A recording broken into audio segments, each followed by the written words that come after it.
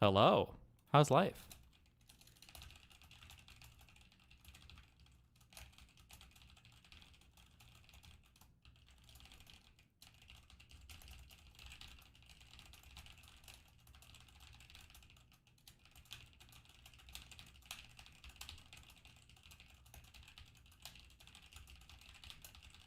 Boom! I just finished my law school essay.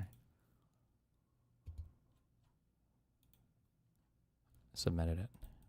I hope I get accepted. Did you watch The Last Republican with us last night? Nope. But I did watch it. We had a DGG event somewhere, and we watched it in the theater together.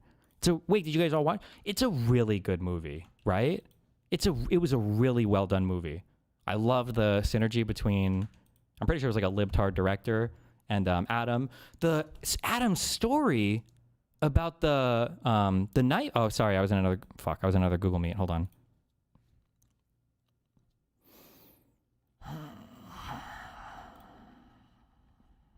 Okay. Hello. The Adam's story about the woman that was getting attacked by the dude with a knife. That was crazy. What the fuck? It's really good. Fucking depressing though. It is, but like. There's such like a masculine, like integrity driven, like to see him go through with that, seeing all the pushback he was getting, watching them like pack up office at the end, knowing that he had this dream of like working in politics, watching him basically, and is he even 40? How old is this guy? He might be. But he's, okay, 47. I will compare it to most people. This is a young guy, okay? Young guy politically speaking, right? Probably, I imagine, a brightish future ahead of him. Just to watch him like burn down everything, to have some integrity, to be on that J6 committee, it's just like it's such a good debate. Oh my god, or not a debate. Sorry, I just read the Muhammad Hijab debate. It's such a good movie. I super appreciate his story. Wow, yeah. What was he talking about? There's a movie called The Last Republican. And just follows this guy's story. I know he's just super. I can't believe I feel like if there are certain stories that if I had them, I would tell this story forever. And the fact that this guy like autopiloted fighting off the assailant with a knife that was trying to kill that woman, and it's all on camera, so it's not even like was it a real knife or was it like a little itty bitty butter knife? And it's all on camera. It's like he's such an awesome person. I have so much respect for this guy. Oh my god, yeah.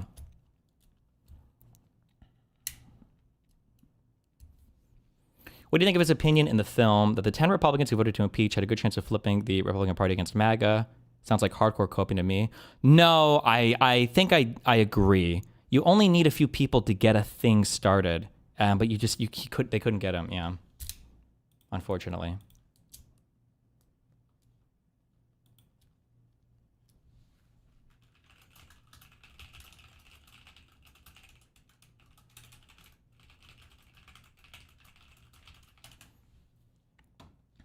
Do you think Kevin McCarthy feels like absolute shit after how much he spread his ass cheeks for Trump and ended up getting fucked over? I hope he does. I hope he feels fucking horrible.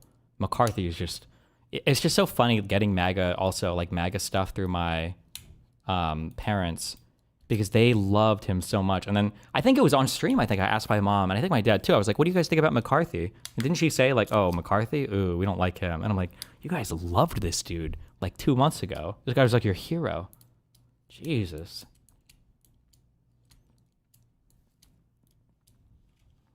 The fuck is this? Another driver update. Oh no. Why the fuck is the movie's rating so low? Wait, is it?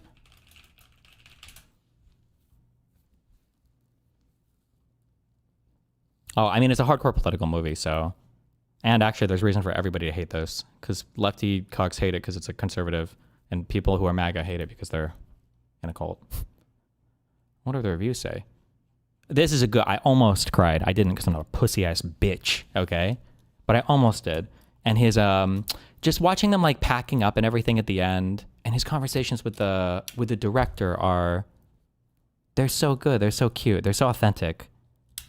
I highly recommend this. Okay, super recommend this. I wonder if we can watch it on Kick tonight. Shh, we won't say anything, okay?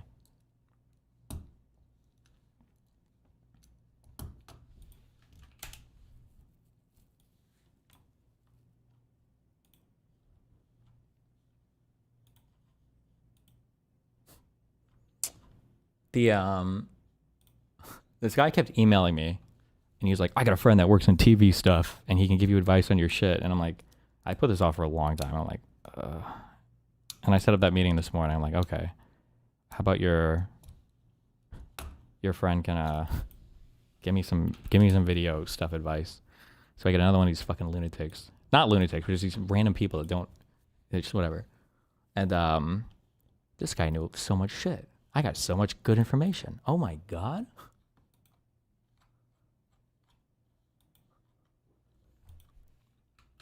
He also recommended a device too. Give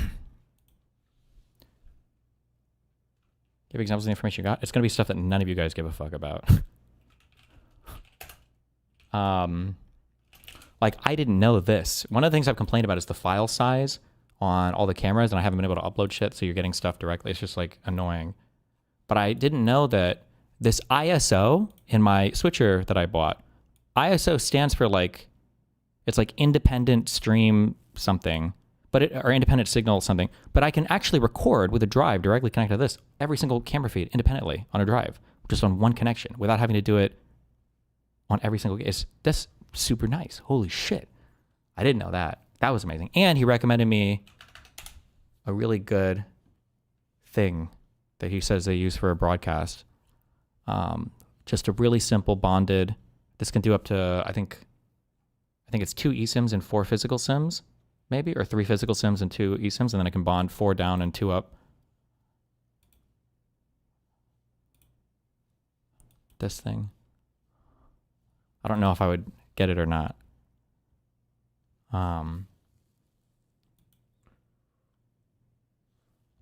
Yeah, and then he recommended me a thing for uploading data onto the internet and everything, yeah. But anyway, that was a cool guy. That's my tech stuff for the day. There you go. Do you need to run a server on the other side to accept the bonding stuff? No, it's just, it bonds your thing together for one internet connection. I have to be careful, like, technically as talent at events, I don't think anybody is ever, like, you're not usually talent and AV at the same time, like setting all the audio-visual stuff up, because usually you're doing other things. But I enjoy it. It's like, as a hobby, like, it's fun to invest time and everything, looking into everything. So I enjoy it. But it does become kind of time-consuming. At the Yale event, they were looking at some of my past events, and they asked me to do the video for the Yale event that I'm going to too. You have 40 days left to apply for me. Yeah, I think it's December 16th, I think.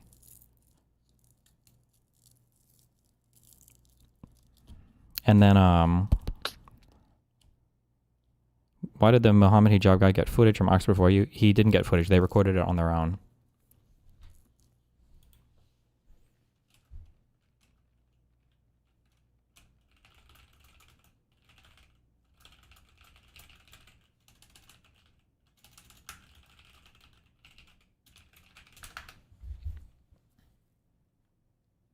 What Yale event? I think in a month I go to Yale and do stuff. What I think it's like a debate with it might be with the student club. I'm not sure.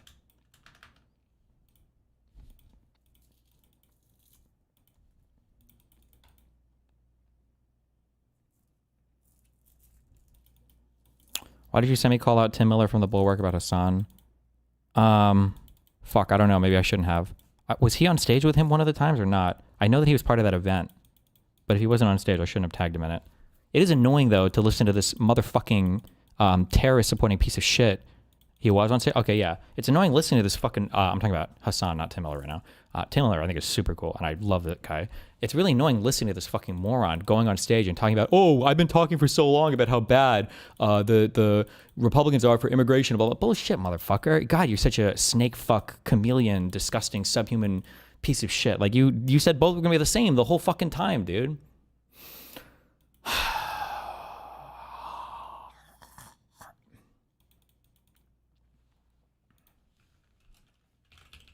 Second post on your sub.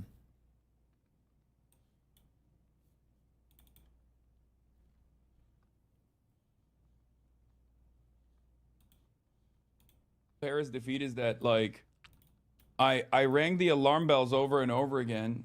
Yeah, what's funny about the Kamala Harris defeat is that, like, I rang the alarm bells over and over again, and people would yell at me, and then still there is this contingency online of people who are just like drama focused and deeply unserious. Drama focused and deeply unserious, as he claims that every person that criticizes him is racist and Islamophobic, despite the fact that he's a white secular American.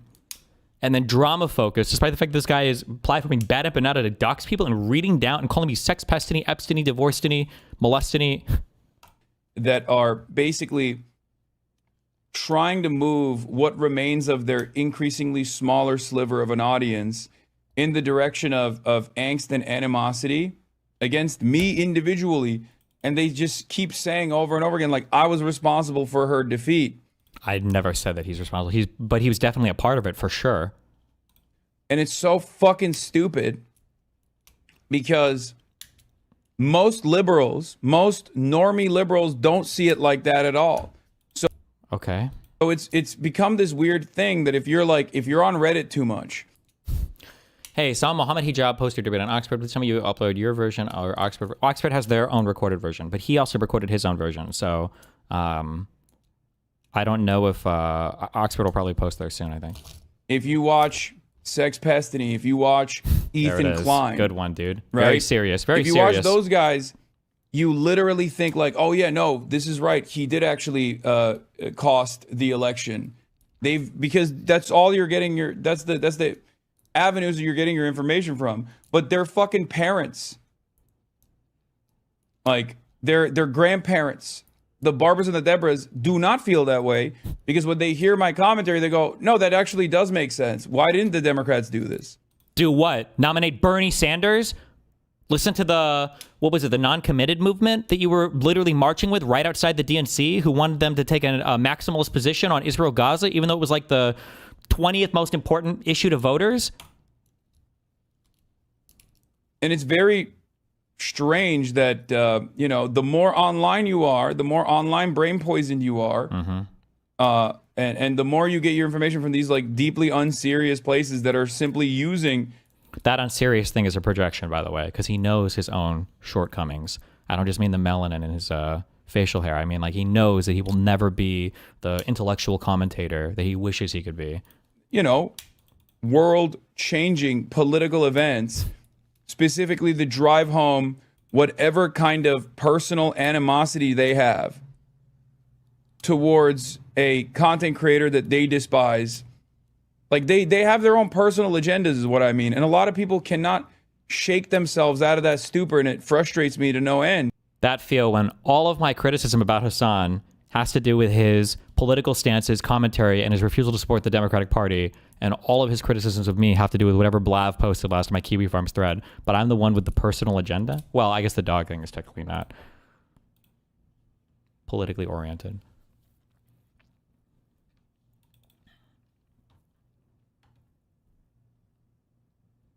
I saw this. I thought it would be longer before Mamdani would fucking capitulate. I am pretty disappointed that I'm probably not going to New York City now. Question for you is, in your time as mayor, are you planning on providing bisexual girlfriends to everyone in New York City?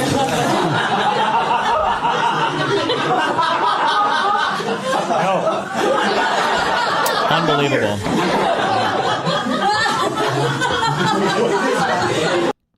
Unbelievable.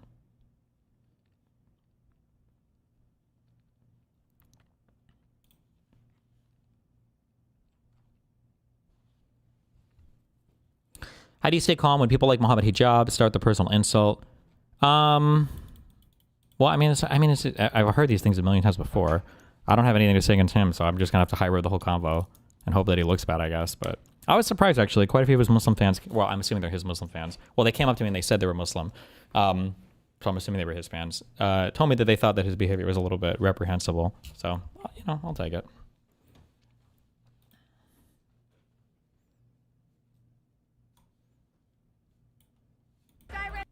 Didn't you have a conversation with him before? with Mohammed Hijab, yeah, I did a little bit, but it was really fucking awkward because he kept making jokes about like sucking my dick. He kept asking me beforehand, like, "Oh, can I please fucking get on my knees and pray 5 times to your throbbing American dick? And can I please have sex with you?" And I was like, dude, it's fucking weird.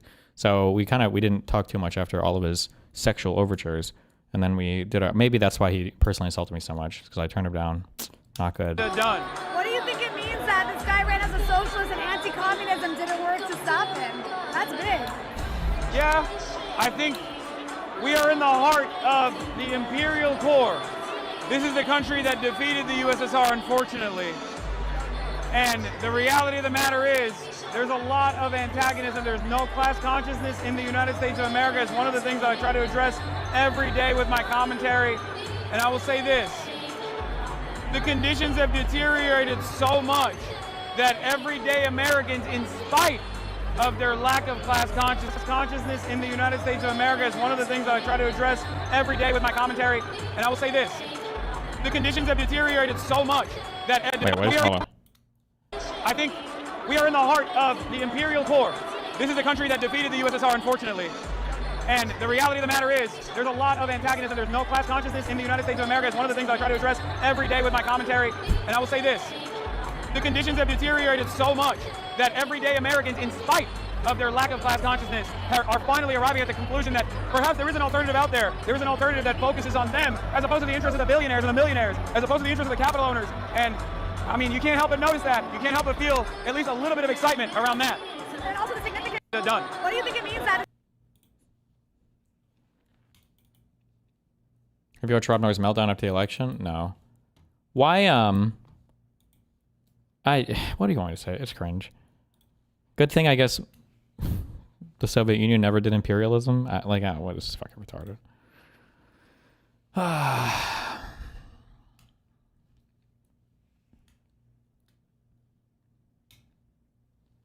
Is it bad to be satisfied at what's happening to Ben Shapiro? Absolutely not. Absolutely fucking not. That is wait, what is the joke about like leopards ate my face? Is it? I don't even know what that means. I know what the expression means, but what is it supposed to be a metaphor of? Is it like you're feeding a leper and then it eats your face after you feed it, or is it that you're running around having fun with leopards and then they eat your face as you're like what? Like, I understand the thing is that you're feeding into a situation that's going to be self-destructive or whatever, but what is it actually? It's literal. It's people voting for the leopards eating my face party. A leopard would never eat my... Oh. Is that what it is? Is that the... It's from a comic. OG meme. Oh, I don't know if I've ever seen the original comic. Hold on.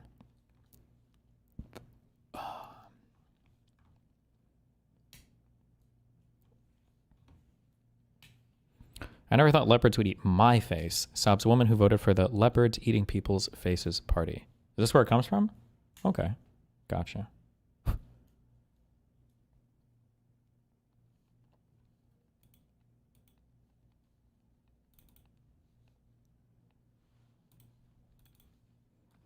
Destiny, do you disavow your baldy chingy chongus GF saying slurs while wearing a bad weave?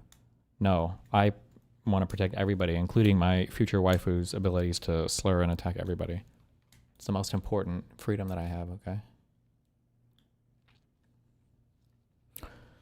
It's like what did you expect, you fucked around? No, I understand what the metaphor means. I'm just not sure where it came from, but I guess it comes from this. Okay, makes sense. I hate to admit it, but it is immensely satisfying for me to see Ben Shapiro, Ted Cruz, Randy Fine, and the rest of these types be cannibalized by gripers. I feel kind of bad because, for the most part, I think the people attacking them are far worse than they ever were. But it's basically a hell of their own making.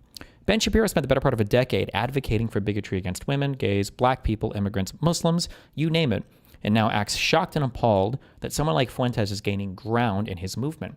Randy Fine said, with no sense of irony in the same speech, that Mamdani should be jailed and or deported, and that he was shocked and disgusted by Fuentes. Seriously? Did he actually? I don't think I've seen much of this Randy Fine guy talk. That would be funny if he said that, though. Every single person who says that anything about like Mamdani being deported should be exiled from the United States, I think. Fuck them. Oh my God. Also, I had an idea. I had a dream. but this will never happen. But it really, like realistically, it actually super would be the coolest. It would be such a cool idea. Okay. Come with me here. Okay.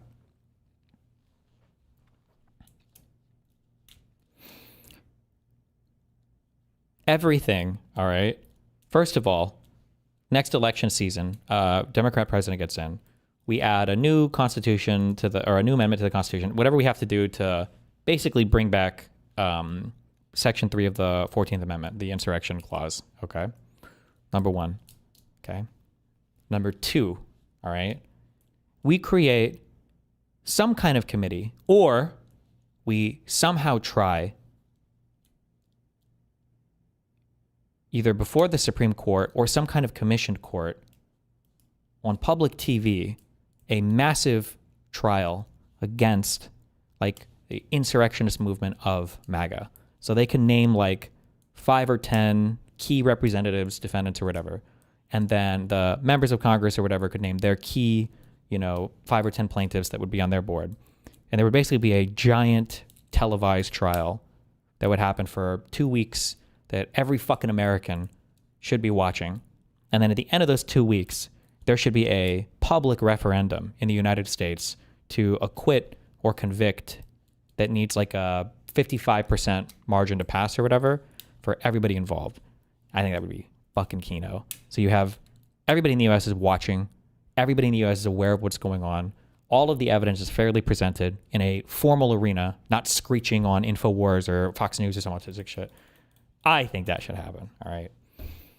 And then if they get acquitted, then I leave. I go somewhere else. Okay. You should look into Nuremberg. It was kind of a huge failure. Wait, was it? I thought most people consider Nuremberg to be pretty good. No? Randy Fine, he's questioning his legal. Oh, Newsmax. This totally fake, ridiculous news network that is somehow real as fuck now and is endorsed by the President of the United States.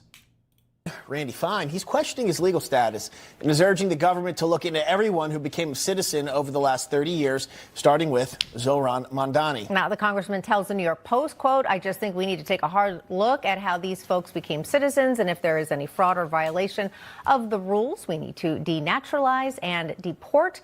I know that there's a lot of us that are very, very concerned about the enemy within, people who have come to this country to become citizens, to destroy it." And joining us now for more on this, Florida Republican Congressman Randy Fine. Congressman Fine, thank you so much for being with us here. Again, you're in Florida. We're here. It's funny that you call it the Truth and Reconciliation Project, because in my country, after we ousted a 25-year dictator, we formed a commission called exactly the Truth and Reconciliation Committee. I've heard a few people say that this isn't like the most uncommon thing ever. Also, was this for South Africa or this is a good thing. People were saying for Nuremberg, somebody said in chat only 12 people were executed. I feel like the important thing about Nuremberg, without actually having studied it formally, but just my very layman's takeaway feeling, is that the nice thing about Nuremberg is we just got the information out there in a formal way. We just need the information needs to be out there presented in a fair and formal way. That's the important part, I think. And then presented to the public. We need a clean record, yeah. New York City, where the rise of Mamdani is nearly impossible to ignore.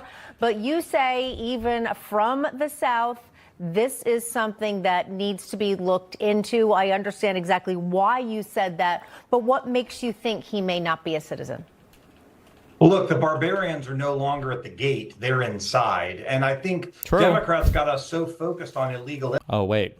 He's talking about different barbarians, though. immigration. We weren't looking at all of the people who are coming here who do not focus on illegal immigrants at the gate. They're inside. And I think Democrats got us so focused on illegal immigration, we weren't looking at all of the people who are coming here who do not share our values, who do not want to integrate into our society, and do not want to assimilate. And Mamdani, having just moved here 8 years ago, is a great example of that, become a citizen. Look, it is clear with much of what I have read that he did not meet the definition to gain citizenship. And given that we've seen an investigation in Minneapolis where they looked at 1,000 people and they found 500 engaged in immigration fraud, I think we need to look and see who was allowed to come into this country. And if they do not share our values and they were not honest, they need to be sent home. And I think that starts with Mamdani.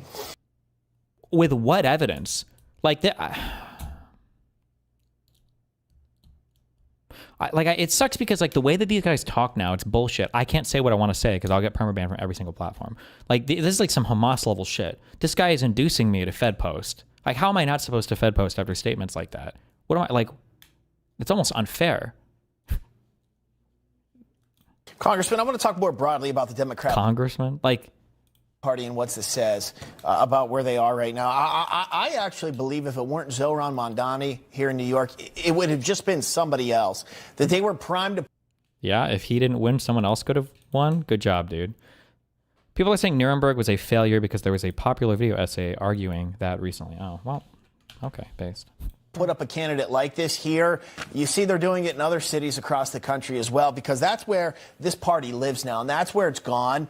And the loudest speakers in the room are the extreme left for the Democrat Party. And, you know, even to say, you know, I'm a Democrat socialist, that seems weird to me. It's almost like they've adopted a completely, I should say it's almost been hijacked. Their party's been hijacked by socialists, and that's where it's going.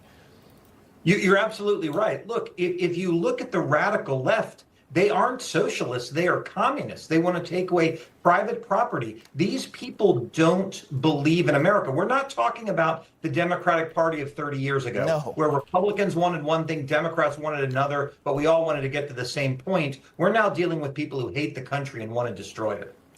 We also do want to point out, though, that even that Zohran Mamdani has lived here since the age of 7. So it's not like he just, you know, showed up a few years ago. But I understand what you're saying. Good fact check. Because in order to become an American citizen, I just want to read the words because you referenced this, Congressman. You have to agree to uphold the U.S. Constitution, defend the country, and be loyal to the United States. And then this promises support to, and defend the Constitution and laws. This is the part against all enemies, foreign and domestic. And we know from a lot of what he has said that those things he may not agree to. Is that something that you think could take... Hold on. To be honest, there's nothing new here. These racist shitheads did the same thing to Italian immigrants, Irish immigrants, Eastern European immigrants, Jewish immigrants, Asian immigrants, every fucking shit they did. Okay, listen, I think it's still an unpopular take in my community, okay? But I will move you guys on this eventually, or you'll realize it, okay? This is not just racism. Racism is like, it overlaps with a lot of this, but the MAGA movement is way more xenophobic. It is a more fleshed out, like anti-immigrant, pro-US identity type thing than just being racist. It's a way more, it's just a more all-encompassing thing. Whereas like before it would have just been, you know, conservatives being racist against black and brown people and making jokes about rap music or whatever. But now it's like, these guys aren't one of us. You know, take away potential citizenship, or does that ever happen?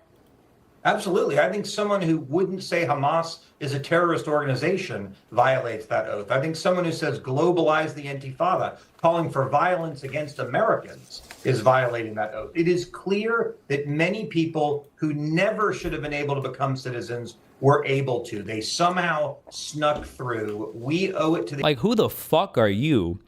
You type 2 diabetic fat fucking piece of shit to decide who becomes an American citizen. Who the fuck are you to say this? The American people to go back, take a look, and the people who shouldn't be citizens to denaturalize and deport them. They were guests in this country. They made a promise to support it, and they don't appear to be doing that. Yeah, they don't really believe fundamentally in the American or the America that has been set up to change it to something completely different. What does that even mean? What America do you believe in? What the fuck are you guys talking about? Philosophy. Yes, right. in our philosophy, our way of life. Congressman Randy Fine, it's always a pleasure to have you on. Good to see you. And it's so weird and disgusting, too, because I guess I would have to dig into Mamdani's background more. But just from the little I know about him, Mamdani actually kind of, ironically enough, I would also say, Mehdi Hassan, these guys actually kind of sound like your idealized versions of Americans, right? I think Mehdi Hassan used to be on some crazy radical Islam shit. I'm pretty sure he's moderated a lot of his views. I think he's explicitly denounced a lot of them. They've come to the United States. They become successful individuals, sometimes making it in some of the largest, most difficult to make it cities in the world, participate actively in government. He was Mamdani city council or state assembly? I think it was city council, right? And is now mayor of New York City, won an election. Like, these are your shining American stories. And the idea that some loser DEI appointed fucking white fat piece of shit you know, Republican is saying, "This guy shouldn't be a fucking citizen." Like, who the fuck are you to even say that? Fuck out of here, dude. Fuck out. Oh, is he Jewish? Oh, that would make more sense then. That's why he's so salty. I'm about to become the number one. I'm about to become the strongest Violating that. anti-Semite. As I see more and more of these Ben Shapiro clips roll out. Oh my God. Whew. Mamdani hijab did him dirty. No way is this the height difference. Unironically, this might actually be the height difference. This dude is like 6'7". I don't even think I'm exaggerating. He's might be the tallest motherfucker I've ever seen in my life. Is it listed publicly? He's 6'6". He also claims that he's 6'7", not 6'6". Whatever, he's just fucking tall. That's a tall ass motherfucker.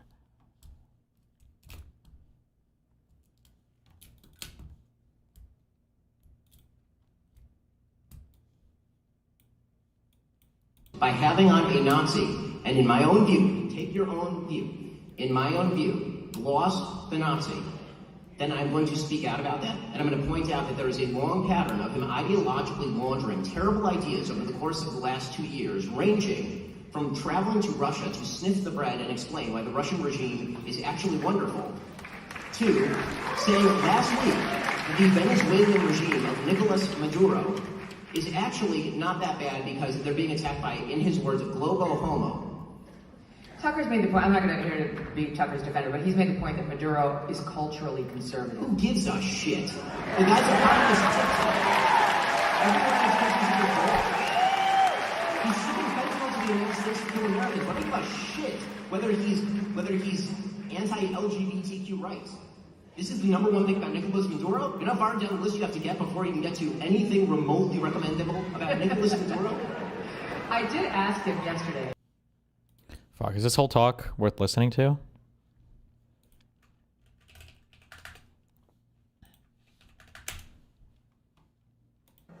My cat loves when my girlfriend comes back from the gym.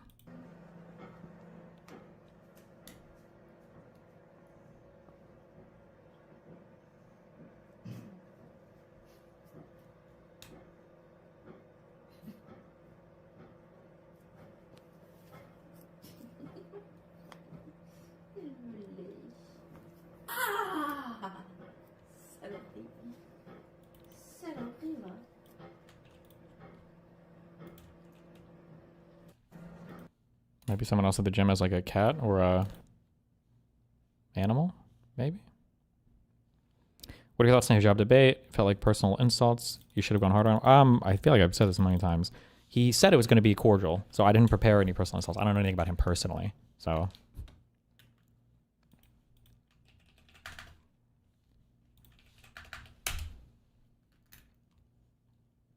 Embraces its own fringes will end up in the same position as the left wing that has embraced Okay, so its that's fringes. why I want to get into it.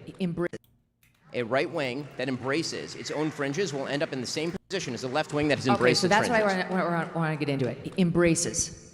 Yes. So now, having spoken to Tucker, I actually see that interview very differently. And I did listen to the interview, and I knew what Nick Fuentes was. And I think he did show himself to be who he is. It wasn't his most vile stuff, but you got the feel for what this guy was. But I really think Tucker was talking to him, Ben, to put like a bumper on this guy. Because what Tucker was urging him the whole time was to understand that collective punishment for any one group of people is wrong. It's deeply immoral, and it's anti-Christian, which this guy is supposed to be, and reminding him of how deeply immoral that is, that you should not be looking at a group of people, whomever it is. The left does it to everyone, whites mostly, but like this collective shame, white men in particular. And there's a group of people like Nick Fuentes that does it to groups of Jews. And he was making the case throughout the whole interview in the way that Tucker does. He's not like you or me. He's not like pointed and cross-examining. That is not true. And was making... That is fundamentally untrue. No, Ask Senator Ted Cruz whether that is true. He gave it to Ted Cruz because Ted Cruz is a politician. That's, yeah. Oh my God. I hope it hurts for Ben to have to do this, but because I have no sympathy for Ben here. I have no sympathy. Like, Ben, do you know what this conversation is? This conversation is I'm Ben Shapiro and Megyn Kelly is Ben Shapiro. That Ben Shapiro is me and Megyn Kelly's Ben. I think I said that right. This is the same conversation, just flipped. It's him making endless excuses for Trump because he's a partisan fuck hack. And now he's on the other side of it. And he's like, hold on, you can't really be this stupid. That's the difference. You think, what? There's no way, right? Now he's experiencing it. Dude, I would actually be Megyn Kelly #1 simp in the world if she were to say, well, I grade Fuentes on a curve because he's not a politician. He's young. He gave it to Ted Cruz because Ted Cruz is a politician. That's hold up. So only politicians get cross-examined? You don't. Well, look, Truly? It depends on the person. Tucker would never cross-examine a person who is not a politician. That's his rule. Tucker has excoriated public figures who purport to speak for us and represent us. This is a public speaking thing. I've thought about practicing this skill. I should at least incorporate it into my, I guess, like arsenal or vernacular. It's so hard for me to do it. I go too far in the other direction. When I hear somebody say something, I want to engage with the conversation. So if somebody says a thing, I want to have a back and forth. There's this inhuman skill that so many speakers have. It happens a lot with people I talk to. Megyn Kelly just did it, where you just don't respond to anything they say at all. And you just say something that like you want to say. And is really completely unresponsive to what just came before it. Like, Hold up. So only politicians get cross-examined? So only politicians get cross-examined. So the question is clearly, hold on, you're saying that he was mean to Ted Cruz, but not to Fuentes because Ted Cruz is a politician, Fuentes isn't? You think that Tucker Carlson's never gone hard on a non-politician? And then her response is, look, Truly? It depends on the person. Tucker would never cross-examine a person who is not a politician. That's his rule? Tucker has excoriated public figures who purport to speak for us and represent us for many years. Nick Fuentes is a podcaster civilian. Okay, I just... Like, that was actually more responsive than I was because she brought up the one I was saying that here, but I still hate her, okay? I have a question. That wasn't a good example of what I was saying. Wipe the past 20 seconds from your mind. I should have let her finish her sentence. I just went full hutch there, okay? We all in our industry... But to on a separate note, though, to say that Fuentes is just a normal random person because he's not an elected politician is also really fucking stupid, considering he's had like political events where he stood alongside like other political figures. So.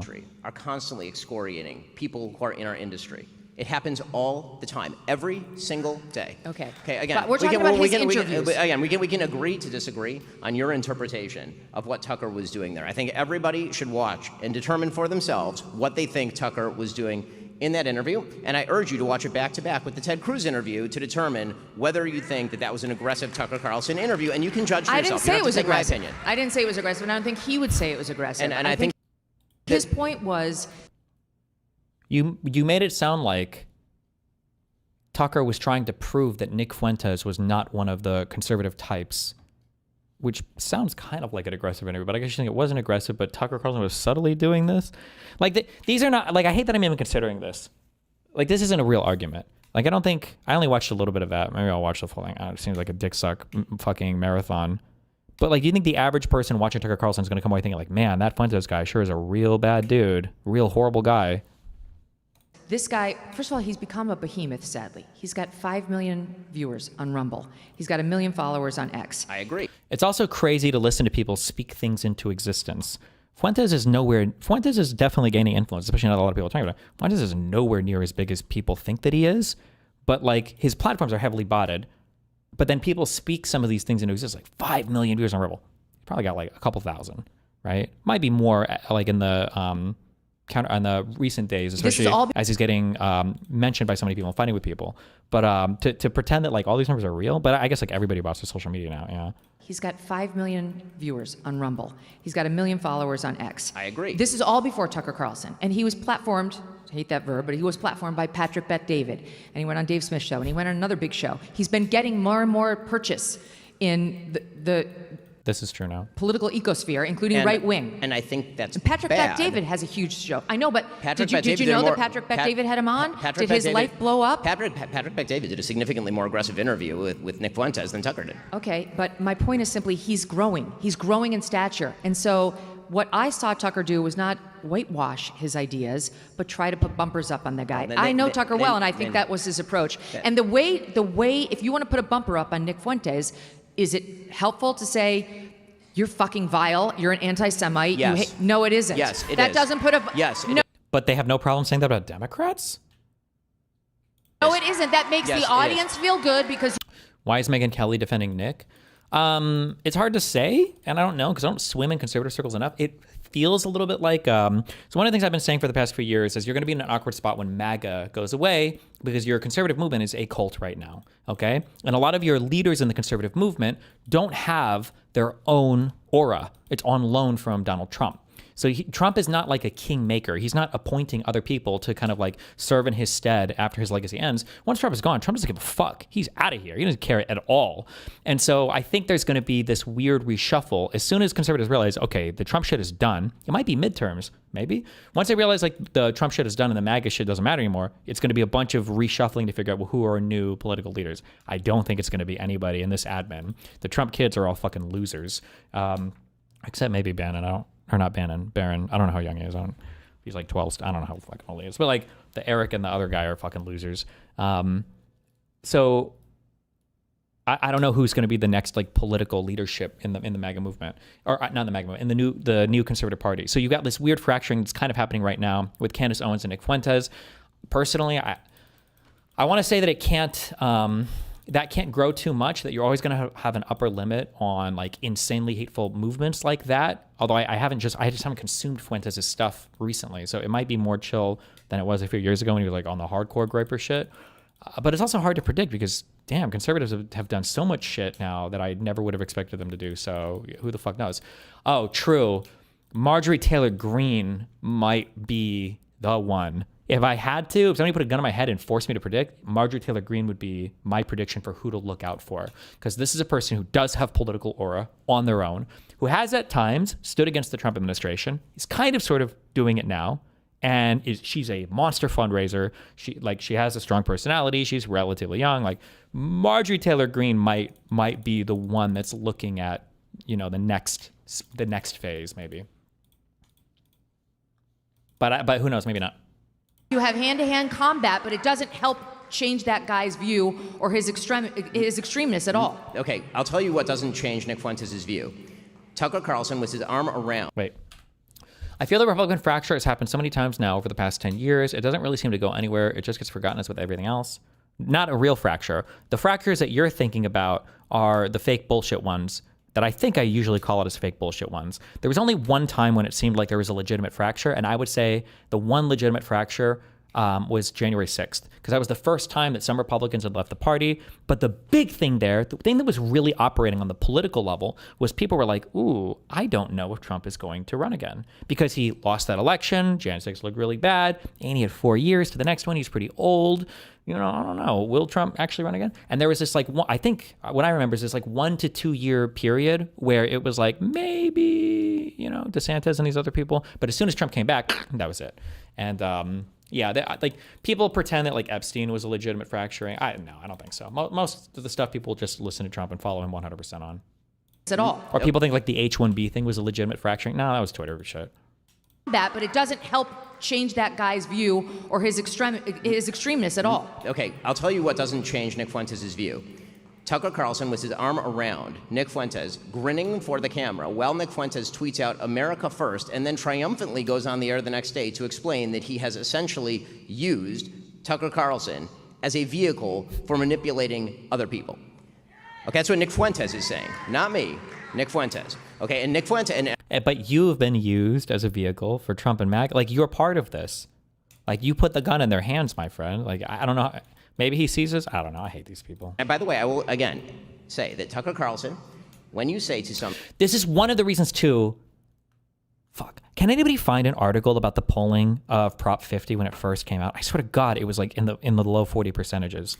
This is why I have so much respect for Gavin Newsom, okay? Because it's one thing to identify a popular issue and support it, like Trump does with foreign policy. Like, Trump supports Israel, one, because it's kind of popular voters, but I think mainly because it was an easy win, right? Trump is, Israel's never losing in the Middle East. Israel's there for good. All the leadership knows it in the Middle East, like everybody knows it, right? So of course he backs them. He doesn't back Ukraine, not for any strong ideological reason, but I think he doesn't back Ukraine because it's probably a hard fight, and to lose is embarrassing, and you don't want to lose. But you know, what do they say? Nothing ventured, nothing gained. For Newsom to stake out that Prop 50 position, it was already a brave thought that he was going to say, I'm going to counteract I'm going to counteract what they're doing, which Democrats don't normally do. We're usually like, oh yeah, right? Like I'm going to do the redistricting thing, right? That was a big deal, and it was unpopular at first. So he knew he would have had to fight a political battle for it with all the stuff that entails, while also governing. Like there was a lot of stuff that he had to take on to do that, and he won that fight. I have immense respect for people that are willing to wade into an arena where victory is not assured and then fight for what they believe in and then accomplish it.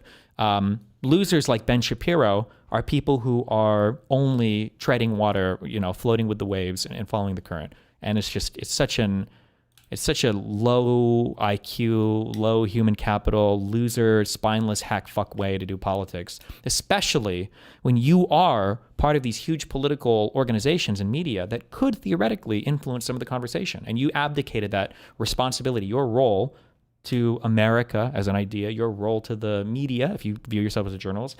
I think your role to your friends and family, to your fans, to the people that listen to you, you abdicated that to basically swallow Trump cum at a high enough velocity to shoot it out your asshole into the mouths of your fans as quickly as possible to make an extra buck or to have a little bit more influence. I just have no respect for people like that. Again, say that Tucker Carlson, when you say to somebody in an interview, do you condemn anti-Semitism? And then the person says, sure, which is what Nick Fuentes said. He said, I'm not an anti-Semite, which is blatantly untrue. Oh, shit. Did it start this low? Support for Prop 50 was at 33% August 5th, 36% by August 12th. So maybe averaged it at around 40% maybe-ish, maybe a little higher than that. And then, yeah, he did it. He carried it. I don't know what happened August 12th. Something happened, but good job. A responsible journalist would then follow up, demonstrating that that is false. Tucker did not do that. He allowed him to get away, which is what Nick Fuentes said. He said, I'm not an anti-Semite, which is blatantly untrue. Yeah. A responsible journalist would then follow up, demonstrating that that is false. Tucker did not do that. He allowed him to get away with that, and then he allowed him to talk about, quote-unquote, organized Jewry, followed by Nick Fuentes being treated to a disquisition by Tucker Carlson about why Christian Zionists of all human beings on earth are the people that he hates the most. He took that back. You can't take that back. How do you take that back? He did. He took that back. Listen to this ghoul. Oh my God. Like this fucking this disgusting wench went so fucking hard on Biden and the Dems on every single little fucking thing. But on her own side, well, he didn't mean that. He took it back. They're so soft. They're so kitty mode.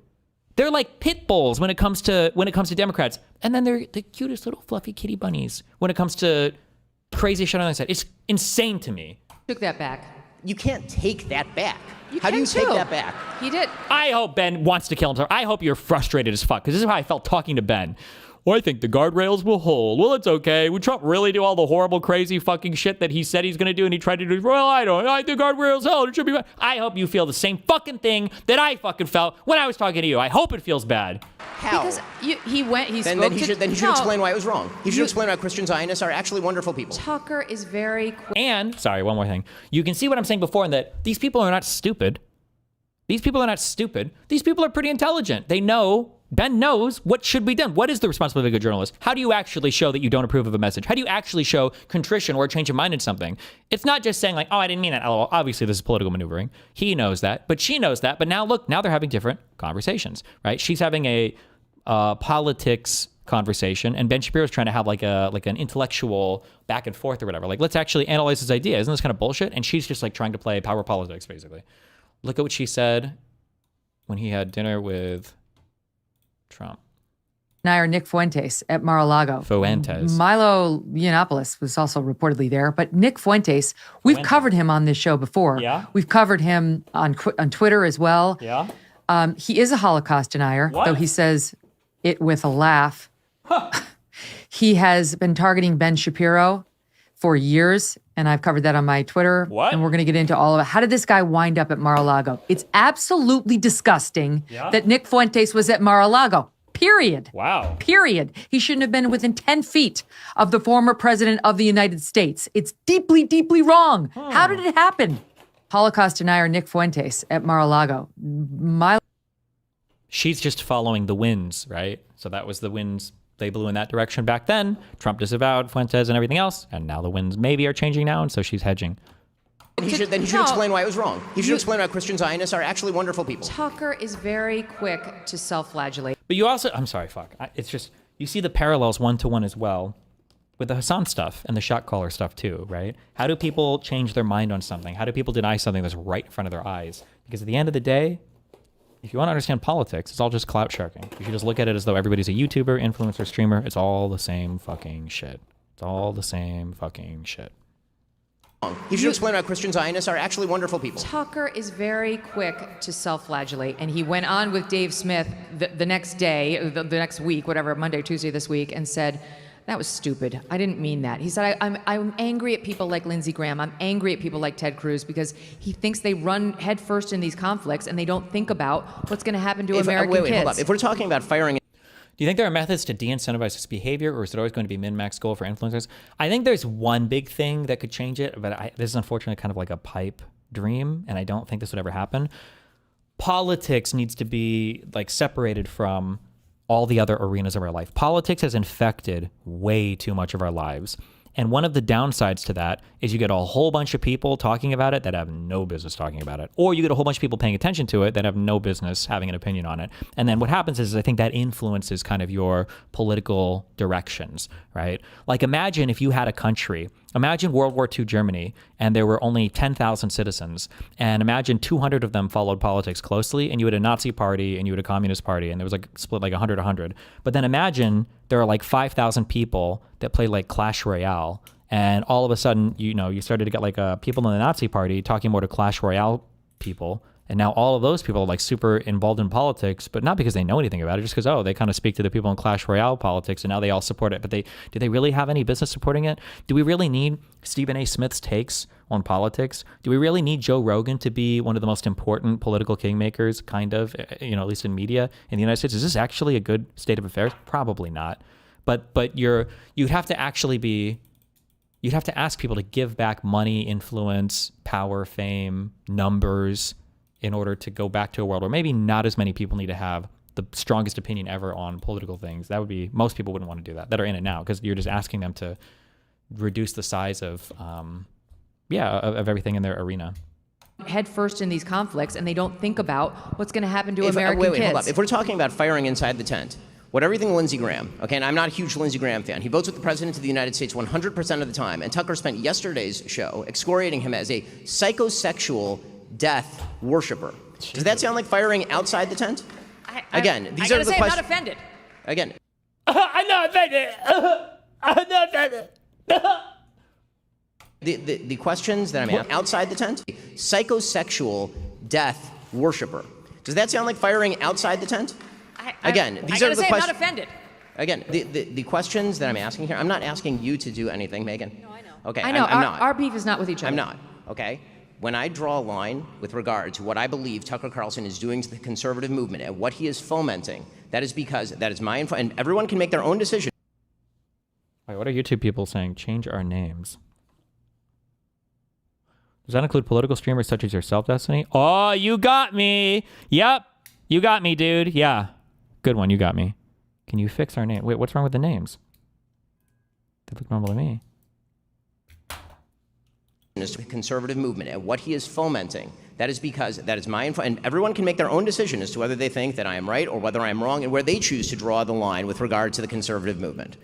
The question for me is always whether somebody's statements are forwarding moral values that I think are worthwhile. I did not get into this business for the money or for the clicks. You didn't either. Neither did he. What was that? Neither did he. I mean, he may not have. That's fine. I certainly did not.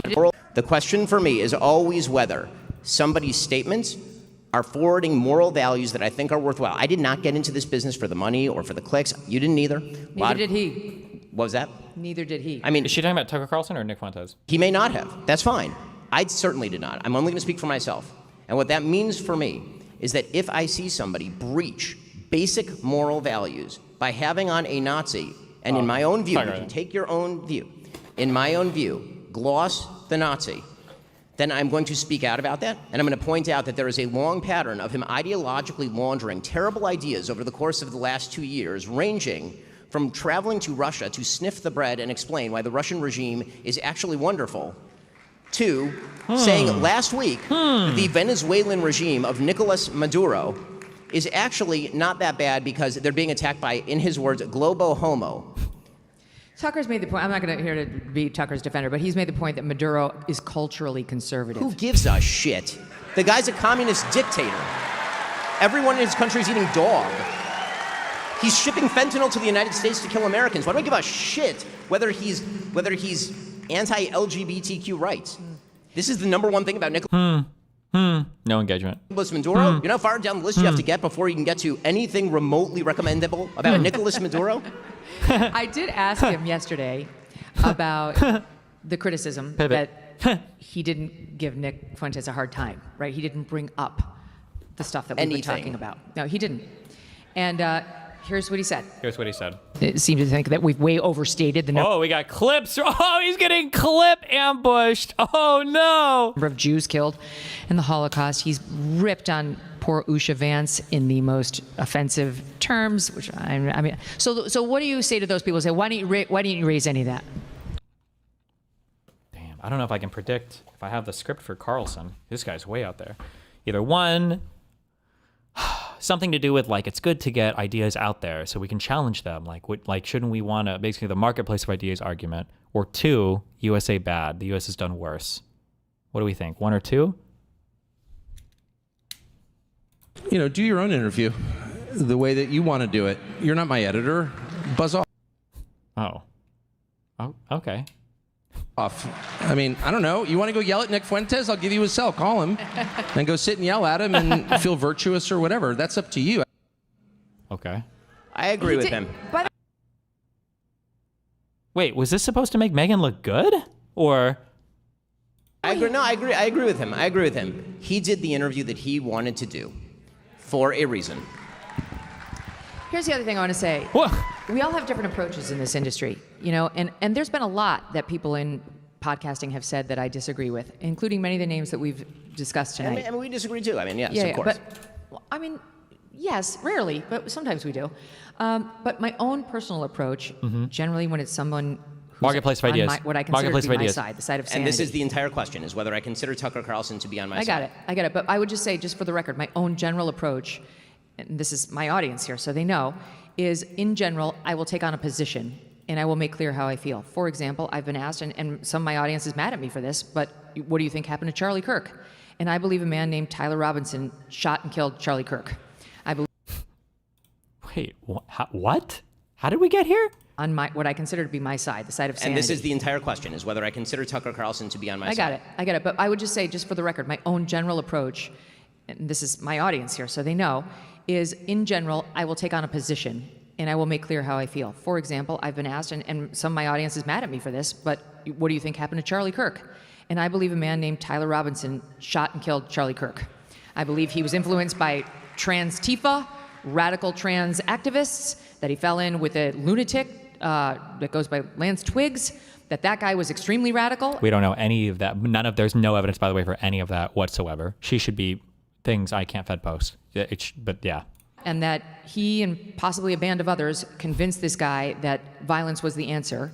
And I believe others knew about it before Charlie was killed. That's what I believe. And until you can show me cold, hard proof that it was something other than that, that's... You have to prove that... So you get to have a default assumption that with no evidence, by the way, and then somebody has to prove otherwise? What? That's what I'm going with, and I don't want to do or say anything that will jeopardize the FBI investigation. You already have, you dumb bitch. And prosecution of that guy to make sure he spends the rest of his life either behind bars or on the wrong end of a firing squad. But that's...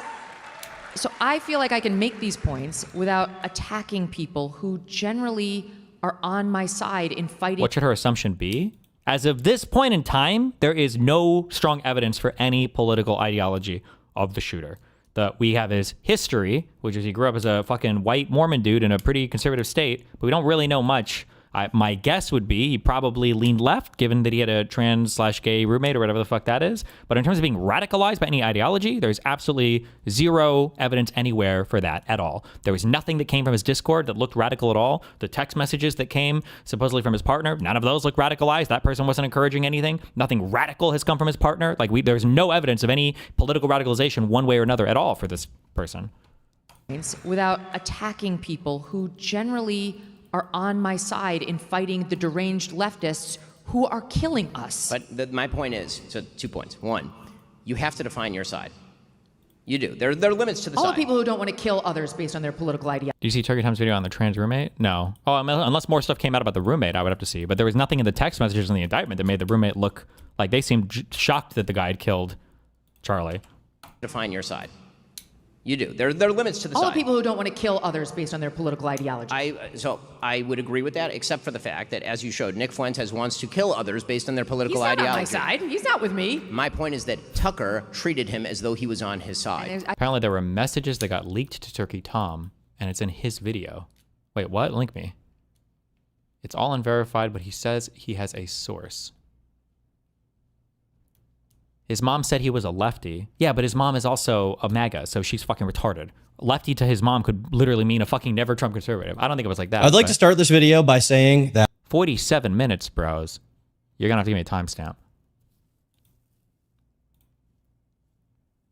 I see it differently. I think he I did know- an I know you do. exploratory interview where there was a possible attempt to put a bumper up on this guy. I think that we don't have to go over ground that we've already covered. We can agree to disagree on that, and everyone can make up their own mind after going and watching the interview yourself.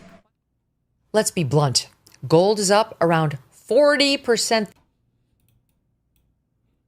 Good one.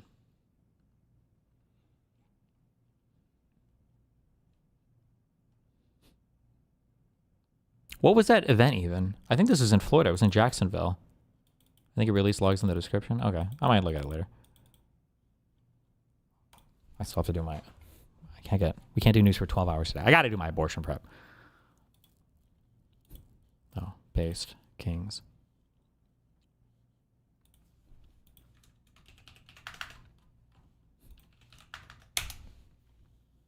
When you say you believe that Charlie Kirk was betrayed by someone close to him, what do you mean?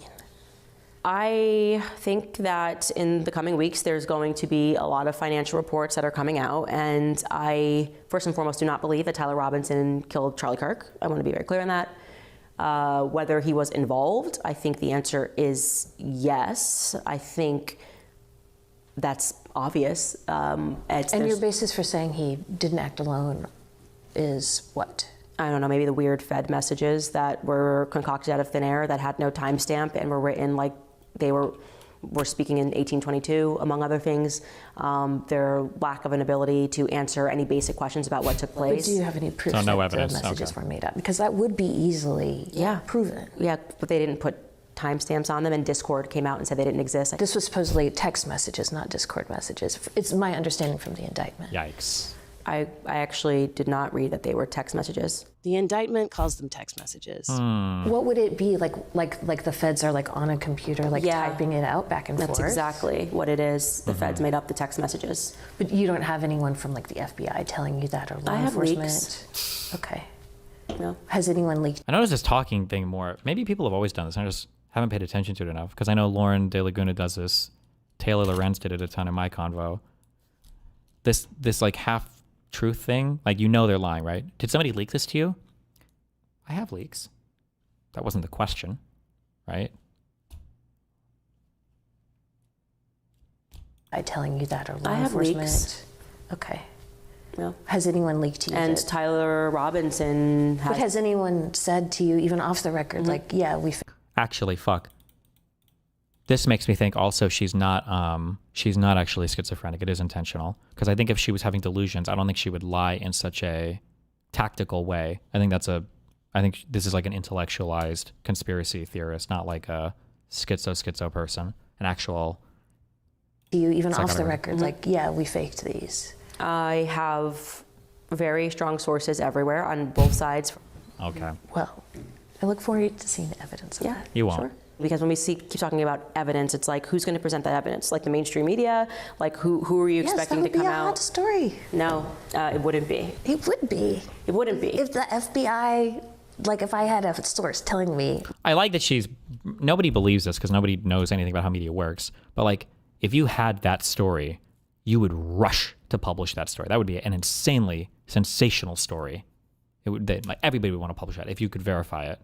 Like if I had proof that the FBI faked those messages, that would be an enormous story. Yeah, I kind of feel like we live in a post-Epstein world and we know how stories get shut down. Oh, okay. Mm-hmm.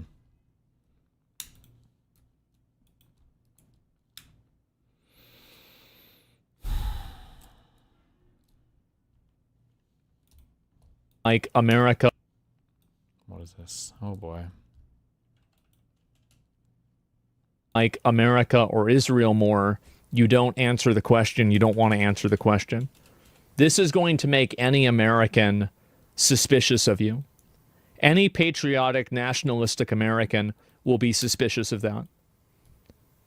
I am suspicious of that.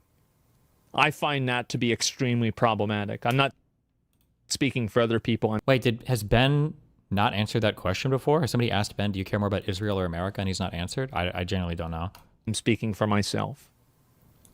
I don't like that. I don't want anybody who doesn't think America is the greatest country in the world with no reservations to be giving me advice on American politics. I don't know why. Why is this so hard? How many YouTube watchers of Asmongold's content has he converted? His algo was goated pre-politics. I don't know if it still is, but holy fuck. Yeah, he's probably converted a ton. He's probably one of the most influential online people. It's pretty sad. It's insane to me that he gets posted in fucking the H3H3 subreddit and the people there will like half simp for him with like, yeah, sometimes he's got some bad takes on things, but you know, when he's covering this stuff, you know, it's like, oh my God, seriously? Really? Maybe that was just a couple threads. Maybe they don't normally. I don't know. Jesus. To then say that I wanted his children to die in a foreign war. What the fuck? Okay, so those are different. That's a rhetorical. Well, yeah, but the thing is that Tucker is following a logical chain of actions where if you are advocating for America defending Israel, like it's a simple question. Would Ben Shapiro want, you know, if Israel was attacked, would he ever want American troops to go over to Israel? And if the answer to that is yes, then I think Tucker's accusation is correct. What if you want stuff to go over to, like, Ukraine? How do you even begin to evaluate that? Wait, what? Theoretically, hypothetically. No, it is not. I'm sorry, it's not. An attack on motivation is a very different thing from an attack on an idea. His point was that you were sounding like a neocon, and he's upset with anybody who wants us to get too involved in Israel's conflict because he feels it endangers American children. Okay, the idea that, number one, the idea that I want the United States to be directly involved in Israel's conflict is not true. No, I know that. I've been urging Israel to get off of American aid for literally as long as I have been active in politics. I'm making clear what his point was. But my point is that that's not his point. And again, none of this. So we disagree. We disagree on. So it's an inversion of the way that Americans see this. So you're seeing this as Israel getting away from America's aid, whereas I think a lot of Americans, such as myself, see it as us getting away from aiding Israel. And so there's even an inversion of the way that the problem is even perceived. And I'm speaking generally from my own perspective, but that's the way that I see it. The interpretation of what Tucker has been doing for the past 2 years. And it's very difficult for me to believe that Tucker is merely anti-Israel when, for example, today, in his newsletter, I mean, I can directly quote it if you like, in his newsletter today, he claimed that Zoran Mamdani is not anti-Semitic. This was his newsletter today, this morning. I mean, I'm happy to read the text. It's a little extraordinary because, again, it is... Is there something that Zoran has done that is explicitly anti-Semitic? And I ask this as a genuine question because I haven't seen anything that he said or done that has been genuinely anti-Semitic. He said he wouldn't... Yeah, where is it? It is kind of shocking stuff. So here's what Tucker Carlson wrote in his newsletter today, or what his newsletter says under his name. He said, is the incoming mayor a fan of Israel? Does he want America to fight its wars? Not particularly. But a Jew hater? That's a different conversation. We've never seen anything to suggest he falls into that ugly camp. If we're talking about fighting the left, defending Zoran Mamdani, who literally said that Hamas, he has no opinion whether Hamas should disarm, who posed... He shouldn't. He shouldn't have an opinion. He's the mayor of one city. He shouldn't be giving his takes on international politics, period. Why is the mayor of New York City giving his takes on international affairs at all? Okay. Asmongold, very special guy. People know Iraq and Afghanistan, but then you had the Syrian civil war, then you had the war in Yemen, then you had the civil war in Sudan, You have this war in Somalia, in the regime change in Libya. So it's really not. It's not a presidential agenda. The agenda's already there. The president just fulfills it. Yeah, but he can. But his job is to stop it. You know, it's in the interest of America to stop it because this is not good for America. Like, because they're saying the president's policy is let's make Israel independent from the United States. That's not good for the United States. And this is going to sound like, you know, counterintuitive, but you know, you could look it up. Last summer, all the Jews got to. This sounds dumb the way I'm saying it, but look up Tablet magazine. It's a Jewish paper. In July 20. Considered relatively right-leaning, I believe, Tablet, right? 2023, they did a symposium on foreign aid to Israel, and you know, so all their contributors wrote, you know, for or against whether we should get rid of it or not get rid of it. My understanding, I'm curious what he'll say here, or I'll test, I guess, my understanding. My understanding is a lot of the more far-right Zionist people actually don't like receiving aid from the United States because they can probably do it on their own. And I think the feeling is generally that when they get aid from the U.S., they view the U.S. as more of a constraining figure than if they could just act on their own and not have to give a fuck about how the U.S. wants to cuck them in their grander plans. I think this is for more far-right people, I believe, but maybe, I don't know, maybe I'll say the opposite. And the guy's name is Siegel. He's like a prominent neocon. His dad's a big neocon, and they're connected to everybody. And the main article says we need to get rid of foreign aid to Israel, but not for the reason that you think. You know, we all thought we were based for being against foreign aid to Israel, and for obvious reasons. We need to spend the tax dollars here. True. But what Siegel, I think his name's Jacob Siegel's dad's Fred Siegel.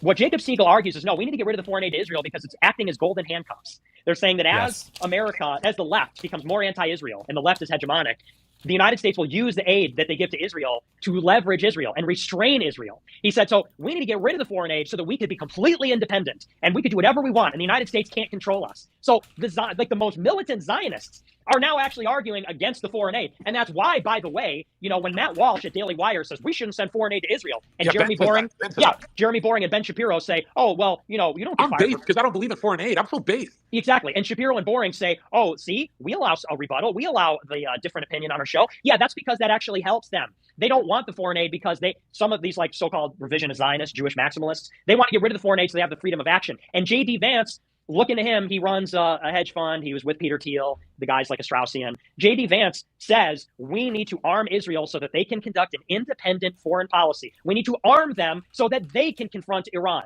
So like this is the policy. And the policy is to make Israel independent of us. But you know, we want these countries, it's actually, ironically, America first, to make these countries dependent on us. Like, same thing, this is going to sound counterintuitive. I don't support the war in Ukraine, but it is indisputable that the war in Ukraine has made Europe more dependent on the United States. And it is bad for Europe. It is very bad for Europe. It is lethal for Germany. Germany will never recover from the economic damage of Nord Stream 1 being destroyed by the United States because they need the cheap energy for their...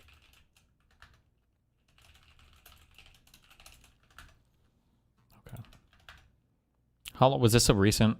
I know this is post October 31st. Was this recent? This is an older thing. Why is Zerka still on these spaces? Jesus.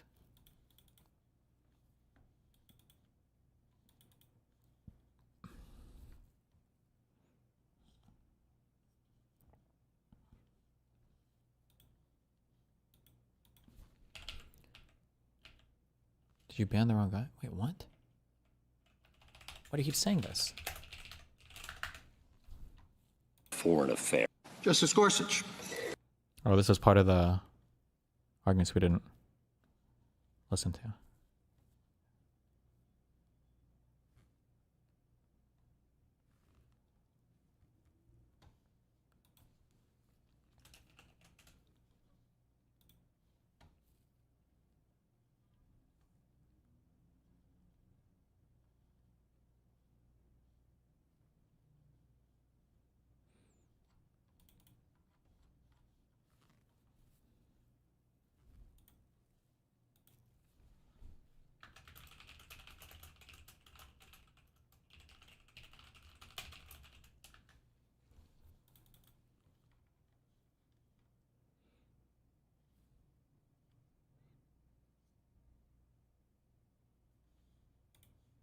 As much as I dislike Joe Manchin, what the fuck are we even talking about here? What was this even about?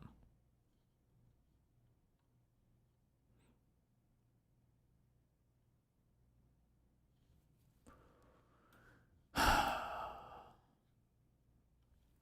spent the past decade of my professional media career urging the Dems to advocate for immigrants and counter message against the hysterical and violent white nativist anti-immigrant agenda on the right. I've confronted Dems with the okay.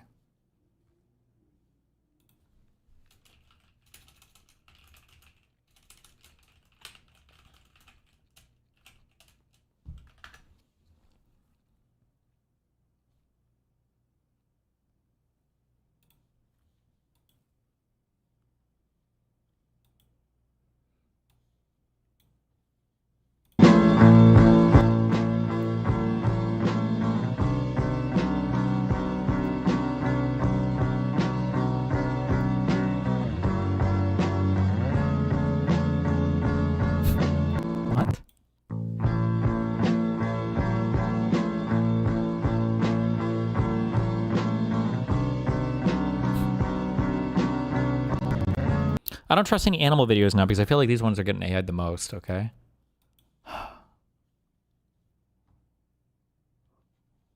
Fuck you guys.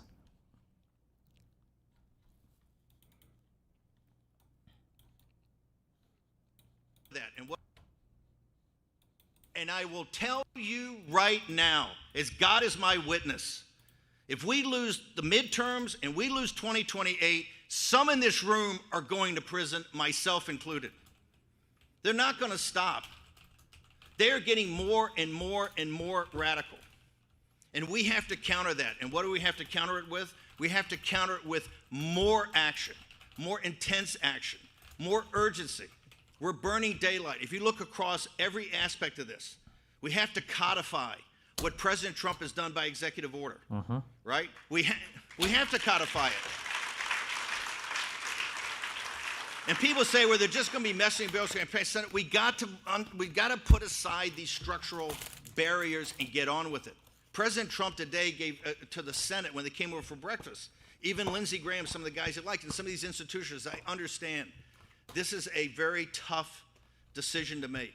And you're going to see some people in the conservative movement that not in a million years, because I talked to him today, quite frankly, I had Hawley on the show this morning, Josh Hawley, and he's talking about it, and I'm trying to play the institution. Well, they called me up this afternoon and said, let's go through the 10 reasons we need to do it. And these are heavy hitters on what I would call the constitutional, limited government constitutionalist in our movement. And they're about to come out over the next couple of days and make this argument because it said, look, we have to understand that if we don't take this to the maximum, a maximalist strategy now with a sense of urgency, and in doing this, seize the institutions, if we don't do that now, we're going to lose this chance forever because you're never going to have another Trump, right? You're just not going to have it. Wow.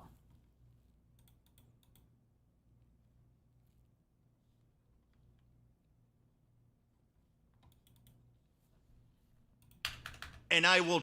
What a great guy.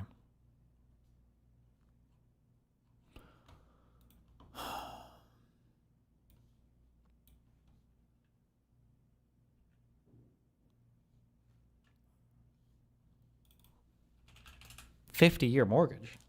50-year mortgage. How much would that even decrease your monthly payment by? Would it even be that noticeable? The difference between a 50-year mortgage or a 30-year and like a 15 is not as great, I think, as some people would think.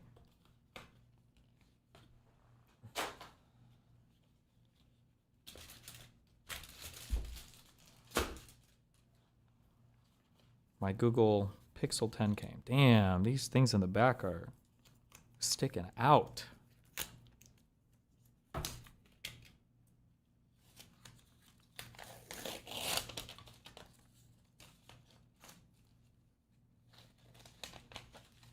Base model? No, it's like the Pixel 10 XL thing, right? It better be. Fuck, I need to get the screen protector thing for it.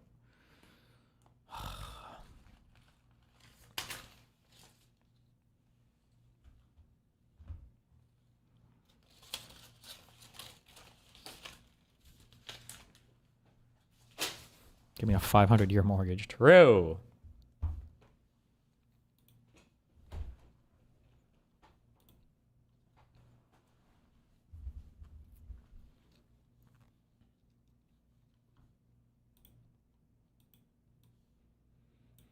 I'm recommending to Senate Republicans that the hundreds of billions of dollars currently being sent to money-sucking insurance companies in order to save the bad healthcare provided by Obamacare be sent directly to the people so that they can purchase their own much better healthcare.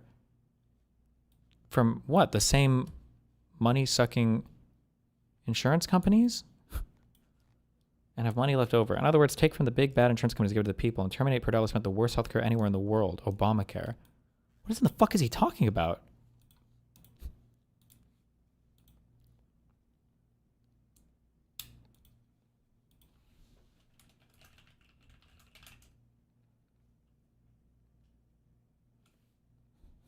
Okay.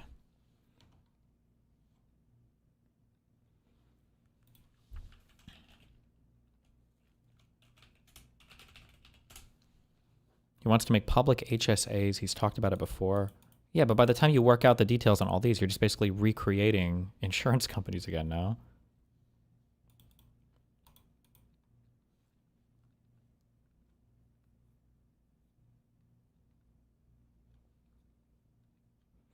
I mean, Destiny won't even acknowledge that Nick is becoming a real problem, just hand waves it away as all botted, then stares at useless Trump tweets and dog videos. This movement is lost.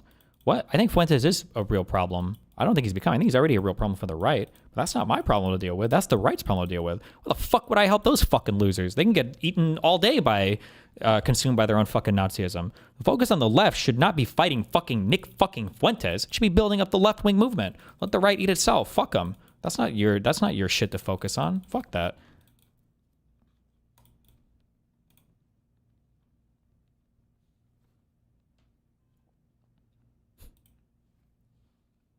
What is...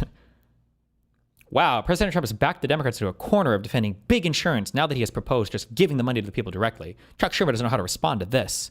Major health insurance company stock performance after Obamacare. I tried to look at these. Now, I made a bit of an extrapolation. And I could be maybe wrong. But, like, is there a bigger... Oh, wait, does SPY track the S&P 500 for longer? So this goes back to... He said from March 2010 to November 2025. So this only goes back to September 10th, but I'm sure if I go back, it's a little lower.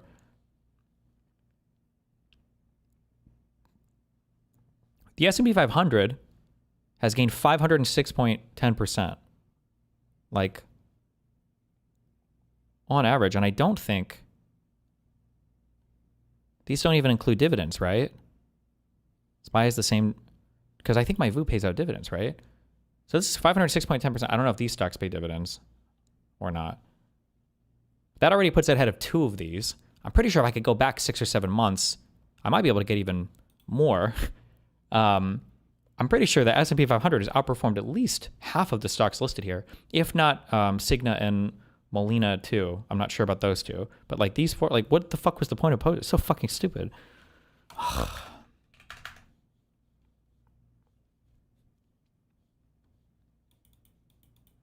What do you think is going to happen if Fuentes takes over the GOP and beats Democrats? I don't know, motherfucker. I got blue eyes.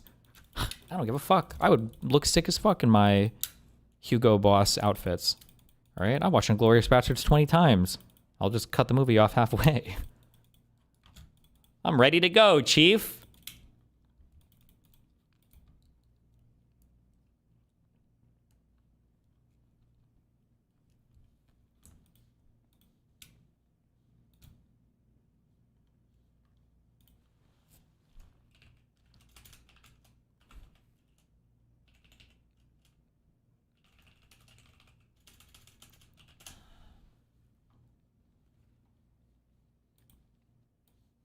Okay.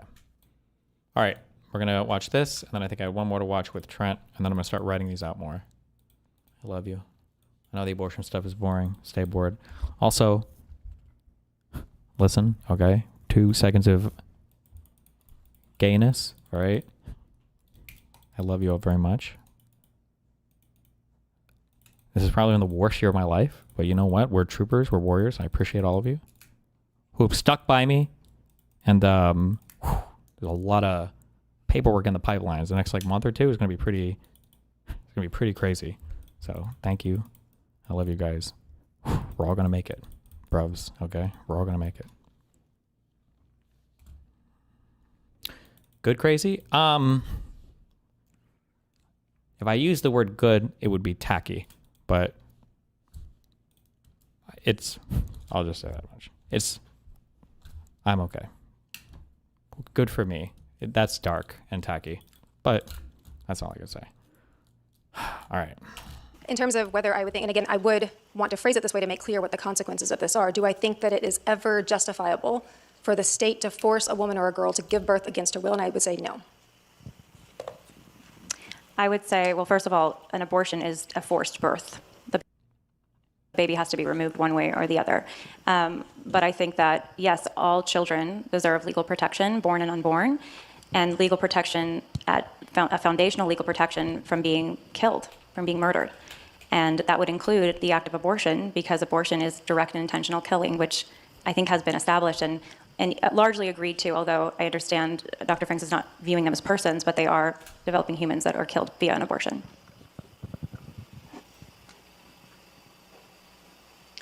If you'd like to bring up either of you, you can offer some questions for the other person, or we can also lead. I would like to I can start unless you'd like to start. It sounds like you kind of said it a few moments ago, that your case hinges on this idea of bodily autonomy, which we agree that we all have bodily autonomy. It's about to what extent can you use your bodily autonomy to then go kill somebody else that you find inconvenient to your bodily autonomy. But I am curious, you said something about if the pregnancy, you seem to intimate that if the pregnancy was life-threatening, that's why it is similar to having to give up your organ that you need to live to a born child who needs that donation. Are those cases unique and the only cases that you would be okay with abortion where the pregnancy is life-threatening, or you're just saying any pregnancy, period? Or is it just life-threatening ones in your view? No, I am saying that, as I attempted to say before, but I'll clarify, that one way of answering that question is to say, should abortion always be legal? And I think the answer is yes, because the way that I would view that question is, can the state ever legally force somebody to give birth against their will? And my answer to that is no. I mean, feel free to ask a question too, but I'd love to continue the line of questioning we were on earlier, if that's all right. I was asking about the person who needs to use their body to provide care for another body. And this is the state of virtually all parents.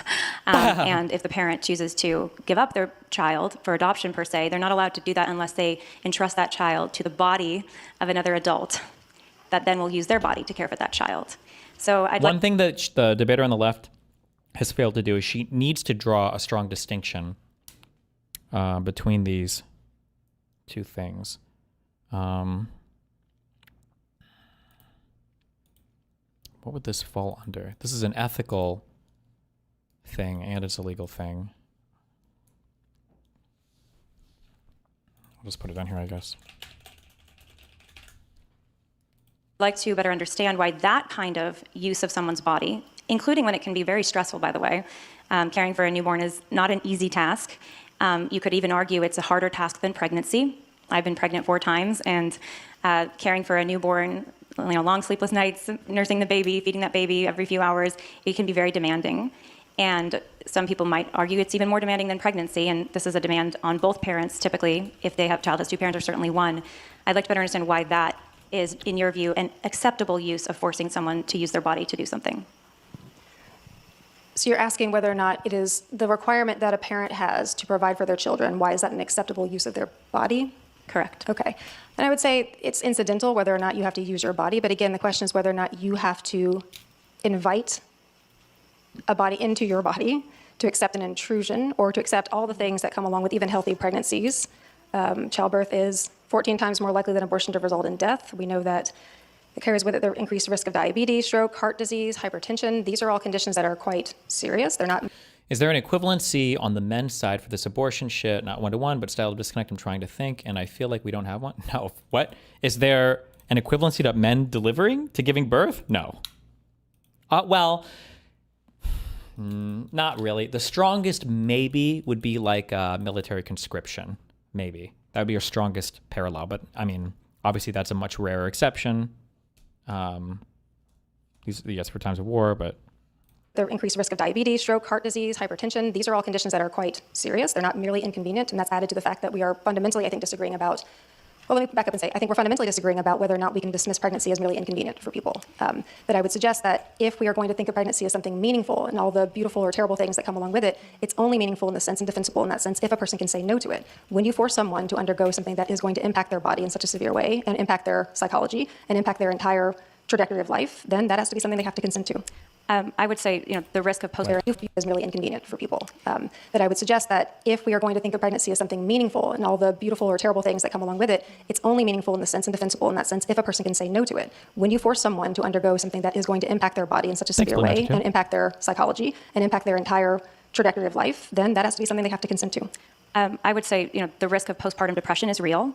And there are even some mothers who experience postpartum depression and choose to act out in violence against their children, but there are still legal rights that those children have, despite the life-threatening experience that mother may feel by having to deal with the care of their child and use their body to care for that child. I mean, you dismissed it as incidental, I think was the word you used, this care. Why use your body? She can't let her get away with that. She has to draw a distinction between using somebody's body, like somebody works to provide food for somebody, versus like inviting someone into your body. She's using the words, but she needs to like hardcore delineate between these two things, I think. That a parent has to use for their newborn, I wouldn't consider it incidental whatsoever. I think it's very serious care and demanding care and important care.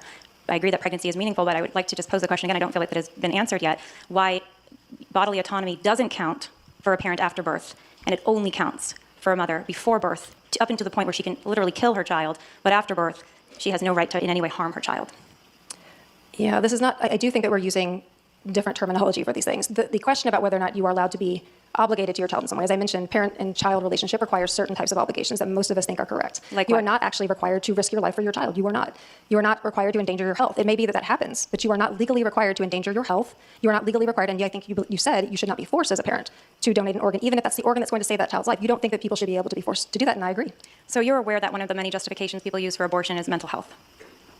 I don't think we need justifications, but certainly that's how some people describe it, yes. So if someone were to make the case to you that my mental health was so at risk that I'm suicidal because of my child and having to use my body to care for my child, that child in this case, under your framework, would be an aggressor, and dependent on that parent's body as a newborn, can do nothing but for itself, can't feed itself, can't clothe itself, can't shelter itself. And if the parent is so stressed out by this that they're considering suicide, I'm talking about obviously a very extreme case here for the purposes of this debate, would you say in that case the parent has the right to neglect or abandon or kill their child? No, but once again, we are talking about a difference of, is the child needing your organs? And on that point, you said you also agree that children are not entitled to their parents' organs. Do you not agree with that? To be clear, I was speaking about that.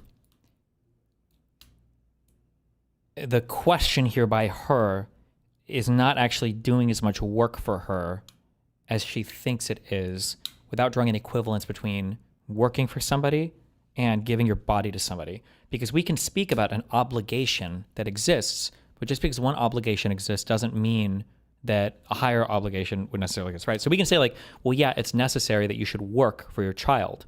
And then she's trying to say, well, if we should work for the child, why can't you use your body to give birth to the child, right? Well, working for the child, you could argue, is a much less burden, and you're not mandating harm in the same way that birthing a child is obviously burdensome and mandates harm. Even if you do draw some level of equivalency between the child and the fetus, these are two fundamentally different requests that you're making. So but because she's worked so hard to say giving your body via work is the same as giving your body via birth, which they're not, she hasn't drawn, she just needs to draw a distinction between them. She hasn't done that yet, I think, as much. In the case specifically of organ donation, that would lead to the death of the parent. That's a very particular case. So if it wouldn't yes, cause death? To be clear, parents do have a right, or have a responsibility to lend, yes, their organs, in the sense that their organs are supporting the bodily function that allows for them to provide for their child. Well, one can donate a kidney without Let me just give dying, an example, right? just to give a quick example so that we put color on this. If my child is about to put his or her hand on a hot stove, it would be parental neglect, and I'm seeing this happen, to not use my body to take my child away from that stove. It would be. But see, again, would it be parental neglect to not put your hand on the stove to block your child's hand? Would you mandate that? Parental neglect to not use my body to go up in the middle of the night when I'm exhausted. These aren't the same thing. If that child is hungry, and to feed that child and to allow that child to suffer and starve and not eat. So okay, in these cases, if the child will die, if the child will die if you don't give it a kidney, though, you don't think that you can be forced to give a kidney? There's an extraordinary. And now she's gonna jump ship to a totally different, like a teleological argument. She's talking about like the purpose of the womb. I think telos is like the function or the natural function of a thing, but she's going to jump ship to like, well, the purpose of a kidney is not to be given to somebody else. The purpose of a womb is to have a baby. But she's going to jump ship from this line of argumentation completely. But she should be able to justify it using the kidney argument. Like the purpose of your body is not to go to work and make money. You don't think that you can be forced to give a kidney? There's an extraordinary well, in the case of a kidney, I would strongly encourage that child does. And I'm only asking whether or not they can be forced to. If a parent doesn't want to, can they be forced? I don't think the parent can be forced to do it. Why not? The child is going to die. But I do think the parent can be forced to use their body to care for that child. No, why not? Why not? Let it go back. Except to give up a kidney. Well, I mean, that's an interesting question to explore, but I would say, and I would be curious is the question that there's a boundary between the obligations we have to care for a child and whether or not you can actually give up an organ. But your example doesn't fit your argument for abortion, because in the case of an abortion, your womb is being used to develop with the child, but you're not giving the child your womb per se, that you're removing. Don't you kind of sort of literally, well, you don't get the womb. I guess the placenta is what comes out, huh? The womb and lending the womb for the rest of your life to your child. You're not giving the child permanently your kidney. You're using your body. So if they could return the kidney, they would be fine. This is a really important point. This is, I think, where this confusion seems to be. In a pregnancy, you are lending your body, to your child, just as you lend your body to a newborn child. Now, the relationship obviously looks different, and how your body is being used is incredibly intimate in a pregnancy, but it is also still very intimate for the care of a newborn. Yes. So if I take you correctly, a man who really wants to have sex with a woman and she says no, he says, well, it's only that I'm going to borrow. Oh my God, she got to the rape analogy all on her own. This was my question last night. You should be able to rape somebody because the vagina is built to take dick. Is it not then your obligation to allow another person access to your vagina whenever? Oh my God. King, queen, absolute God. Rape analogy on stage. Hell the fuck yes. Yes. So if I take you correctly, a man who really wants to have sex with a woman and she says no, he says, well, it's only that I'm going to borrow your vagina for a while. It's not going to be forever. You'll be fine afterwards. That should be okay, right? And you're saying in the case of rape? What I'm asking Absolutely is... not. Oh, like her language. This is why I love language. In some ways, language is annoying because people can use it to obfuscate. In other ways, when people aren't careful, the language actually gives you a lot of insight into the person's inner workings, right? What they're actually thinking about, right? A man who compares like, oh, like you beat your wife, like why would you do that? I would never scratch my car, right? Like is she like your object, right? Not all the time, but sometimes it gives you a lot of insight into what the person is thinking, you know? Fine afterwards. That should be... For her to say, well, hold on, wait, let the man in my vagina. Wait. Like in rape? Oh, wait. So are you saying that the only differentiating factor is if you want him to be in your vagina? Is this an argument of bodily autonomy or consent? Because you've walked right back into her argument now. Oh, fuck. Sorry. Okay, right? And you're saying in the case of rape? What I'm asking Absolutely is... not.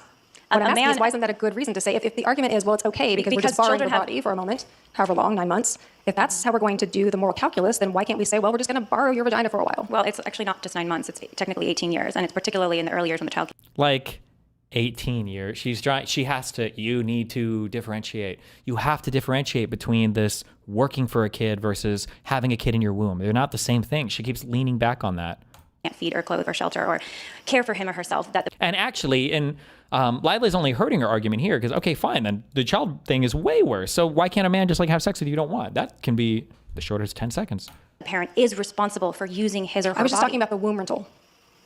Yeah, As you put and it. I'm talking about the arms and legs rental that it takes to care for a newborn. Don't get... But to my point, What do you think what about is the arms and legs same- rental? What is do you the think that same- that's acceptable? To my question, which is, isn't it a justification for a man to say, look, you can't complain that I'm going to want to have sex with you against your will because it's just going to be for a little bit of time? I think that's ridiculous. No man has a right to have sex with a woman of his choosing. But her follow-up should just be very simple. But a fetus has a right to a womb? Why? What's the difference? These two organs are built for these things, right? I think that's ridiculous. A child, as you... She just needs to answer that one follow-up. Come on. I think agree, at least to some degree, has the right to the care of an adult. And you seem to agree that the child has the right to the care of an adult if the child is born. If I understand you correctly, does an don't adult let have her- a responsibility to use his or her arms and legs and torso and head and the supporting organs to go and get care for a newborn? In that case, the entire body is engaged. The distinction that you made before was that you think that all those I'd love things... an answer to that. The distinction that you made was that you think that they do have that obligation, but they don't have an obligation to give an organ, which means that you think that there is a line. And I'm suggesting that I also think that there is a line. Do you think there's a difference between a kidney and a womb? Do I think that one is more or less intimate than the other? No. What is a womb designed for? Now the naturalistic thing. What is a vagina designed for? This is easy. You can go band for band on this. What's a vagina designed for? To have a dick inside of it. I think you probably should answer that. You don't know what a womb is designed for? I would love to hear your answer about what you think a womb is designed for. I think a womb is designed for developing a new human life. Do you So disagree? all of the women who cannot have, whose wombs are inhospitable to pregnancy, they are... No, not this. I mean, you can go down this road, but it's not.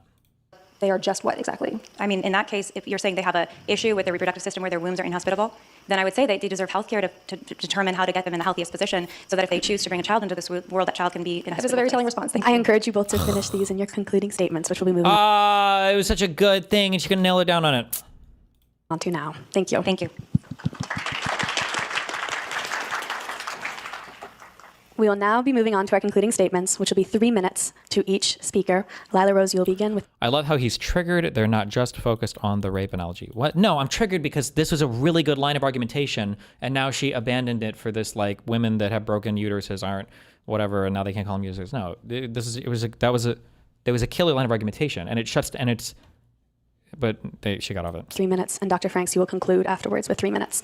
Afterwards, we will move into a period of student Q&A. So please, students, think of some good questions for our speakers. You may line up in the back where we have one of our volunteers who will have a microphone to ask questions. Thank you.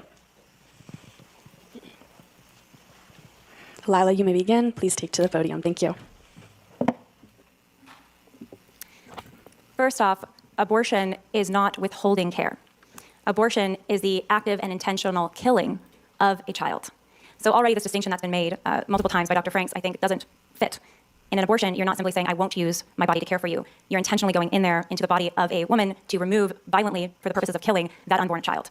Dr. Franks said that abortion through all 9 months was acceptable. And the reason for it was that no woman has the responsibility for her womb to be used by her child.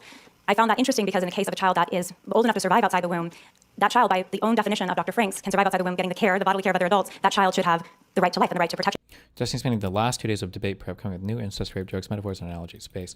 Some guy who's helped me with tech stuff before actually sent me the king analogy that I've never even, I hate that I didn't think of this analogy. It's such a good analogy for the consciousness thing. Sometimes for a lot of these debates, it's just a matter of like, can you find a good metaphor? Can you find a good analogy to make something immediately understandable to the audience? And if you can't, then it's just a harder, it's a more uphill thing. If you have to like explain something in long form, you're fucked.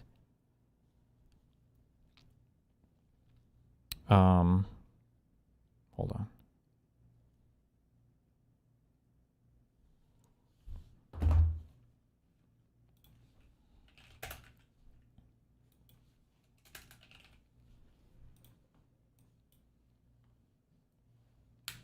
And this analogy is so clean because the analogy also incorporates what's the difference between a life and this analogy, it hits on two big things. What's the difference between a life and a potential life? A lot of people don't seem to intuitively understand that these are very different things, right? So if you've got like all the building supplies somewhere or like a box of Legos, it's not, and if you break that box of Legos, you knock it over, it's not the same as destroying the constructed thing itself, right? People oftentimes in the abortion arguments, people will use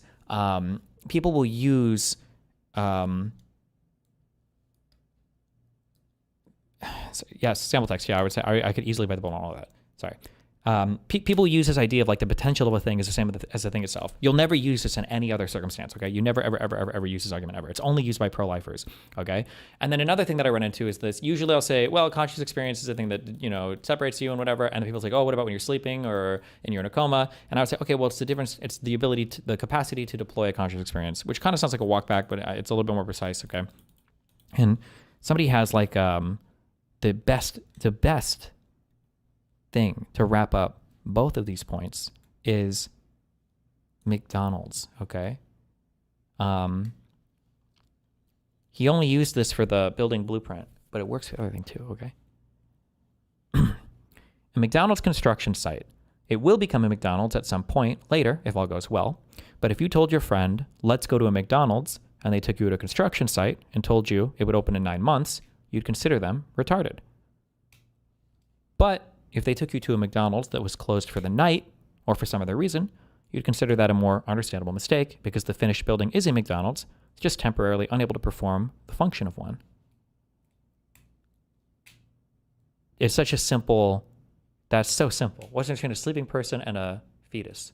The difference between like a building under construction versus like a building that's like closed for the night. I think that's a way snappier analogy for the whole sleeping thing versus like a person who's never ever been conscious before. I think it intuitively makes more sense too. I'm absolutely stealing this one for this debate. Even under Dr. Frank's own framework. But she went as far as saying that even through all 9 months of pregnancy, the act of killing of that child is acceptable. The reality is this, as I said in my opening statement, a child in the womb is a member of the human species, and all members of the human species are persons. And throughout our history in this country, when we have deprived any human of personhood rights, we have welcomed some of our greatest injustices. And we are currently living at a time of one of our greatest injustices, which is abortion, with 1 million abortions committed every year. Even our current legal system that Dr. Franks says is not respecting the rights of fetuses under the law at all in states that have abortion to be legal, has fetal homicide laws that recognizes that, yes, there are cases where that fetus does have some right. You're debating it? It's on my schedule, motherfuckers. You guys asked me to update this shit and I do it and you don't check. I think it's in like 3 or 4 days. So even the current framework of states that are in support of abortion allow for seeing the child in the womb as persons. The ultimate question that we have to answer is this, and it's a question of the responsibilities of adults to children. And this is my final challenge and encouragement to Dr. Franks. None of us would be here without the bodies of the parents or the people who took on the responsibility of raising for us. None of us would be here. We all need other people to be born, to grow, to thrive, to survive. And this interdependence that exists in any civilization does not mean that children should have less rights. It actually means that children should have more rights because they are dependent and fragile and need care. Even the United Nations has acknowledged that the rights of children should be considered first. And we know that these children, of course, include our unborn brothers and sisters in the womb. Thank you so much. Thank you, Lila Rose, for that conclusion. And now we'll move on to 3 minutes from Dr. Franks. None of us would be here without the particular fortuitous combination of an egg and a sperm. Does that mean that we could take a woman and extract eggs from her because all of those are potential lives? Does it mean that we can tell men that they have to collect all of their semen and keep it somewhere because it could become a potential life? It has to be under someone else's decision to do something with it so that others like us could exist now. If we think that that's not right, we have to think about why that's the case. And I'll go back to my days as someone who identified as pro-life. I used to contemplate the question of, why was the slogan for so many pro-life movements choose life? I used to think about this a lot. And at the time, it didn't seem contradictory to me to use the term choose life. And it really wasn't until I was teaching law, when I was describing for my students what it means to act under duress, what it means to act when someone tells you, you have to do this, otherwise I will kill you, you have to do this, otherwise I'll put you in jail, and how that means that that isn't a choice. Anytime you were told you have to do something, anytime someone can do something against your will, you no longer have a choice. So if we want people to choose life, that is a perfectly legitimate moral position. We can encourage people to choose life. We can encourage them to choose any number of things. The question for the law is, when are we allowed to take that choice away? We are not allowed to take it away from people when it comes to their organs. We're not allowed to take it away from them even when it comes to a blood draw. We're not allowed to take it away from them even if someone is inside your house, not even necessarily putting you in danger, but you have said, I don't want you here anymore. We are not allowed to tell somebody that they have to get into a car with somebody, even if maybe that person doesn't mean you any harm. Because we have a choice for all of those things. And one of the most complicated things about maturity as a society, as human beings, is understanding that people make choices that we don't like sometimes. That is actually the way that we express our respect and our dignity for human beings and their personhood, is by respecting their choices. Because the alternative is to say, I know better than you, I can tell you what to do, I want you to choose this, and I'm not going to give you any other option. But as 18th century feminist Mary Wollstonecraft said, how can a being be generous who has nothing of its own, or virtuous who is not free? There is no choice if you tell someone that they have to do what you want them to do. It might be true, and perhaps it would be fair to say, that a society that forces women and girls to give birth against their will is a society that treats fetuses as people. We can only say that they can do that at the cost of treating women and girls as if they were not.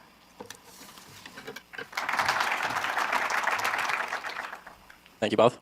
We will now be moving, as Elizabeth mentioned, to a Q&A period for about 10 or 15 minutes. So students with questions, please make sure you state to whom you're directing your question. It can be either Dr. Franks or Lila or both. And then after your question, please make sure to take a seat because there will be no follow-up questions. Thanks. This question is for Lila. In your opening statement, you said, as part of your syllogism, that taking an innocent life is always wrong. On November 17, 2023, you said that although Hamas uses the bodies of innocent children as human shields, you believe that Israel has been more humane than the West, even though you admit they continue to bomb those children and kill them, and that the only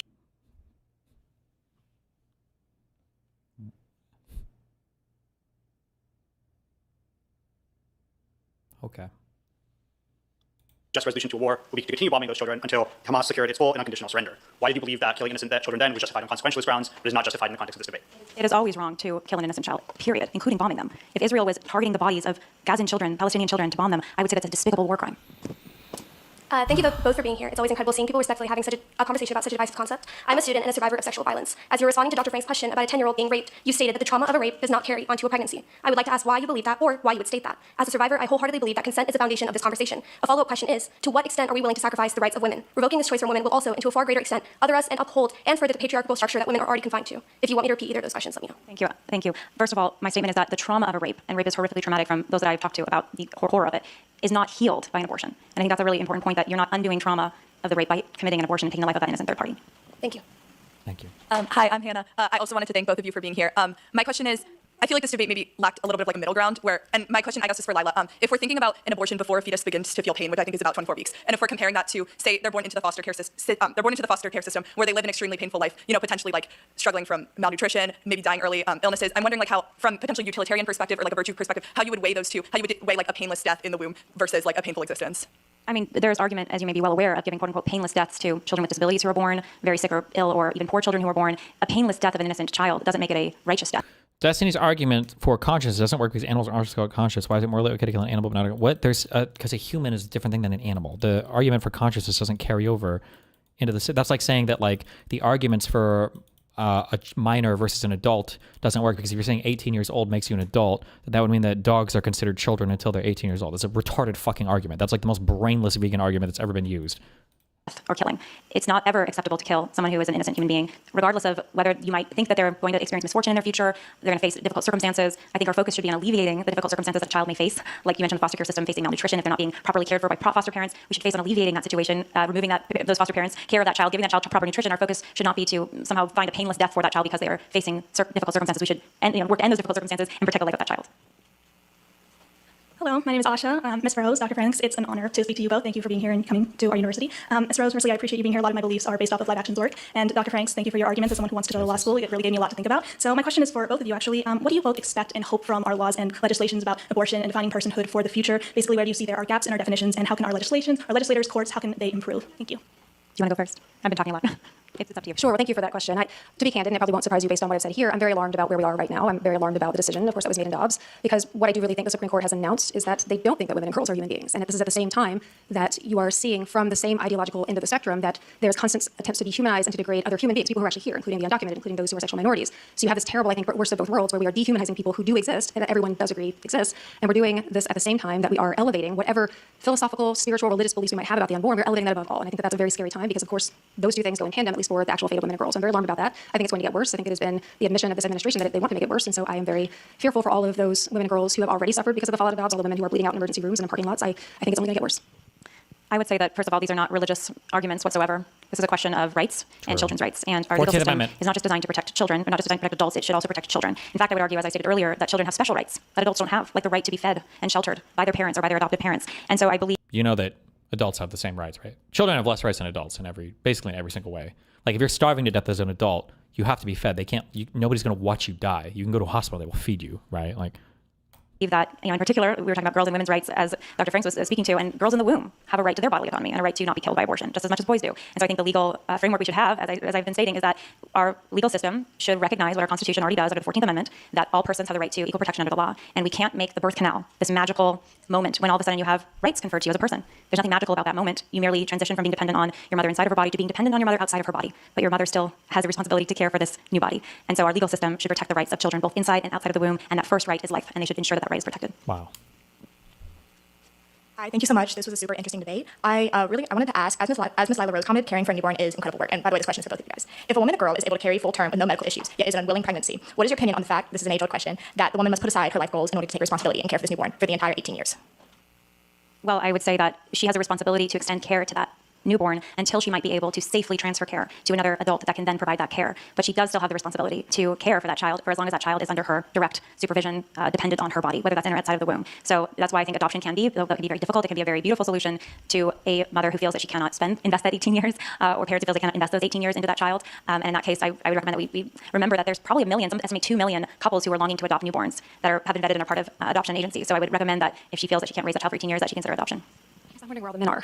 I'm not sure that when we're talking about actually having to provide for a child, there's no gender predisposition for caring for a child. Once the child is born, equally, one would hope that the two people who are involved in creating that child should have equal responsibilities for taking care of that child. So that would be my first question about your question. And then the second would be, I hope that it would not be the case that we would expect or think that it's an obligation for a mother to give up all of her dreams to take care of a child. I think if we were really trying to fulfill the promise of a pro-life position, we would, as a society, say every time a child is born, basically they get all the support financially from the government, right? Because we shouldn't have it be contingent on whether or not someone is in poverty or whether or not they're going to get child support from an absentee father. If we really wanted those children to be taken care of, we should be trying to take care of those children, regardless of the individual capacities or abilities of any individual. I don't think we should leave it to those kinds of contingencies if we actually care about children. Wow. Uh-oh. Thank you so much. Also, I love your pants, Dr. Franks. Thank you. Do government workers have to use their bodies to care for children that are given up for adoption or given up to the government? She never drew a strong distinction on this. She should have done that. I think this is a failure in her arguments because she keeps leaning into this, like using your body. It's not the same thing. Oh, you just said the government should have to care for these children. Do government workers have to financially? Okay, so taxpayers have to give their money to the government that then provides the child. Yes. My question is for Dr. Franks. You compared abortion to self-defense, even from a child who is innocent. You compared it to a child holding a gun at their parent, whether or not they knew that that could potentially be lethal force, and that it would be justifiable to use self-defense in order to preserve your life in that scenario, which would include lethal violence against a child in order to stop them from shooting you. I am a bit confused about this just because the U.S. maternal mortality rate is 0.0003%, and I don't see how that's comparable to self-defense because it would seem that pregnancy has a far smaller chance of killing you than even something like driving a car. So in your view, how is that comparable to self-defense, or how would self-defense apply to that? I do drive. Like every other driver is trying to kill me. Always be practicing lethal self-defense driving. When the maternal mortality rate is less than 0.00%. Well, first I want to point out the maternal mortality rate in the United States is abysmal. Women are dying from childbirth. This is a thing that happens in the United States. It is mostly preventable. We are doing much worse than most other countries, and I think that that is something that we should note with sadness. And particularly note that when the rates are, 3 to 4 times higher for black women, we should really feel ashamed about that. So I think that that is one part that we should make clear. The analogy to self-defense, yes, in the actual self-defense scenario, there has to be some kind of imminent threat of serious bodily injury or death. Now, at any given moment, though, a person who is waving a gun at you may or may not do anything with that gun. They may not. We don't wait for the moment, right? It is a question about whether or not, from that perspective, objectively speaking, there is a credible threat. So that is the reason why I was using it as an analogy. Is that going to be the situation for every pregnancy? No. But other situations, and this is the reason why I mentioned others, is, for instance, if someone has been invited into your home, and for whatever reason, you no longer want them in your home. And it doesn't have to be because they're threatening you. It can just be that they've done something you don't like, and you said you have to go home now, and they say, I'm not going to do it. They are not presenting you with a dire threat to your bodily safety necessarily, might, but they're just being someplace where you said they could not be. You are entitled in most cases to remove them with force if necessary. So if you have that much right over your property, the idea that a woman or a girl would have less rights than that over her own body seems unintelligible to me. Right. I'm afraid after this, we've only got time for 2 more questions, and then we will conclude. Okay. Okay, Dr. Franks, my daughter has a question for you. So she still relies on me, my skin for warmth, and my breast for nutrition. Would you consider her legally my property, according to your legal argument? No, I'm not property? suggesting that children are property. What I'm suggesting is that people have more rights over their property than we consider women to have over their bodies. Okay, well, I'm just saying she has a right to... Oh, you got shut down. Yeah, stutter through. Restate your point and sit the fuck down. Good one. My skin and my... I don't believe she's actually saying anything. Well, her needs say things, but anyway. Well, thank you. Hi, this is a question for Dr. Franks. You've affirmed in this debate that you believe in the dignity of human life, and you've defined that as including all born people. And I'm curious because Ms. Rose brought this up in her opening statement, that societies at large throughout history have defined personhood in a certain way, and it's excluded people, included people. They've considered people not to be, or they've considered beings not to be people. And I'm curious, what makes your basis, what makes your view on who deserves the dignity of human life, and who is encompassed in that? What makes that right for you? Thank you. The question for me is, the alternative is to say that if we're going to say that the unborn, at whatever stage, have rights over and against the consent of the mother, the woman who is pregnant, the girl who is pregnant, because we do need to keep in mind we're not just talking about adults, saying that any position that would say that that being has rights over that woman or that girl is to say that that woman or that girl does not have full human rights. That is what I know. That is the thing that makes sense, right? Because that is an exceptional way of treating a human being. And that has always led us to a very dark path. And not for nothing, right? I know that many of you may know this because you have the privilege at Georgetown Law School, at least, of having a professor named Michelle Goodwin who's written about this, about the close ties between slavery and forced birth, right? That those things go hand in hand. The idea that you can enslave someone, you can force them to labor for you against their will, these things are completely in keeping with each other. The idea that you can take someone's body and their labor without consent. And that, I think, history has shown us is a very bad path to go down. Hello. My question relates to the idea of objective versus subjective reality, especially with regards to making laws. So, especially for Dr. Franks, since you brought up how our morals are relatively, for a lot of different claims, subjective, why should the government presume an atheistic, secularist idea, especially with regard to making legislation? Is it not an absolutist moral claim to begin with to say that morals are subjective, and therefore you're devaluing any other side to this with regard to making objective claims about human life starting at conception? Like, what leads you to be able to make that determination that, as an objective statement, morals are subjective? I think it's just a descriptive statement. I think there's no way to point to any basis for a moral code that is anything other than subjective, which doesn't make it bad, to be clear. Everybody starts from some place of moral intuition, right? We have feelings about how we think the world should work, about how people should be treated.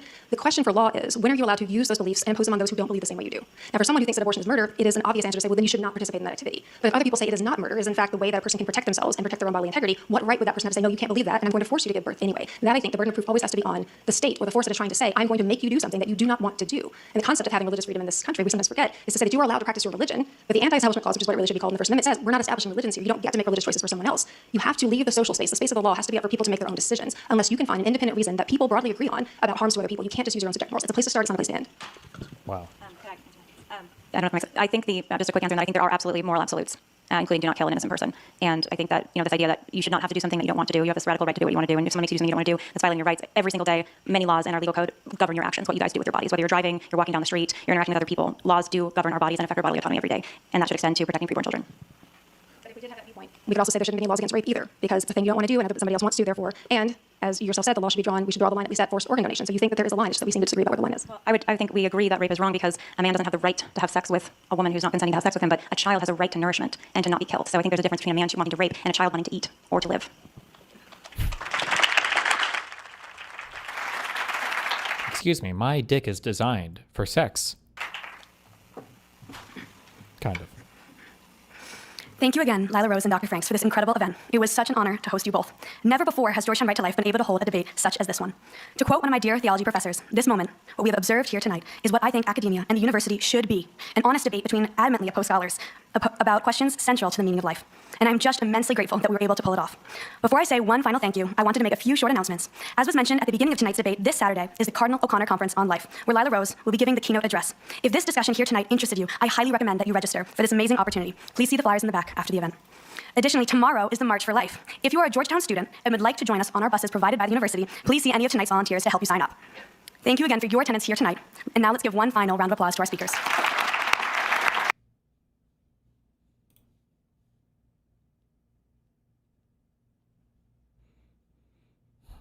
Damn, we really do these big ass opening statements, huh? Holy shit. Okay.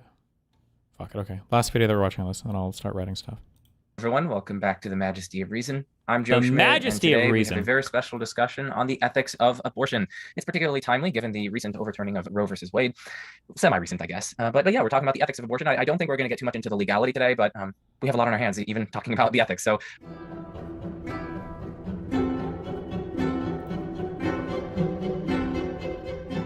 I've got two special guests here. We got Dr. Dustin Crummett and Trent Horn, and I've definitely been on Trent's show before, but I don't think Trent has been on my show before. So this is the first time. It's the first time. I'm excited. Yes, exactly. And Dustin's been on my channel before, and I will put links in the description, everyone, if you're curious. I'll put links in the description to their stuff on abortion and things like that. Dustin has written lots of different papers on this, and Trent has articles and things like that as well.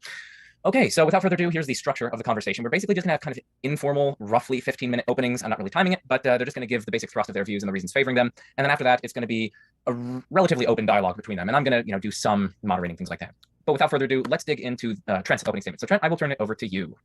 All righty. Well, Joe, thank you so much for having me. I'm really excited to engage Dustin on this topic. And so here's the case that I want to put forward. Basically, I'm going to argue that abortion is impermissible, that it's morally wrong. And I will offer 5 arguments for people to consider why it's wrong. So my first argument, it's a simple one. I call it the humanity argument. It's wrong to intentionally kill innocent biological human beings. A fetus is an innocent biological human being. Abortion intentionally kills a fetus. Therefore, abortion is wrong. Now, the scientific evidence for this is very clear. Those who are well informed in the debate for and against admit, as David Boudin does in his book, A Defense of Abortion, that the unborn human embryos and fetuses are just individual members of the human species. So that's not really in dispute. Now, you might object that there's something wrong with the premise that it's wrong to intentionally kill innocent biological human beings because it doesn't account for the wrongness of killing non-human intelligent beings, like let's say aliens, if they happen to exist. But that would only prove there may be other reasons that it's wrong to kill human beings, like that it's wrong to kill rational creatures. I'll return to that. The big word he has to deal with here is address in that syllogism. That's what you would attack that premise under. They're not innocent, they're aggressing on you. But basically, definitionally, they are. You have to, so I think this argument fails immediately, unless somehow something can aggress on you unknowingly and still be considered innocent. I don't know your definition of innocent there then. Would innocence require, you just wouldn't use innocent at all then. You would have to remove the ages. I don't know, we'll see. That point later. The existence of other beings it would be wrong to directly kill would not refute the claim that it is wrong to kill innocent biological human beings. And so if you believe that truth, just if you simply find that to be an obvious moral truth, it's wrong to directly kill innocent human beings, then you would be obligated to oppose abortion. Now, another objection you might make is to say, well, we do intentionally kill innocent human beings when we, for example, take a permanently comatose person off life support, for example. But in these cases, I would say when they're done ethically, we do not actually intend death. For example, if we took someone off a ventilator and they started breathing on their own, which does happen sometimes, we wouldn't proceed to smother them to death because we only intended to end extraordinary measures to keep them alive, not their actual death. So I think a person is perfectly rational to believe that it's always wrong to intentionally kill an innocent biological human being. And since the unborn are innocent biological human beings, it follows that it's wrong to kill them. All right, here's the second argument. This would be the personhood argument. So this would be an inference to the best explanation based on the concept of personhood. So Dustin and I both agree there's a special class of beings called persons that have a right to life. Was that it for that? Okay, fuck. We also agree that we are persons, the three of us, and anyone else watching and understanding this debate is a person. But many other humans who don't understand this debate are persons, including mentally disabled adults or newborn infants. But we also agree there are many beings that are not persons, or I should say many people watching this debate at least will agree there are many other beings that are not persons in the sense you and I are persons. For example, most people would agree rats and pigeons are not persons, even if they possess intelligence to navigate mazes or deliver letters, for example, in the case of homing pigeons. So any definition of personhood must account for clear examples of personhood, like you, me, Dustin, Joe, infants, disabled humans. But it also can't include clear examples of non-persons who don't have a right to life, like rats or pigeons. So we can't merely say a person is any being that can feel pain or is aware of the outside world. That would include the rats and the pigeons. We can't also say a person is just any being who is immediately capable of rational thought. That would exclude infants and the disabled. If we say a person is any being that can feel pain, if we say a person is any human being that can feel pain, well, then we're being really arbitrary. If we don't think pain makes a rat a person, why would it make a human a person, the ability to feel it? A better definition of a person would be an individual member of a rational kind. So under this view, me, Dustin, Joe, infants, disabled humans, they would all be persons because our personhood does not depend on our current functional abilities or what we can do, but our innate capacity for certain functional abilities or what we are. This definition also excludes non-human animals like the rats and the pigeons because they're not members of a rational kind. And the definition is also species neutral. So if you didn't like my first argument, this one would include rational aliens if we discovered that they existed. This definition satisfies the inference to the best explanation. It perfectly accounts for views of personhood pro-life and pro-choicers agree about in the uncontroversial cases like newborns or rats. It isn't ad hoc. It's not arbitrarily designed to include unborn children. The inclusion of the unborn naturally follows from the definition itself. And no definitions of personhood just as easily account for the uncontroversial examples that I mentioned. And if unborn humans are persons, it follows that abortion is wrong because abortion directly kills innocent persons. All right, my third argument will be one based on personal identity. Okay, so it'll go something like this. If an organism that once existed has never died, then this organism still exists. Well, I'm an organism. So I'm an organism that once existed in my mother's womb and never died. But it's always, on the face of it, wrong to kill me. Since I existed in my mother's womb, it was wrong on the face of it to kill me at that time. And what's true about killing me is also true about everybody else, that it would be wrong to kill anybody else on the face of it in their mother's womb. And so that would mean abortion is morally impermissible.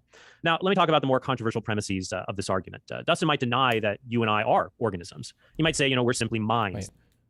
Do you have a sort of process after taking pre-debate notes where you look over them and get the main things you think? Well, I'm just going to build a positive argument. I'll write down all the things that I think are relevant, make sure I have read all the relevant research, and then I'll just write down my positive arguments that I think incorporates counter-arguments to all of her arguments. And then we're done. Quick Tom Bilyeu break. Throwing punches, pulling us under. It's like, oh my God, like, come on. So hated that. So that's the second part of this is that we have, it's like 40% of, fact check me on this, please. I believe 40% of Americans work for the government now. You can't do that. You can't do that.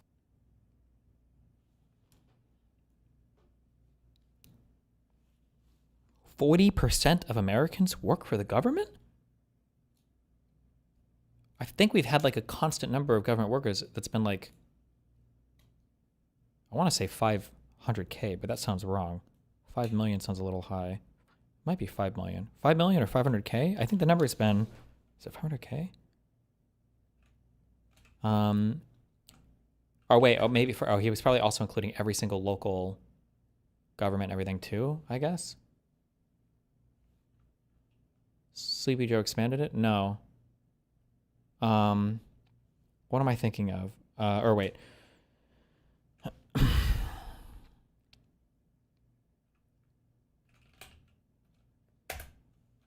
Number of government workers, employees.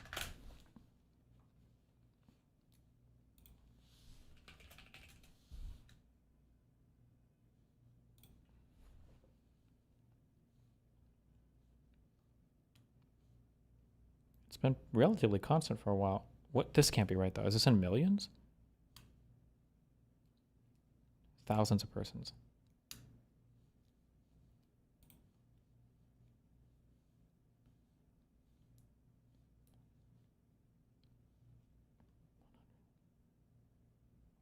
What am I? This would be. This is 22 million? 10 would be 200,000, 100. I thought it was 500,000 or 5 million. I feel like this is a lot different than what I've looked at before. Was I looking at a different number? Government employment covers only civilian employees. Military personnel are excluded. Employees of the CIA, the NSA, and okay. I Googled public versus private employees. There are 22 million. Where did that 5 million number come from? I wonder if I was looking at something different in the past.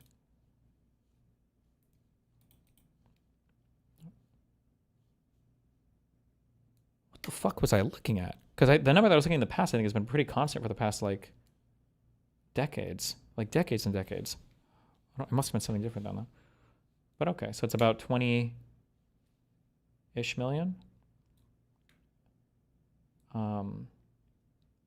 Maybe just federal.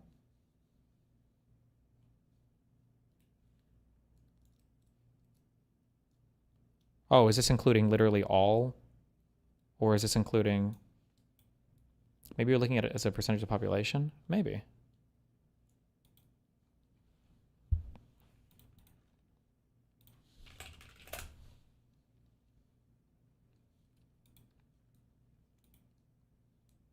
Oh, this is what I was looking at. Oh, okay. Jesus, I thought it was going fucking crazy. Okay, so this is, that other number was literally all government employees. That includes maybe the local level? Because the federal government employeeship has been relatively constant for quite a while. This comes to the current employment statistics. The U.S. Bureau of Labor Statistics, all employees federal. And this is government employment covers only civilian employees. U.S. Bureau of Labor Statistics, all employees government, U.S. government.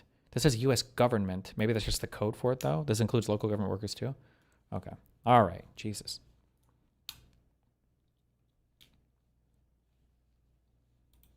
It's either 40% of GDP or 40% of people by per capita. You absolutely cannot do that. Hard pass. Out. It's a sign of sickness. Like there's, call it, I don't know, 7% is reasonable. 40%. I also don't like the random, people always do this arbitrary choosing of things.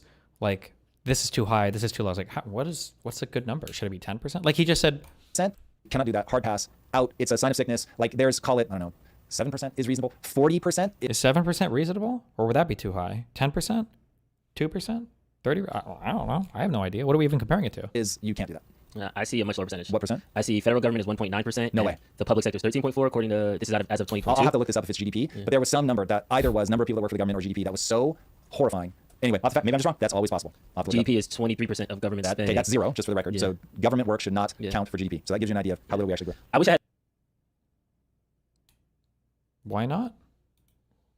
a better answer for this government shutdown. I wish I had something more interesting to talk about, but at some point in time, I don't know where that line is. Have you ever been in a tough negotiation maybe at work where it's kind of the standoff where it's I'm hurting other people by doing this, I need to cave. How do you balance that pressure from I need to do this so that way my team can get this win that long term I think would benefit the most amount of Americans versus the current pain is too much to handle?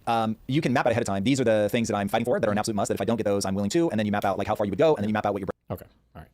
That exist in organisms. And that leads to a lot of implausible conclusions. If I'm a collection of thoughts in a mind, well, then I don't think. A thought can't think any more than a musical note can sing. Notes are what singers sing, and thoughts are what thinkers think. So what are thinkers? Well, I bet you're a thinker. In fact, if you're trying to understand me, then there is a thinking human organism sitting in front of a screen right now. But it doesn't make sense to say there is a mind thinking about me in front of the screen and a completely different animal thinking about me in front of the screen. It makes more sense to say you are the thinking animal. Also, if I'm a collection of thoughts, where am I when no thoughts are occurring? When I'm asleep in a deep coma or something like that? Do I stop existing? If I exist because I'll presumably wake up tomorrow, what if we're not sure when I'll wake up or ever from some kind of accident? This leads to many perplexing views about me being just a mind. But if I am a living organism, then as long as that organism exists, I exist. And this was true from the moment I first existed after fertilization. And the other controversial premise would be it's always on the face of it wrong to kill me. Some people might say, well, yeah, you always existed, but you didn't always have the same rights as a baby as you have now. That's true. When I was a baby, I didn't have a right to drive a car or a right to vote. But some rights are essential to who we are. Like throughout my whole existence, I have a right to not be enslaved, a right to not be tortured. And I would say a right to life. And this was true during my entire existence, even when I was inside my mother's womb. Here's the fourth argument. So this one would be called the future like ours argument. So this one, we're even just leaving behind the notion of persons. And we can look at things a little bit backwards. Instead of talking about who has a right to life or who is a person, we can just ask, well, what makes it wrong to kill anything? Like, why is it wrong to kill some things but not others? And this argument says what makes killing wrong is it's a kind of deprivation. It deprives a thing of a valuable future or a future like ours. Rats don't have a future like ours, so it isn't wrong to kill them. But you and me and Joe and Dustin and infants and nearly every embryo and fetus does have a future like ours. And so if this is like a lot of these arguments, what makes killing wrong, then it'd be wrong to kill nearly every human embryo and fetus. Now, some critics will say, well, fetuses don't have a future like ours because they're not psychologically connected to their futures. But if fetuses, they don't have a future like ours because there's a gap between them and their future experiences in the psychological chain, so to speak. The same thing is true for newborn infants. There's a gap in the psychological chain there as well. None of us remembers what it was like being an infant, for example. So there's gaps there as well. And by that same logic, infants wouldn't have a future like ours, even though most people would agree that they do, and that killing them is immoral. And so that would apply to fetuses as well. All right, here is my last one. This one's called the impairment argument. It's similar to the future like ours argument, but I'm going to offer a slightly different example from how the impairment argument is put forward in the literature. So think of it this way. Imagine that scientists could genetically engineer unconscious human embryos so that they grow up desiring to be enslaved and serving others, and that they don't have interests even in their own lives. They only have an interest in their own life insofar as they can serve other people. Now, normally we'd say slavery is wrong, right? It's wrong to enslave people. But why is it wrong? Well, a lot of philosophers would say what makes slavery wrong is that it frustrates the desires of rational beings that want to be free.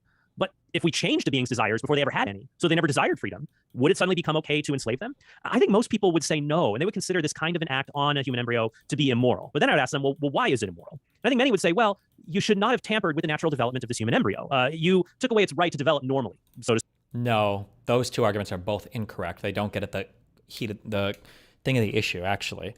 The reason why people wouldn't consider that to be okay is because when people think of this, the concept they have of what a human is, part of what a human is this idea of a thing that wants to be free or doesn't want to be a slave. I think that's baked in pretty intuitively to people's understanding of what a human being is. And when you take that away, then they feel like something less than or something different than a human, which is why I think like slaves were considered less than or different than, like a white man or a human. Well, I say that because this thing of like, well, they would say that it was bad to tamper with the natural development. But if we had a shot that we could give mothers that would make every baby come out with 10 more IQ or a better vision, would people be opposed to that? No, because I don't think having better vision or higher IQ is necessarily contradictory to the central ideas of what a human is to most people. I think it's a really bad argument. I think most of these arguments have been pretty bad, but we'll see how the other guy deals with them. You should not have tampered with the natural development of this human embryo. You took away its right to develop normally, so to speak. You were wrong to frustrate its development in this way from how it should naturally unfold. And more so, this is done in a way that is not to ultimately serve the embryo. It's ultimately to serve other people. Because we might be able to do genetic engineering to... Those are two very different arguments. Help an embryo not have a disease later in life or something like that. But if you say it's wrong to frustrate a being's development so that it only serves other people and not the being itself, in the case of the genetically engineered embryo that becomes a slave, I think all of that would apply to abortion as well, which frustrates the development of the embryo for, in nearly all cases, the interests of other people and not the interests of the embryo or the fetus himself. All right, so in conclusion, I've offered 5 arguments to show abortion is wrong. And I would say that they show it's so wrong, it's as wrong as killing an infant, that it should be as illegal as killing an infant. It's wrong to kill biological human beings, and the unborn certainly are those. The unborn are persons with a right to life. You and I were once embryos, and it's always wrong to kill us. Abortion deprives a human fetus in our embryo of a future like ours, and abortion unjustly impairs a being's development. And so I think all of those put forward a very strong case to affirm that abortion is morally wrong. So I'll leave it at that. All right, thank you, Trent. And we are now on to Dustin's quote-unquote opening statement. Dustin. Oh. That part on mute. There we go. Yes. Okay. Very Not a good You start. should do your Dustin. entire opening statement just on mute. No, I shouldn't do that. Lip readers. I should give a shout out to my YouTube channel that I just started. Yes, I should. Just Dustin Crummett. So. Yeah, I should have mentioned that at the beginning. I link that in the description. So I'll link both their YouTube channels in the description. So yeah, Dustin posts his lecture videos and they're enjoyable and they're on ethics and things like that. So I highly recommend people check that out. Okay, go on. Can people see this? Oh. Yeah. No. When the guy shows up with a PowerPoint with a title card with colors. Oh no. Very good. Okay. So I think Trent accepts, and in fact, he said at the end he thinks abortion is as wrong as killing an infant. I think he accepts something like a claim here that I called equivalence, which says intentional abortion is always as wrong as, or at least comparable to, paradigmatic acts of murder, hunting 5-year-olds for sport or infanticide. This wouldn't entail that it's always as culpable or as blameworthy, but in terms of the objective moral status. My position is that nothing anywhere close to this can be right, and that's mostly what I'm going. Oh, nice. He even makes a cute little carve out here to steelman his argument. Okay. To argue. I will develop some elements of a positive argument of my own, but so 4 questions to ask in addressing this. First of all, when does one of us begin to exist? Okay. Second of all, do we possess our moral status essentially or only accidentally? Okay. Third, how bad is the fetus's death, and what difference does that make? It turns out a lot of pro-life philosophers say the fetus's death is actually not very bad, and we'll see why. And then finally, what is the impact of what we might call Thompson-style considerations, facts about the rights and interests of the pregnant person, abortion is killing versus letting die, etc. I take it somebody who accepts equivalence is going to say something like we begin to exist at conception, and I'm going to deny that. We possess our moral status essentially, and I'm going to grant that here. It doesn't actually matter how bad the fetus's death is or how bad it is for the fetus, because that does not impact the ethics of killing, and I don't think that could be right. And they're also going to have to say there is no impact from Thompson-style considerations. So the morality of abortion is what it would be if the pregnant person were an inanimate bat holding an embryo, and I don't think that can be correct. So I'm going to give 2 main arguments here. One is metaphysical, the other is ethical. Each of them has some different parts. So first, I'm going to argue that Trent's answer to 1 is false. I say that we are our minds, so we don't begin to exist until our minds begin to exist. I'll give 2 independent arguments, one metaphysical, the other ethical. Okay. I'll argue that Trent's answer. Okay. Which happens presumably when we reach the level of neurological development needed for conscious experience, some sort of mental life. DGG. He got a PhD at the University of DGG.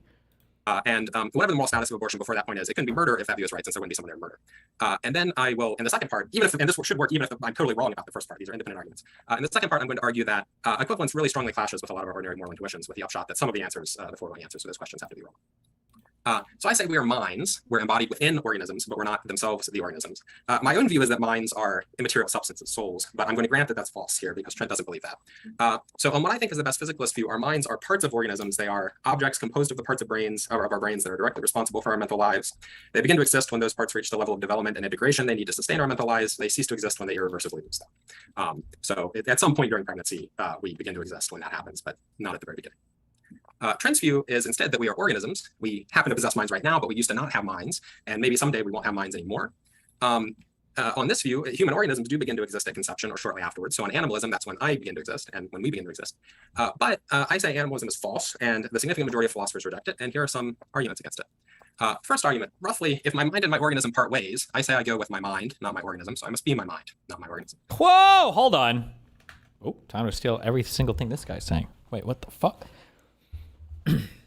I kind of use this analogy, I guess, with the head splitting thing.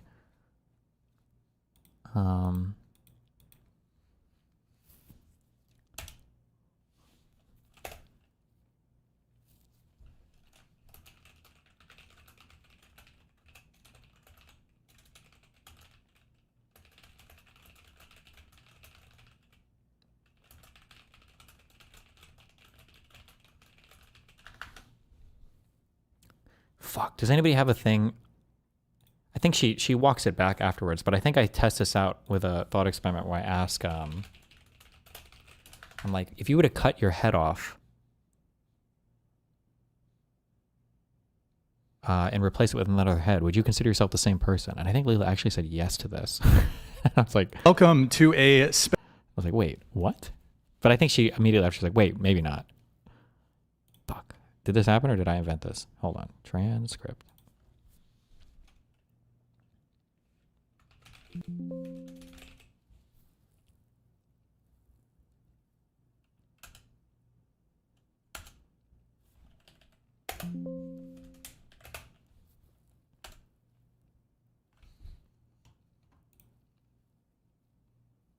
Yeah, I feel like I got stun locked after this. I feel like this is the cat meme. Wait. Yeah, a little bit. Am I crazy?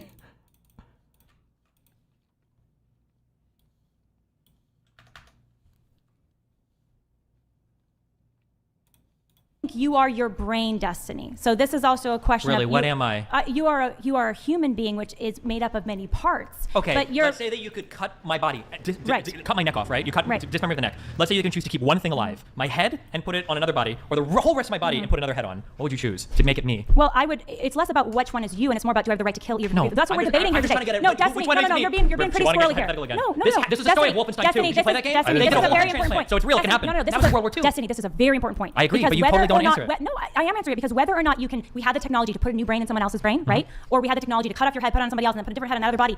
I mean, the question of is that person still Destiny or is that a new person? Those are questions to explore. But in both cases, it would be wrong to kill Destiny with a new body that maybe is part Destiny, or Destiny with a new brain that's maybe part Destiny. I don't know if that's true. I don't think I believe that. Well, that's an interesting position. No, that you're I think you taking agree. then. No, I cut a it's an person, interesting let's say if position that I you're cut a taking person, then. I cut a person's head off, okay? Let's say that I stick the head on a bionic body, and then let's say that I take a body and I put a bionic head on. Well, I don't think people would go, oh my God, there's two Stevens. They would go, wow, Steven has a bionic body. They wouldn't go, wow, there's Steven with a bionic head.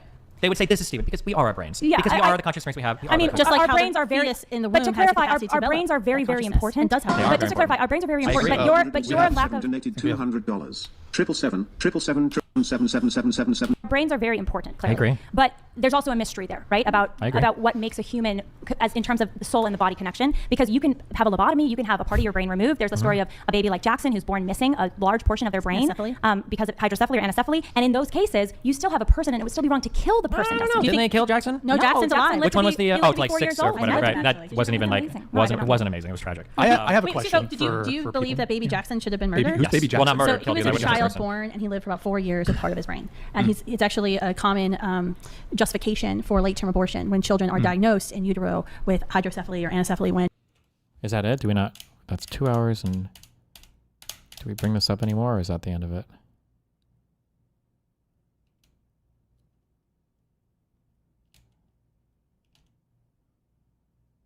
Okay, I guess. I thought there was a different. Okay, that is funny though that she would pretend that there are two destinies. That was an even better analogy. Wow, past destiny. Go for it. So suppose a case where we take out the part of my brain responsible for my mental life. Suppose that that's my cerebrum, which is plausible. Doesn't really matter. We transplant that into a new body and leave this body in a persistent vegetative state. You asked about a brain transplant? Wait, was that it? Shut up. Loser destiny.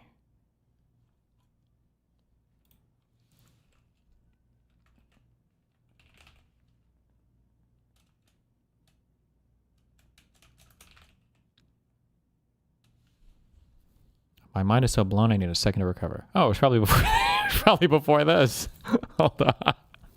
Talking You about care about That's it. what a you great care deal, about but a why lot. does it matter? Everybody cares about it. No, that's why that's when we not talk true. about Terry Schiavo, notice what your defensive. Majority of Americans actually oppose abortion. Wait, hold on. $200. What? Oh my God. The different. Notice how when you guys were talking about Terry Schiavo. Notice when you guys were talking about Terry Schiavo, the thing that you were trying to say was, hold on, Terry Schiavo wasn't totally brain dead. She had an intellectual disability. That shows that you yourself were trying to grab that idea that she still has some conscious brains. Because at the end of the day, we all know that's the only thing that matters. No, Terry Schiavo was alive. There's no doubt about that. Her body was alive. There's but was first-person she a accounts of her okay, being here's so the in the question. room Let's say saying that, she's let's say alive. you take a person, and let's say that you chop off their arm and you replace it with a bionic arm. Is that still a person? Okay, let's say you Yes, chop off a leg and replace it with a absolutely. leg. Is it still a person? Yes. What if you get rid of the heart and replace it with a bionic heart? Is that still a person? Yes, and then at some point. What we're if you gonna replace, run out now of let's say parts. we've got a full human. What if you just replace the brain? Is that still the same person? Yeah, if that's possible. I mean, if you I have no response to this. get to that point, Okay. it's ever been done successfully. Okay. I wasn't ready. I didn't know she'd bite the bullet on that one. I wasn't ready for it. I'm sorry. I just wasn't ready for it. I wasn't ready for it. It'd be an interesting question, but it still would be wrong to kill that person, Destiny. I Are have you a saying, question. Are you saying if brain implants are possible, it's okay to kill someone who successfully has a brain implant? Is that what you're saying? No. Okay, because then why do you ask that question? Why is it relevant to whether or not you can kill the embryo? My mind is so blown. I need a second to recover. I've got a question. I didn't know we were going to fight. Okay. Wasn't ready for it. I say that here I would go with my cerebrum, but my organism would not. So this is a description of this from Eric Olson, who is the leading philosophical defender of animalism. Okay. Imagine your cerebrum's put into another head. The being who gets it will have, for the most part anyway, your memories, beliefs, other mental contents and capacities, or first-person perspective will take himself to be you. What about your organism? Will it go along with the cerebrum? No. A detached cerebrum is no more an organism than a detached arm. Or think of the empty-headed thing left behind when the cerebrum is removed. That's an organism. In fact, it may have the lower brain intact, which regulates vital function, so it may well still be alive. It seems to be the same animal that laid down on the table. The comatose being into which my cerebrum is going to be implanted, that's also a living human organism. Presumably, we're not going to kill it by doing this operation. So there appear to be two human animals in the transplant story. One loses its cerebrum, the other gets a cerebrum. The surgeons move an animal from one organ to another, but no animal moves from one head to another. So the conviction that you would go along with your transplanted cerebrum is incompatible with your being an animal. So Eric Olson agrees that he and other animalists have to deny that I go with my cerebrum and instead say that I remain as the brain-dead organism. But I say that's false. I go with my mind, so I am the mind. Also, this part's a little bit technical. It doesn't matter so much, but part of the way he tries to error theorize the intuition that I go with my cerebrum is he says, well, psychological continuity is what matters for self-interest. What matters is which being I'm psychologically continuous with. And that would imply that an early fetus, which is not psychologically continuous with its later self, doesn't have an interest in continued life. I'm not saying that's true. I'm saying it might be that animalists have to say this to error theorize this intuition. So I know this, even though there are philosophers who defend animalism, oftentimes they defend it by saying things that will not be amenable to most pro-life people. Now, I heard Trent in a podcast say that if your whole brain gets transplanted, your organism goes with your brain because after it develops, it tends to be our indispensable organ because it's what provides bodily unity. Could he say this about the cerebrum transplant? Okay. For a while, your organism consists of just your cerebrum, then it just gains a bunch of new parts when the transplant is completed. I say no, he can't say this for 5 reasons. First of all, the lower brain, which regulates vital functions, that's actually what provides bodily unity, but that stays in place here. So even people like my old professor, Peter Van Inwagen, who's an animalist who thinks I do go with my brain if you transplant the whole brain, agrees that I remain the comatose organism in this case.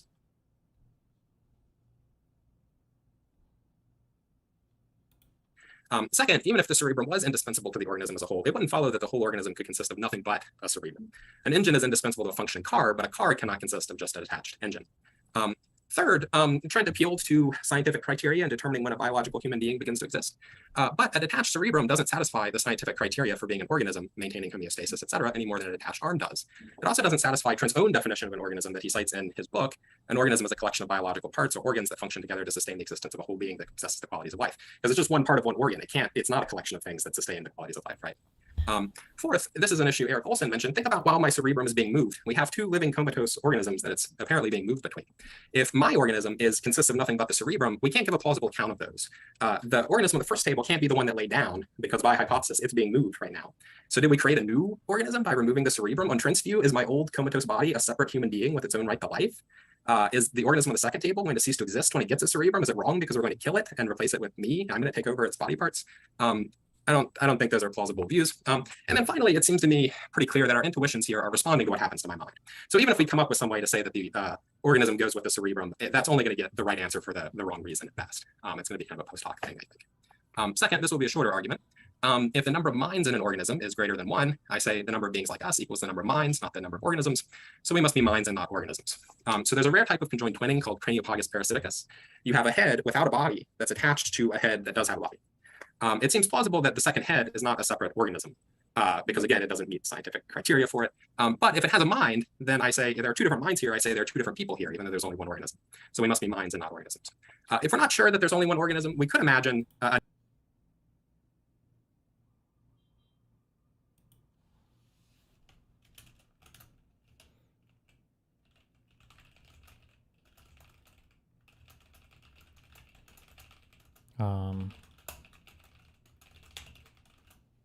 Okay. a naturally 2-headed alien species. This thing develops from a single egg. It's supposed to have 2 heads. Maybe both heads are needed to regulate vital functions. If either dies, the organism will die. Surely that is one organism. But if there are 2 separate minds here, maybe they have an argument or something, then there are 2 different people. Again, Eric Olson agrees a single human organism could have 2 independently functioning brains with its own mental systems. He says he doesn't like the term mind, but and so he agrees that yeah, in some of those cases, animals have to say there's only one person, even though there are 2 different minds with their own first-person perspectives and so forth. But I say that's false, and if that's false, then we are minds, not organisms. I say. An extra credit argument. I don't have time to talk about this. Read the paper "Embodied Mind Sparcism in Philosophical Studies." Okay, so setting that aside, I think that equivalence has false ethical implications. This shows that something has to have gone wrong, even if everything I've said so far is false. So I'll note 3 main areas in which I think there are clashes. First of all, even most pro-life people hold views specifically about abortion that are inconsistent with equivalence. For instance, many pro-life people support legal exemptions for rape victims, but that can't be true if equivalence is true. virtually everyone, I think, thinks the reasons against having an abortion at 36 weeks are stronger than those against having one at 36 hours. Maybe you take a pill that prevents implantation. But if they're both equivalent to infanticide, it can't be that the reasons against one are stronger than the reasons against the other. Virtually nobody wants to imprison women who get abortion, but Trent wants the law to treat them like women who commit infanticide. Here's a quote from his, I won't read it out, but here's a quote from his.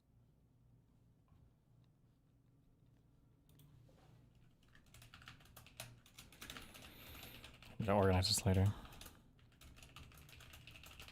I'm trying to think about, like, our intuition's so off when it comes to abortion.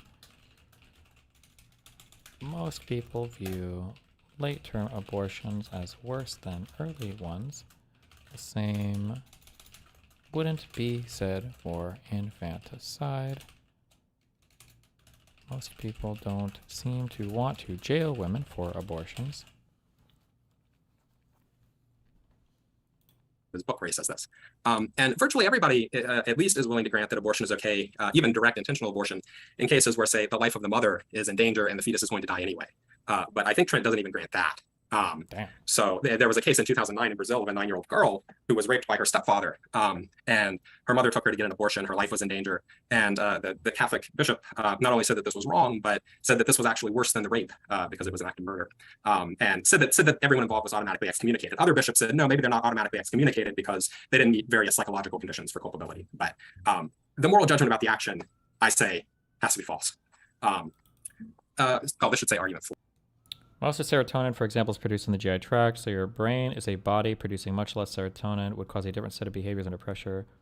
Well, sure, but ultimately serotonins are, I believe, only act on neurotransmitters in the brain, right? That's what it ultimately acts upon, yeah? 4, sorry. Think about embryos. I think ordinary people don't think that zygotes have the same moral status as children. And I think, for instance, that helps explain why pro-life people are not very think that ability. But communicate that this was abortion 2009 in Brazil, died from his because it was communicated because they didn't meet various psychological conditions for culpability. But the moral judgment about the action, I say, has to be false. This should say argument 4, sorry. Think about embryos. I think ordinary people don't think that zygotes have the same moral status as children. And I think, for instance, that helps explain why pro-life people are not very bothered about the tens of millions of embryos that die in the first 2 weeks after conception. One good focus for our intuitions, the famous embryo rescue case. There's a fire at the IFV clinic. You can save one child or a tray full of dozens of embryos. You can only save one. Everybody thinks you should save the child. But why is that if they're equal in moral status? Now, the usual pro-life response is serotonin made in the GI tract doesn't pass the blood-brain barrier from whatever. Does serotonin does it impact other areas of the body? Oh, maybe it does. I don't know. I don't fucking know. I don't care. That's a loser neurotransmitter. I don't need any of it. I make my own happiness with my cognitive thinking brain. Is to say the embryos possess full moral status, but the child's death is much worse because the child has desires, psychological continuity with their future self, relationships with others, etc. So their death is much worse, and you have much stronger reasons to prevent it, even though everyone has the same moral status. But you might think, well, if the embryo's death is only a fraction as bad as the child's death, why is killing it every bit as wrong? And usually the move here is to accept what's called the equal wrongness of killing. I think that Trent accepts a version of this that says, I'm going to call it EWOC, equal wrongness of killing, that says all acts of intentionally killing innocent human beings are equally wrong. I think that that's Trent's view, but that is definitely false, I say. There's a scene in the movie Wind Talkers where one of the Marines, his flamethrower is hit and it explodes and he's burning to death. And Nicolas Cage shoots him to put him out of his misery. Now, I don't think that that was wrong, but I definitely don't think that was as wrong as it would be if Nicolas Cage just shot some other guy that was not on fire. For no reason. Yet both of these are innocent human beings who are intentionally being killed. So it looks like EWOC would imply that both of those acts, in terms of the moral status, are equally wrong. So that's the first thing you said. I don't think I like that comparison because the guy's asking to die too, right? Like, I don't know. I say that has to be false. We can also amend the embryo rescue case. Maybe the kid has been anesthetized his whole life, doesn't have relationships with other people and so on. Yeah, it still seems to most of us that we should save the kid. And then this is my final point. So last year, there were 5 Republican state representatives who sponsored this House Bill 158, which would have amended the state constitution to not only recognize fetal personhood, but as a result, legalize violence meant to stop abortions. So new human life is recognized as an individual person, et cetera, et cetera. Any person has the right to defend his or her own life or the life of another person, even by the use of deadly force if necessary from willful destruction by another person. Now, I see how Trent could reject anti-abortion violence in our circumstances because it will backfire politically. But suppose you had a case where most people stably were convinced of equivalence, abortion is no longer a life political question, and violence of some sort, maybe against a doctor or against the mother taking her daughter, her 9-year-old daughter to get an abortion, or maybe non-lethal violence against a pregnant woman. Suppose that was the only way to stop an imminent abortion and there was no other way. Surely that would not be morally justified, I say, yet in general, it's justified to use violence to stop someone who's about to commit a murder. So if equivalence is true, I don't see how we get out of this very, very bad ethical implication. So that's my spiel.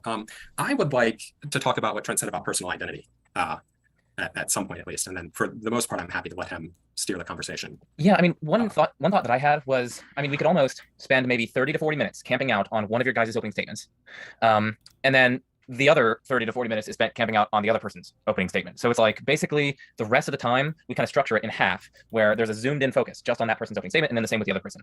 Does that sound reasonable, or? That's in focus just on that person's opening statement, and then the same with the other person. Does that sound reasonable, or? That's. Oh, sorry, you are muted. That seems fine to me. Joe, I'll let you guide it. Whichever statement you want to start. I don't know if you want to alternate and go back to mine, or yeah, we should. Yeah, let's do that, because yeah, you went first, and that's usually the order that debates kind of go. And I know this isn't really a debate, but it's like a discussion. It's like a discussion. Okay, anyway. So yeah, let's go to Trent's opening statement, and we can have some interaction, starting probably with you, Dustin, and then I will. So right now it's 9:36. Let me write this down.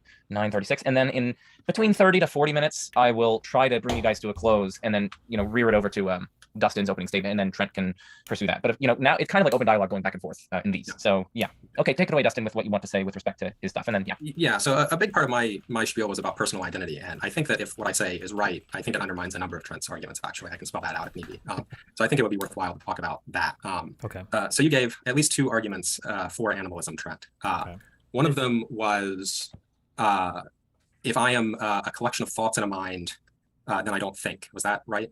But I do think so. That's one of them, yeah. Yeah. Okay. Good. But that's you said that you were arguing against the view that we're minds. The view that we're minds is not the view that we're a collection of thoughts in a mind. Mm-hmm. The mind is the thing that has the thoughts.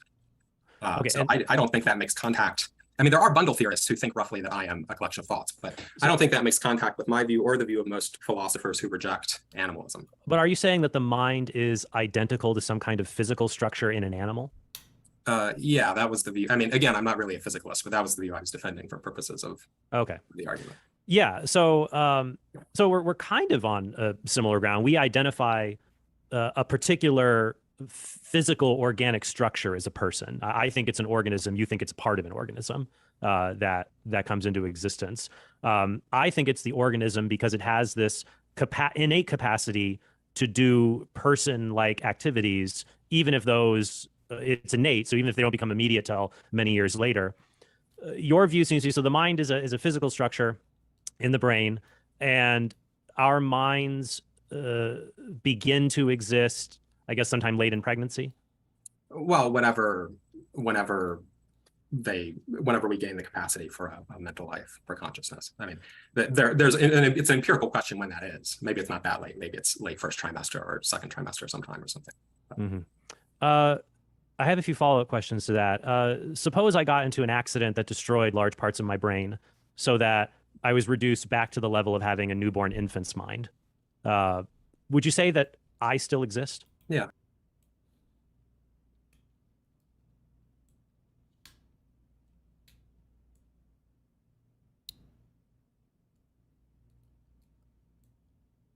trying to think of how you would. One kind of or an infant's mind. Would you say that I still exist? I don't know how you would describe this. There's like this concept that I think of in terms of like bucketing things, where like if we would gate off, this is like 1, and this is like 2, and this is like 3. Like you could have a thing that once it reaches this like threshold, there might be some like thing within here with some variance, and then you reach this threshold, and then you're something in here, and you can reach this threshold. But this thing is these different buckets of things are distinctly different, even if there's like variance within them. He used this term earlier, EWOC, for equal wrongness of killing. We can probably say that killing is like always a bad thing, but it might be that killing some people is more bad, murder I should say, than killing other people, maybe, right? So like, it kind of sucks, or maybe it's mean, but like imagine here you've got like the best cardiologist doctor in the world, flies to Africa, saves 1 million lives, and then imagine here you've got like a drug-addicted heroin user who steals money from gas stations, right?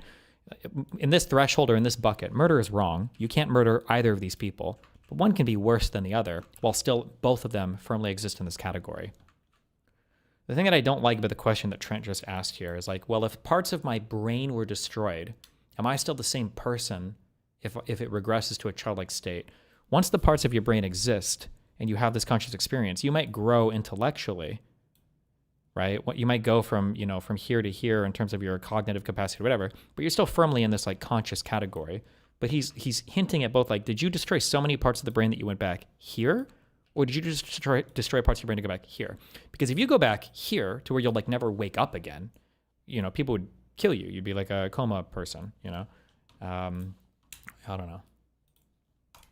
Yeah. A newborn infant's mind. I think there should be clarity here, but maybe they'll get into it. We'll see. Would you say that I still exist? Yeah. And newborn infants are conscious. Okay, so you would say... Oh, see, so he did get it there. Newborn infants are different. So Trent, the analogy collapsed there. Trent needs to go back further than that. I still exist, even though many important elements of psychological continuity, like my desires, my interests, my preferences, they don't exist anymore. Like the ability to even have those, or just the one, or like your memories? Yeah. It's just because of a particular physical structure. It's a physical object that has its essential property possessing a certain capacity, the capacity to sustain a mental life. The immediate capacity to sustain a mental life. No. Okay. First of all, do we agree that the "I'm just a collection of thoughts" argument doesn't work against my position? Yeah, because you've articulated a different one from just pure mentalism. So here's, I guess, what I'm trying to sort through. So is your argument that would you hold to this principle? It is wrong, generally speaking, to directly kill minds. Yes. It's wrong, generally speaking, to kill beings like us, beings with our essential nature, which I take it as the thought behind your initial arguments. The issue is just we have a dispute about what our essential nature is. You say that we're a certain type of organism. I say that we're a certain type of mind. Mm-hmm. So because there are other non-human animals that have minds that are superior to, say, a newborn infant's mind, but superior, but he's like rating on like cognitive capability or something, but not necessarily on, I don't know if you call it sapience or whatever you would have that distinguishes I guess like the capacity for a human mind to grow to some stage of thought or reasoning that seems to be unique from everything else on the planet. You don't have the same right to life as a newborn infant. Yeah. So what explains the difference in moral status between humans and non-human animals, you're asking? Right. Yes. Yeah. So I think, well, maybe there are a couple of things to say. I don't take it as obvious that this gulf in moral status actually exists. I think you're going to say you have an account of it. He could also just be vegan too. Maybe short circuit that whole thing. And I don't, but actually I think your account doesn't even work.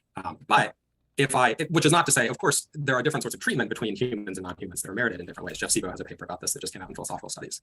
It may be that for theological reasons, humans have a certain sort of office. I've talked about this in some of my written work. There's a difference in intrinsic moral status. I don't think anybody has given a convincing account of how that's supposed to work.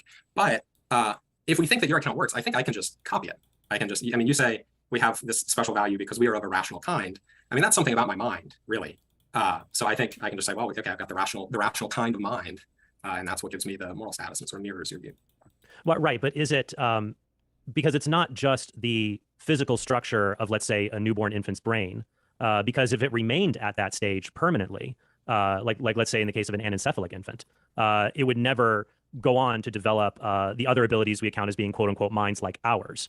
It is that intrinsic capacity to develop into a much larger cerebrum and cortex that you might see in a 9-month-old infant, for example, that is not present in the newborn. So it seems to me that our moral value doesn't come from merely an organ we possess temporarily in our development, but in the kind of being we are that can continue to develop our organs.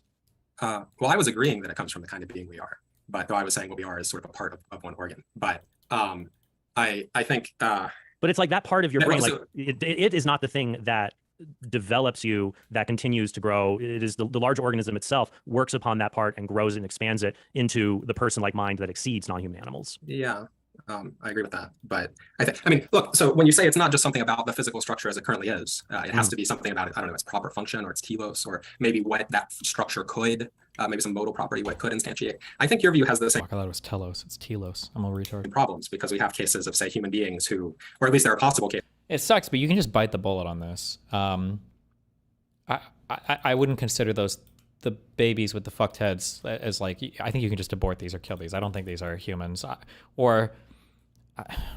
No, yeah, not really. It sucks, but I mean, like, is it baby Jackson? Is he the one who finally died or whatever?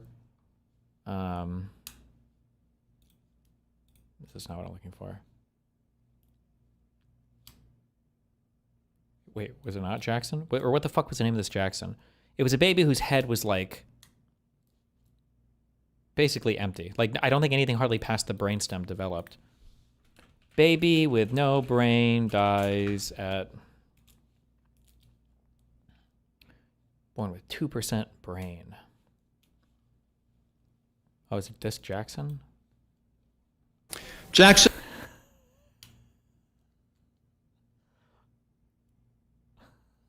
I'm sorry.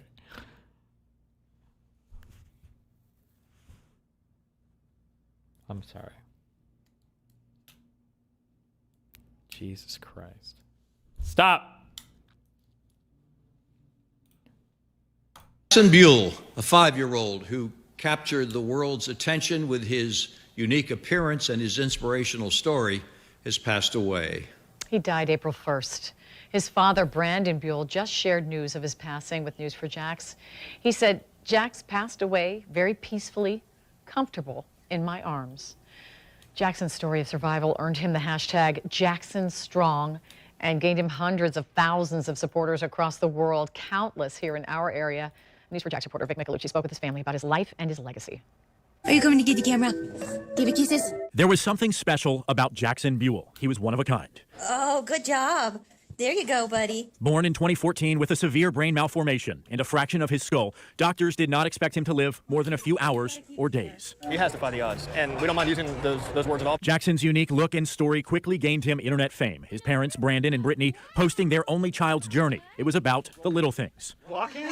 Yeah. Nicknamed Jackson Strong, his life was far from normal. He couldn't walk or talk on his own. He needed a feeding tube and had days when he was barely clinging on to life. But his parents called him their little miracle and cherished every moment. We don't really treat him like a special baby. We treat him like any normal child.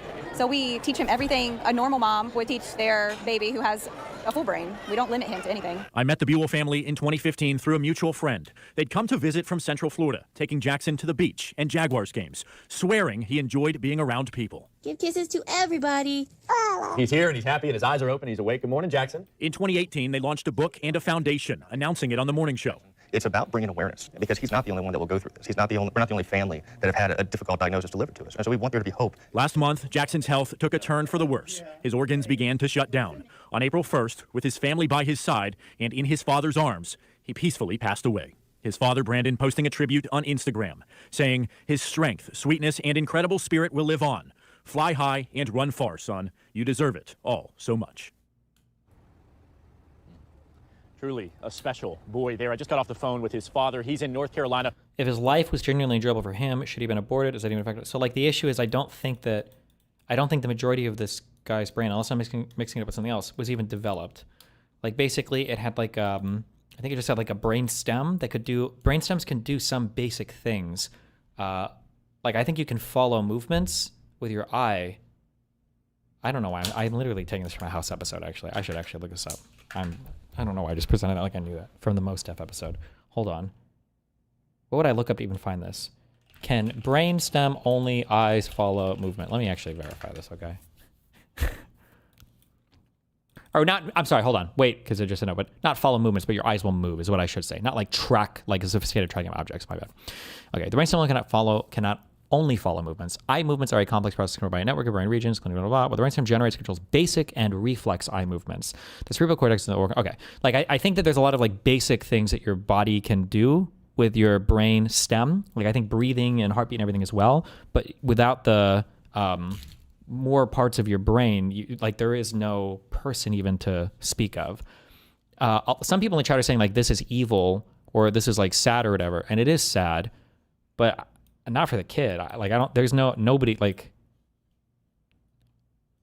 like the lights are on, but nobody's home. I don't think anything was ever going on in here. And it is sad, but I think it's sad because the parents, like if you look at like a lizard, the lizards can like lick you and kind of smile and walk around, but I don't think a lizard brain has any fucking concept of who you are. They'll eat you. They don't care. They don't love you. They don't have strong emotions. I don't think lizard brains can even process that, like snakes or whatever.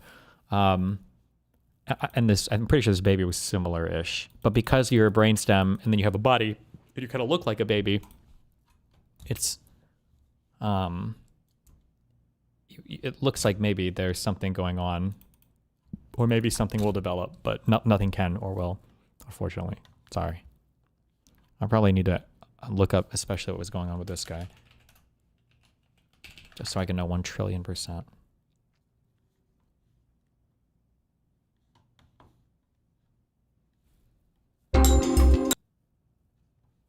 Who's this boy? Scans show that this little boy was born with just 2% of his brain. That's my brain. He's astounded doctors. He has surprised us, through his life so far. He's completely remarkable. You are... Like, this guy seems way more...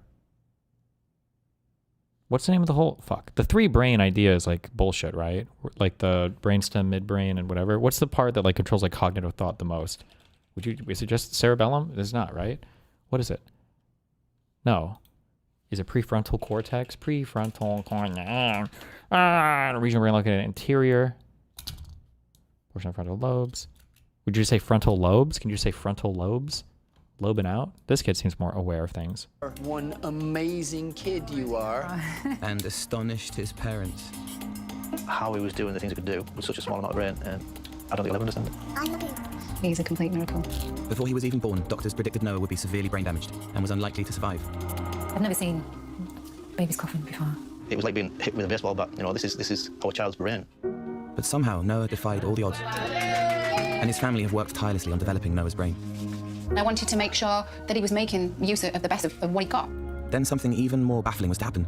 Look, his brain has grown, and we had one.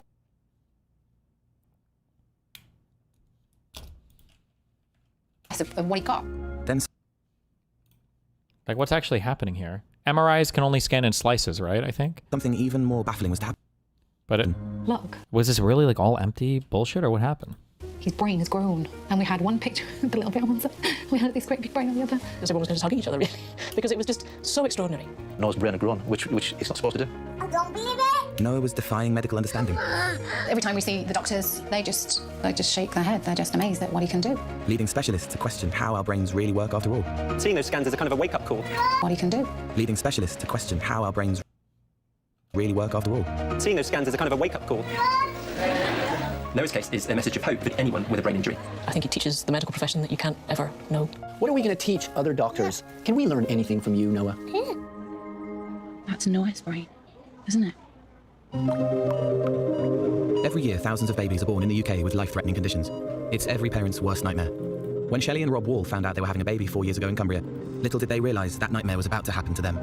We planned the nursery. What kind of pram should we get? We need teddy bears. We need loads of teddy bears. I was overjoyed, absolutely over the moon. As the pregnancy progressed, Hydrocephaly liquid is squishing the brain to the side. After it gets drained, there is room for the brain. Is that true? Shelley and Rob went for what they thought was a routine scan. Shelley, like every expectant mother, had a scan at around about 20 weeks, which is called the anomaly scan. You're looking to find out if there's anything wrong with the baby. And obviously, for the vast majority of women, there's nothing wrong with the baby. And the anomaly scan is actually very nice because it's the first time you get to see your baby's face properly and, count fingers and stuff. But for Shelley, obviously, it wasn't good news. As the images of the baby started to come through, the radiographer found something that alarmed her. She went very quiet, which obviously alerted us there was something maybe not quite so right. He was holding an arsenal flag. It was just like someone had just switched her off completely. She just didn't speak. And the room just went silent. The first thing you asked is her heartbeat. That's the first thing I asked was that question. And she said yes. Oh, thank goodness, there's a heartbeat. Thank goodness. But she said, I need to speak to somebody. It was devastating news. The son they had already decided to name Noah had spina bifida. It's a condition where the spine doesn't develop normally, and a cyst or hole forms on the baby's back. Ew. It can mean paralysis and brain damage. Stop! That's like baby butt. Stop, Jesus. Going in hospital. What are we doing here? Look there and then, because it looked up. Chill. And that baby's naked. Christ. Don't let Willie watch the stream, guys. Delete the VOD. Okay to me. He was kicking. I could feel him. And worse news was to come. Noah had a serious complication of spina bifida called hydrocephalus. His skull was filling up with fluid, and his... Is it hydrocephalus? I thought it was hydrocephalus. Hydranencephaly. Is it hydranencephaly? Head was swelling to highly dangerous levels. We had this news. We were just in shock, I think. Also, possibly in denial. Shelley and Rob were moved to the care of consultant neurosurgeon Dr. Claire Nicholson in Newcastle, a specialist in brain-damaged children. Well, Noah had very severe hydrocephalus. His head was very big. That's the Bonger pronunciation? Oh my God. The fluid cannot escape from the brain at the same rate at which it's being made, so it builds up. And Noah's head just got bigger and bigger and bigger and bigger and bigger. And as Noah's head filled with more and more fluid, the tiny amount of brain matter was getting smaller and smaller. It looked like he would be born without a brain. I'm talking about a very... So when that says 2% brain, does this mean 2% volume? So all the parts and everything were there. It was just, there was a lot of, I don't know if you say intracranial pressure. It was just like pushed. Okay. Makes a little bit more sense. Damn, how did she push this motherfucker out? Holy shit. very, very significant reduction in brain volume. Rob and Shelley's baby was alive, but scans showed his brain was vanishing. Every time we sort of got a bit of different news, bad news, it was like being hit with a baseball bat. It was just, we were stunned. You know, this is our child's brain. It was horrendous. It was, how much does this little boy have to go through? All of Rob and Shelley's plans for their unborn baby fell apart. Do you think the best thing for these kids is to let them go? Well, I mean, for a kid like this, it's not like the brain's not there. It's developed. It's there. It's just getting, you're just like kind of fucked, you know? The other kid, though, I would have to look up. I'll do research on the baby. I'm pretty sure there were, like his brain like didn't develop. I don't think he ever got more than much past the brainstem. It was my understanding, but I'd have to go back and check. There's a reason why though, like when you're looking at this baby, even when it's young, this baby is like, has an awareness of his environment and he's like looking at people, and that other baby, as sad as it is being treated like a snake. I don't know if you've ever seen like a young person play with my girlfriend in high school had a snake. And she wasn't stupid. She realized it. But when they're like, oh, look, he's giving me a kiss. They're not. They're just like slithering around and they're fucking retarded. They're snakes. They don't know you like that, little bro. Okay. You're not on their team. And that's what the Jackson kid looked like. Yeah. Like your whole world just collapsed. It was devastating. Rob would come home, then both look at each other and just go, just cry. The couple were told that if Noah made it through, he would have severe mental and physical disabilities.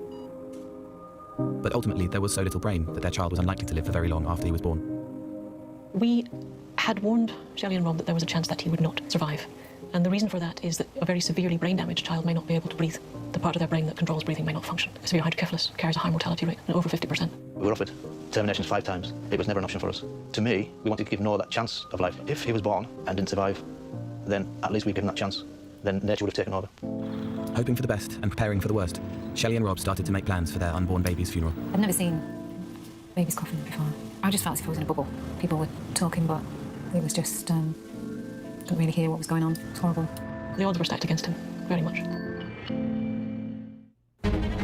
As doctors prepared for the birth of Shelley and Rob Wall's son Noah in 2012, no one was expecting the baby to survive.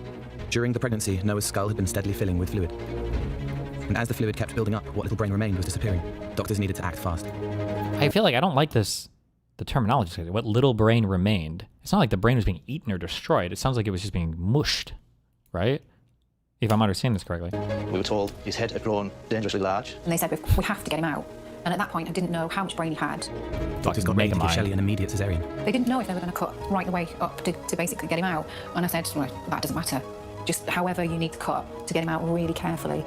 Noah was especially fragile because as well as having very little brain, his spina bifida meant he had an open wound running down his back. Damn. I couldn't wait for him to be born, but then it's like, I'm scared because I don't know if I'm going to get 5 minutes with him or an hour with him, or will I have a month with Noah? Didn't know. Doctors knew that without a brain, there was no way the baby could survive outside the womb. Everyone was waiting to see if Noah could even take his first breath on his own. They started the procedure, and all we heard was a scream from Noah. To us, it was a miracle that he was breathing. And I just heard Noah screech. I thought, he's here. We looked at each other, we cried. We've been waiting so long to meet. Well, his skin was all really pulled, really tight. He had lots of like lumps and bumps where the fluid had come out through sort of the cracks of the skull. But he was just adorable. It was totally baffling to doctors how the baby was breathing for himself, but they had more pressing things to worry about. Noah needed immediate surgery to have the hole in his back caused by the spina bifida stitched up. The skin on the back is not closed properly, the nervous system is not covered, and you have to do an operation as early as you can. You got a molar pregnancy? Yeah. In the baby's life, ideally on the first day or so, to close that defect. So when Noah went down for his operation, we just gave him a kiss and said we'd see him when he came back. Crucially, Dr. Nicholson also needed to protect what remained of Noah's brain. She immediately decided that his only chance of continued life would be a shunt, a drain that is inserted into the brain to siphon off the fluid. It's like a little hole in the actual skull, and it's a little valve, and the tube is attached. You can actually see it on his skin. It goes down here and into his abdomen, so the fluid, we see it comes out naturally. So Noah Holy shit, this is a prime candidate for Neuralink. off the theatre for a second time. It's the brain, drilling into the brain cavity. So we were well aware of the possibility of something going on. And the reason we do that is that if we don't, the child may die or be left even more severely disabled than they are. Noah made it through both operations, and doctors were able to take the first scan of his head outside the womb. The results were incredible. There was just 2% of Noah's brain left. Basically, he had extremely little amount of brain. The rest of the head was just full of fluid. Noah's scan is on the left, and the dark area is where his brain should be. The image on the right shows how his brain should have looked. Wow. It's unhappy brain, because it's brain that's been under pressure. How Noah was alive was a medical mystery. I suppose I looked at Noah and I thought he's got a lot of problems. Okay, I understand they need to make this, like, engaging, but I don't like it when people say things like, nobody knew how he was still alive. A medical mystery, impossible. It's like, well, no, it sounds like there's probably a reason. It's just incredibly unlikely, right? The parts of the brain that were needed to preserve vital bodily functions, as unlikely as it was, were still preserved enough to carry them out. It's not like his body is being powered by Jesus juice or something. It's very annoying. Fuck. Ahead of him. The common outcome for a child is that they are very, very profoundly disabled, and that their chances of survival, even for the first year of life, are very small. That's you guys, the sheep.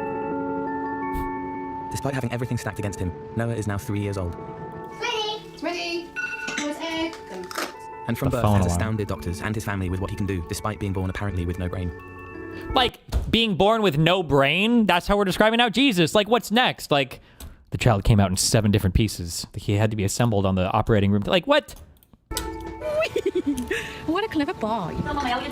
Is the water? I know it's got water in it, darling. Okay. That's it. Oh, wow. On your sauce. On your sauce. How can Noah, or how can a child be so apparently normal with this amount of brain? Noah is paralysed from the chest down because of his spina bifida, Oh, but his no. development has left everyone stunned. Did that make you jump? Go on, pop. Do you know which is your left and your right, Noah? Which is your right hand? This one. Good boy. Which is your left hand? This one. Good boy. Even his neurosurgeon, Dr. Claire Nicholson, was taken aback by what Noah could do. The computer skills as well. Okay, theoretically.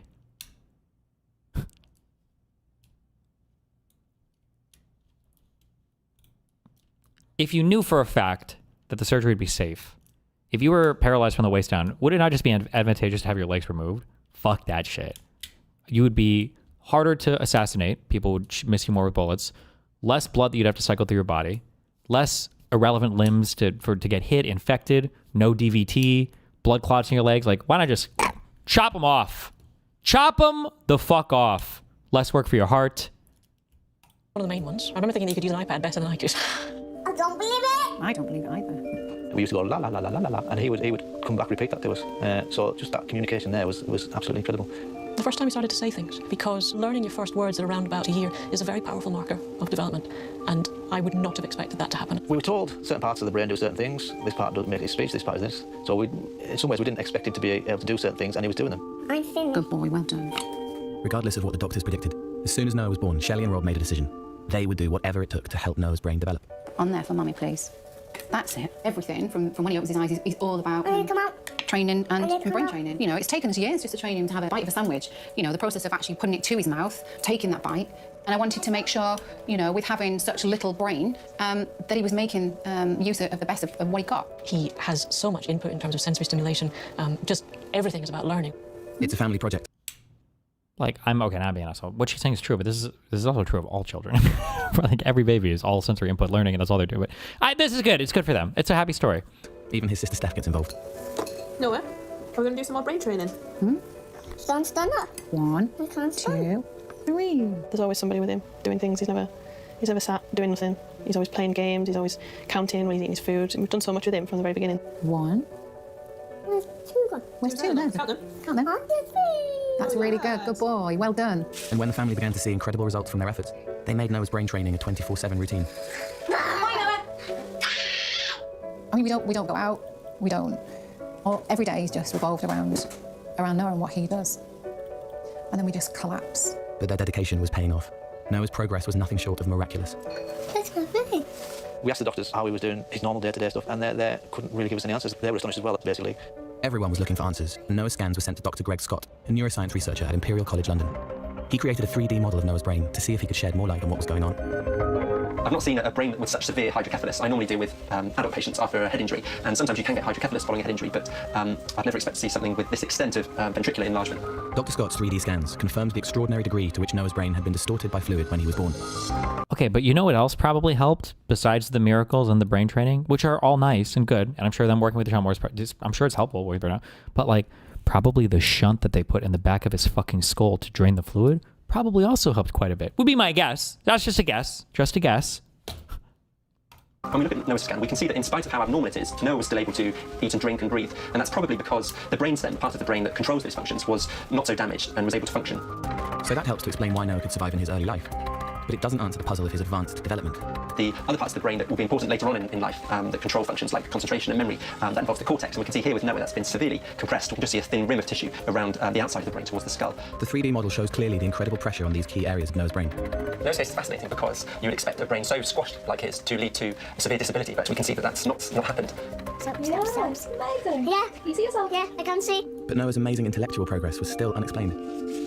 How he was doing the things he could do with such a small amount of brain, I don't think I'll ever understand it. With each of Noah's extraordinary milestones, Shelley would email Dr. Nicholson and let her know. He's a remarkable child of two remarkable parents. I think these two things are linked.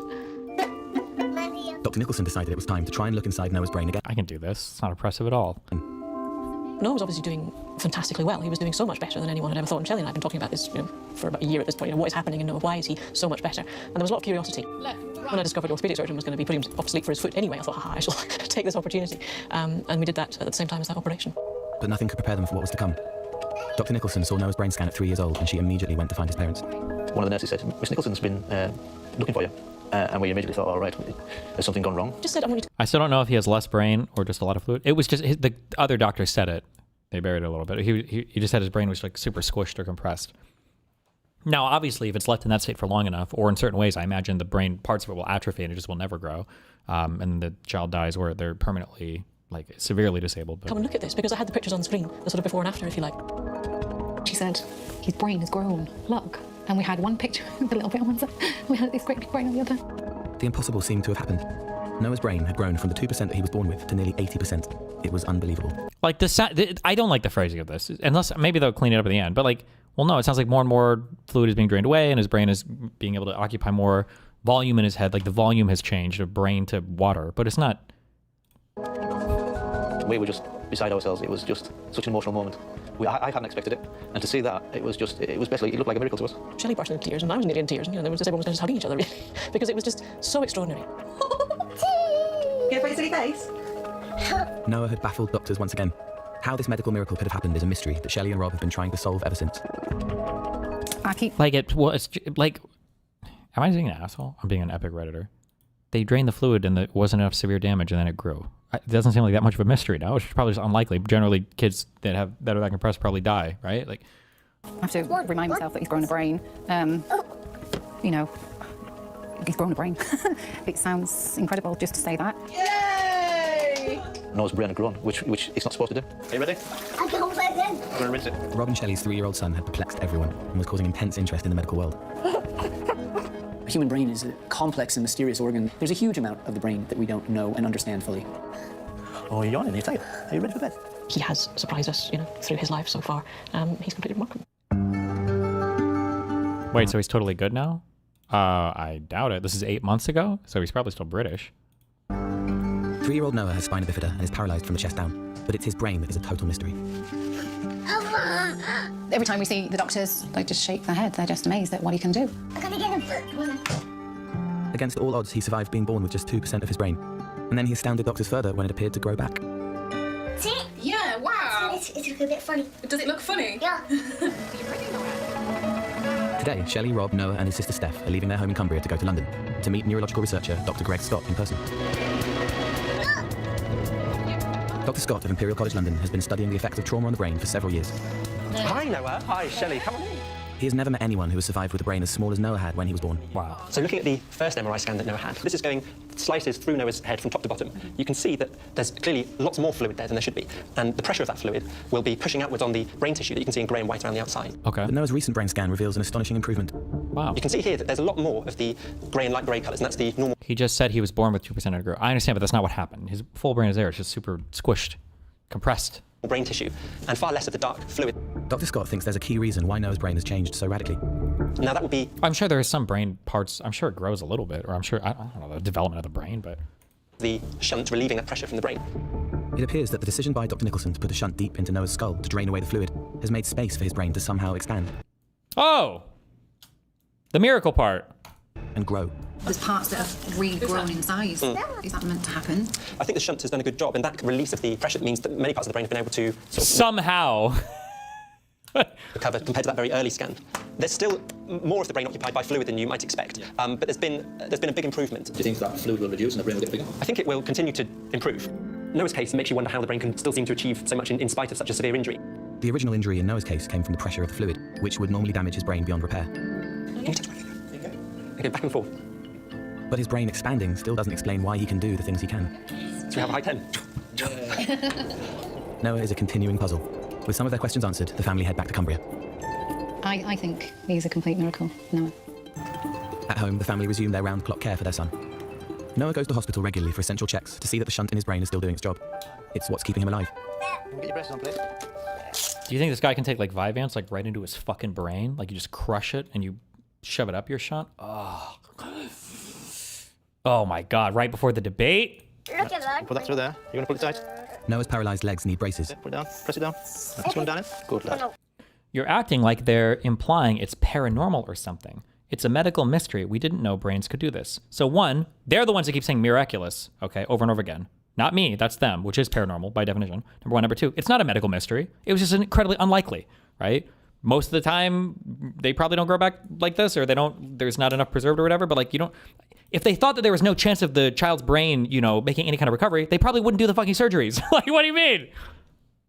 Andy has to sleep next to his parents so that he can be turned through the night to prevent bed sores. Good boy. Night, night. Let's go. I can't be grumpy. I can't complain about the weather. I can't complain about this and about that because Noah's got so much more to go through and he's cheerful all the time. If he can deal with what he's got to deal with and be happy and cheerful, then every day's a brand new day. And every day starts with Noah's routines. You're so strong, Noah. Look at my back. Yeah, we're having a look. This is Noah's spine bifida, isn't it? So all that's what the scar is. Miss Nicholson's actually put every single layer of skin back together. Yeah. We'll give you a really good stretch, shall we? There we go. So this one here doesn't actually straighten, so we have to just help it a little bit. Uh-oh. But it's not always easy for Noah or his mum. See? You alright? You alright? Hello. Rob and Shelley never give up on the brain training they have devised between them. What's that? Would you like to make a candle? Obviously, having Noah's brain grow back and doing as well as it is, whether it'll develop anymore, I've got no idea. Are you going to roll it? That's awesome. You made that. But there are still unanswered questions about why Noah isn't brain damaged. We're not medical people. We don't. You read medical textbooks, you can't understand half of it. We're by no means experts, but we may be experts with Noah. So we know what he's capable of. We know where he's come from and what he can do. I love you. I love you, my darling. Thank you. Nearly 200 miles away in Hull, 6-year-old Jake Gladstone is starting another day at his local primary school. Jake had a bigger brain than Noah at birth, but he had severe neurological problems of his own. Could Jake's progress hold clues to the future for Noah if he continues to... Wait, Jesus, what's going on with these kids? Everything was fine. Pregnancy was perfectly normal. He was alright when he was born. After about 3 or 4 weeks, I noticed that he wasn't turning to the right and he wasn't using his right hand for anything in the cot. He was using his left hand to grab hold of things on the cot side, but not his right. He had an MRI when he was 6 months old, and they found that quite a large amount of the left hand side of his brain is missing. Let's use your brain and let's get you to choose another colour. I think it's white blue. A light blue next, okay then. It looks as if he had an in utero stroke, which damaged a very... Bro, I would kill myself. If I grew up and my little brother, who they keep saying had 2% of her brain, ended up being smarter than me, holy shit, my parents would hate me. Oh my God. A large part of the left side of his brain, and has left a large area of what we call cystic encephalomalacia, which is a large cystic area. There's no brain there where that dead brain was. It's all gone and it's just fluid now. Maybe you can finish colouring that in later. Even with half a brain.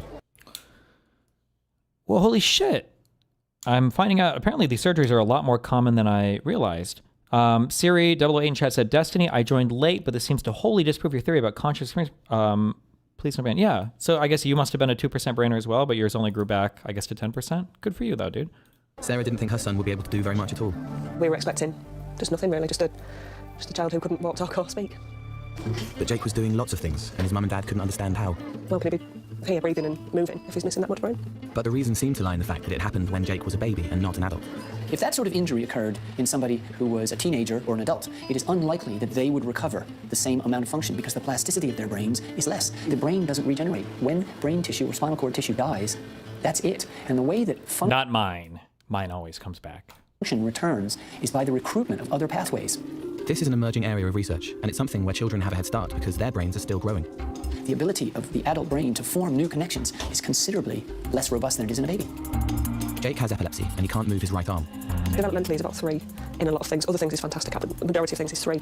He is doing much better than everyone expected, and he loves school. Never in a million years like go to mainstream school. Not at all.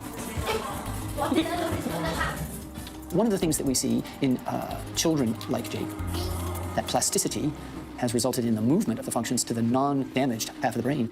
That's pretty amazing. Can you put these in there for mommy, please? All of them? Dr. Scott now thinks this is exactly what's been happening with Noah. Over time, he's been able to develop much of his cortical brain tissue. It seems to have improved a great deal, and that's what's supporting his skills like memory and concentration. All that brain training his parents have been doing is the sort of stimulus that his brain needed to kick it into action. That's the first time he's done that? No, I've done that. So he's obviously watching every single thing. I've done it. Plasticity is a really exciting area of neuroscience. Ready? Most of the research into the effects of brain injury have been in adults, and I think Noah's case tells us we should look more at children and how the child's brain achieves plasticity, its ability to recover. If we could learn how it does that, then maybe we could improve the recovery of adults as well as children after brain injury. For Dr. Scott, Noah is a living example of how new pathways can be formed in the brain, and Noah could unlock this developing area of science. Noah can help us understand these extraordinary changes that can happen in the human brain. But the odds are stacked against Noah physically. Suddenly, the family have to rush him to the emergency department of the hospital where they've cared for him from birth. What? He's not been well for about 7-8 days now. He's got a cough, sneezing. On a Friday, I had a high temperature of 104, and he was quite lethargic, so those can be symptoms. He was just vaccinated 2 weeks earlier. Of shunt problems, which is obviously life-threatening, so we're quite worried. If Noah's shunt gets infected, it could easily spread to his brain, and he will need immediate surgery. We came through on Friday night, and they kept him in. We ended up getting to bed around about 3:20 in the morning. With such a weakened immune system, Shelley and Rob have to act quickly every time Noah gets any type of infection. Looking at him and assessing, he's got a cough and there's nothing else. He's obviously not being himself, and I can see that that's worried you, and I understand that. But looking at him, he looks like a well boy with a nasty sort of viral respiratory infection. Oh, false alarm. He's got some complex problems in his history. I'll have a chat with my boss and make sure that they're happy to let you go as well. And that would be nice to go home now. See you. Right, bye. Now Noah is out of immediate danger. The whole family can go back to Cumbria and get some rest. They had to manufacture that trauma so much for this. Jesus. A few days later, the family get a visit from Harley Street neurosurgeon Dr. Chris Chandler, a friend of Dr. Nicholson's. He's heard about Noah's case and has come to see his progress for himself. Okay. No, I'm just an old man. First, he checks to see if Noah's all-important shunt is continuing to protect his brain. Okay, so Noah has got a shunt. It starts here, and it comes down behind his ear, just like that, and it goes down over his collarbone. The tubing is just here, and it goes down into a small opening in his tummy. There's a little valve and a little button just here under my finger, which controls the movement of fluid down that shunt. I can feel it, and I can pump the reservoir with my finger, and it opens, and it fills and refills readily, which is brilliant. Ew! What are you tells me that it's doing? working properly, isn't it? We can look at the size of his head and say that actually his head circumference is larger than we might expect for a child of his age, but that's because of the underlying problem. I can't even find number 1. Dr. Chandler moves on to testing Noah's development. Give it another go. Stop. 1, 2, 3, 4, 5. Can you put them in order? Go on, let's see what you can do. Which of these is number 1? Which number is that? What number is that one? 4? Yeah. Number 4? Are you sure? Noah's struggling with the numbers, so Dr. Chandler tries something else. Oh, very good. So, let's have a look. Hold him straight. Hold him straight. Now. Yeah, what does that pumping do? Like, before he takes a test, is he like... Do you ever fuck with the primers on a lawnmower? Jesus. Close your eyes. Touch your nose with your finger. Okay, that's good. At the moment, he's showing some signs of developmental delay, but a child who's developmentally delayed at age 4 is not necessarily going to still be delayed at age 8. Put the blue one on in the same way. Looking at him today, the shunt seems to be working brilliantly, and that's great. And you seem to be pretty perky, you do, Mr. Happy. It seems that there is a degree of developmental delay, but I stress that there is a huge variation in what children can achieve. Is there anything that we can be doing to aid his development? We try and do as much as we can. Noah's getting an incredible amount of input and stimulation, and that's what they need. You are one amazing kid, you are, aren't you? Did you hear what he said? I'm glad you Input and stimulants. That's all he needs. Hell yes. realize that too. That's very important. Based on what he's done so far, there is no good reason why he shouldn't continue to develop, relatively normally intellectually. That is obviously the key to independent existence. It would be really interesting to follow Noah, to scan his brain again and see what he's like in 10 or 15 years' time. His parents give him a phenomenal amount of input, and they're doing everything that I would want a parent to do in this situation. Dr. Chandler has one last question for Noah. What are we going to teach other doctors? Can we learn anything from you, Noah? Noah was born with just 2% of his brain, and ahead of his birth, his parents were warned to prepare for his funeral. But Noah survived, and then baffled doctors further when a scan last year appeared to show his brain had grown back. Where's your brain? It's there. In where? Point to it. In there, is it? Noah may only be 3 years old, but he has become a bit of a medical celebrity. I'm gonna go to bed now. I need to get up early in the morning. I know. Brain researcher Dr. Greg Scott believes Noah's development represents a potential breakthrough in his research. Here's that kid today. Okay, welcome back to Gary's Economics. This week we are going to answer the question, are Labour unlucky? Or are they just rubbish? Based. Okay. This was I don't know why that was a waste of time. Cases of human beings who don't have the genetic coding needed to develop rational, the structures property what could instantiate. I think your view has the same problems because we have cases of, say, human beings who, or at least there are possible cases of human beings who don't have the genetic coding needed to develop the structures needed for rational faculties, or maybe even their genetic coding causes them to develop in some way that's incompatible with that. No, I agree with that, but my view is also. Oh, that's an interesting argument.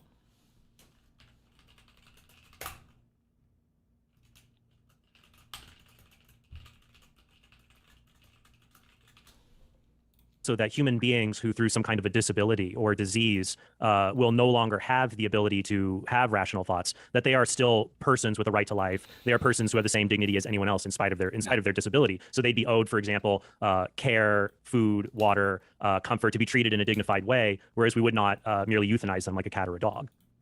Yeah, I agree with that. But what I'm saying is, whatever makes it the case that these individuals are still members of a rational kind, that can't be something about their actual physical structures, or really even about having the intrinsic capacity to develop it. Well, I mean, if they don't have the right DNA, it's unclear exactly what that comes to. So I think, I'm not saying you can't make it work. I'm just saying, I think whatever you say, it's going to be something that's not apparent just from looking at the physical structure. It almost has to be a telos or something. And I think that then I can say something that mirrors that about, oh, okay, so we have minds of a certain sort, or they develop in a certain way when things go well. And even if my mind, in fact, doesn't, I have a very basic mind and it can't grow anymore. Well, it seems like that is on a par to me with the other. So how about we do this? How about we go through each of Trent's arguments one by one, and we try to point out, because right now, I mean, we are speaking very general, broad brushstrokes, and I'm trying to think for the audience. They're like, okay, how is that? That might be helpful. We could do that, however brief we need to for each one, and then that will allow us to go through Dustin's case briefly, however one by one, so we don't miss stuff. Yeah. So let's do the first argument. I think it was roughly along the lines of it's wrong to intentionally kill innocent human beings. That's the central premise. Dustin, how would you interact with that? So it's wrong to intentionally kill biological human beings. What that means is human organisms. Yeah. I say I'm happy to grant that it's wrong to intentionally kill, or at least it's usually wrong, rather, intentionally kill beings like us. I say that we're not human organisms, though. So that's the premise you would reject. Yeah. Yeah, and I think that we would end up in the discussion we had just prior to this as to why you would reject that. But this is why I say the personal identity. This is why I want to talk about. No, I agree. But I think it's helpful to move through it because different people, because obviously, right, this isn't a debate, right? This is a discussion where, and I think I want to bring up some interesting points for everyone to chew on. Because like with any argument or any position, people will find different things that are persuasive to them or not persuasive to them. Because there are some people who defend the permissibility of abortion who would actually find all 5 of my arguments persuasive, but they would do a Thompson bodily rights argument instead. So with this particular argument, would you say this argument is something a person, let me start with this. Do you think that it is at least a valid argument? Is it logically valid, you Yes. mean? I assume, I haven't seen it right now, but I assume it is. Yeah, sure. So then from there, if someone held the position that it is wrong to directly kill human organisms, then this argument should be persuasive to them. It should be something they should endorse. Would you? I don't know what you would think about that. That sounds right. Yeah. Okay, that's great because I think a lot of people who oppose abortion could actually be brought around to that premise, so they already believe it. Yeah. And so I think that's because they haven't clearly differentiated what we think we are. Sure. But what I want to do is to always meet people where they're at, like David Boonin does in his book Defense of Abortion. The strongest argument will rely on premises that another person accepts. So for many people, if that premise about human intrinsic value, if that's important to them, and it is even for many non-religious people, then I think this is an argument that they should take seriously or may even need to be obliged to take seriously. So So that's the first argument. Maybe we should just go on to the second one, if that's cool. Sure. So the second one, as I have it, is the personhood argument. It's basically Trent's account of personhood, I believe, was an individual member of a rational kind, and of course, as such, would have an innate capacity for rationality. And he gave a kind of inference to the best explanation for why this is the right account of personhood. He basically said it was for all the at least the uncontroversial cases of persons. This is an extensionally adequate account. That is to say, it captures all and only those at least uncontroversial cases. It rules out ones that we don't want to include or that we don't think should be included within the category of persons, and it rules in the ones that we think that we should include. And it's unifying, it's illuminating, and so on. So that's the basic. And of course, given that account, it would follow that the fetus, because it's an individual member of a rational kind, would be a person, and so wrong to kill. That's the basic thrust of the argument. Yeah, and it seems like we kind of are in a lot of agreement on this main point, that it's wrong to kill individual members of a rational kind. It seems like where we disagree is on what particular facts make us a member of a rational kind. The Dustin, your view seems to be what makes us a member of a rational kind is the possession of a particular physical structure in the brain, I guess, versus my view that it's belonging to a particular kind of organism or species. I wouldn't frame it that way. I would say we have a disagreement about what we are. Okay. Yeah, the metaphysics of I think that we're an object composed of, your hypothetical view, physicalist. I think that we're an object composed of certain parts of our brain. Do you believe we belong to a kind? Yeah. Well, I mean, yeah, I'm happy to say that we belong to a rational kind. We have the rational kinds of minds. There's some sense in which it's fine to say that I'm of the kind human being because I'm embodied in a human organism. It's just that's not an am of numerical identity or something. And you don't take that to be essential, right? Because if we took your little cerebrum and put it in, let's say, because my cerebrum could no longer be embodied in a human organism. Yeah, it could go into a cyborg, and you say it would still exist. And I think it's kind of intuitive. Yeah. We'll see. All right, so we belong. It seems like, because I want to figure out from your position, it seems that because you're talking about moral intuitions a lot in your ethical statement, that we think that it's what can account for late trimester abortions being much worse than earlier trimester abortions. But you would agree, though, that most people have very strong intuitions that it's not immoral to fumigate a barn to kill a bunch of rats, but it would be immoral to fumigate a house to get rid of squatters, for example, even though squatters can be very annoying. Yeah. And so what would your explanation be for we have a bunch of rats? Most people have very strong intuitions that it's not immoral to fumigate a barn to kill a bunch of rats, but it would be immoral to fumigate a house to get rid of squatters, for example, even though squatters can be very annoying. Yeah. And so what would your explanation be for here are entities that both have minds that respond to environment, they direct movement of the organism. What is the difference between these two kinds of beings that's morally essential, morally relevant? Well, I think it's just going to be what we were saying a minute ago. I think there are ways in which different sorts of treatment between humans and animals are going to be merited, even if we have the same intrinsic moral status. And there's a big philosophical literature about this. But if we want to say that there's a difference in moral status, I think that I can say it's the stuff about being members of a rational kind, just like you say. It's just we have a difference about our ontology. Yeah. What? Yeah. I don't want to talk to you about the pragmatic purpose and maybe later. Okay. Listen. I'm training, preparing my mind. Okay. What makes us a member of what makes a being a member of a rational kind? Yeah, and so the premise basically that you'd be rejecting, Dustin, so it's something like a person, the right account of personhood is an individual member of a rational kind. A fetus is an individual member of a rational kind, so the fetus is a person, persons have a right to life, so a fetus has a right to life. It's something like that. So I'm guessing, Dustin, you would reject that premise that a fetus is an individual member of a rational kind. No, the members of the rational kind. Early on. The members of the rational kind are the minds. It's like the physical object that you're pointing out, and that's a dispute over what we, as in the individual members of rational kinds, are. So you'd reject that premise that an early on fetus is an individual member of a rational kind because it doesn't have that mind, and that's what we are. Yeah. Okay. Right, and I'm looking for clarification as to how can I know that being X is a member of a rational kind? How do I know a rat is not a member of a rational kind, but a newborn infant is? Yeah, I'm saying I think that's a good question. I'm saying I think it's difficult for everyone because if you want to say all humans are members of rational kinds and no animals are, you have to say that even humans who don't possess the structures never will have DNA that prevents them from ever possessing it, that they're still members of the kind. And maybe there's a way to do that by looking at what's statistically normal or looking at something teleological. Well, had they developed properly, they would have whatever. And I'm saying whatever that is, I think I can say the same thing. Maybe it's look at is there some possible world where they're rational? I think there might be some possible world where the rat is rational if you give it the right gene therapy, though. So it gets a little tricky. But I think it's hard, but I think that's part of your position too. Okay, so your answer seemed to be, I don't really have an answer as to how to define why a rat is not a member of a rational kind, but an infant is. And I don't really need to answer the question because nobody can sufficiently answer it. Yeah, I'm saying I think that I can say some analog of whatever you wind up saying. The problems Yeah. you're raising are serious, but they afflict any attempt to differentiate beings along species lines in this way. I say. And I would just vigorously disagree with that. I would just say your position is just piggybacking off of mine that would look at an organism's intrinsic capacities to develop qua organism as a whole being, as to what kind of abilities it has. That I would say that abilities belong to organisms, even if there are necessary parts of an organism that are needed for the ability to be carried out. So, my eyes are necessary for seeing, but it's not literally my eyes that see. It is I that see as an organism. Now you could maybe bracket it as it's just the optical neural framework, but I think that it really is, it makes perfect sense to say that I, the human organism, see things and respond. So you, the entire organism, see things.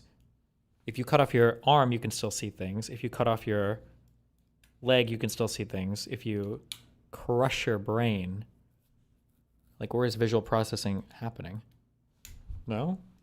I would just say of this particular view, I think it's more intuitive that when we speak about kinds, things like organisms make more sense and are identifiable, and there's nothing contradictory about it. But trying to place it into, well, it's when you have, if what we are, our minds in a particular physical structure, and a fetus doesn't have that physical structure yet, I'm sure you could look at rats or elephants or dolphins, and and even among human beings, there are different kinds of physical structures that are not 100% uniform that give sentience. But it seems like it's not the structures themselves; it's the being that gives rise to the structures that is the member of the kind. So we're getting into territory that's going to be relevant to the thinking animal argument, which I think you also did.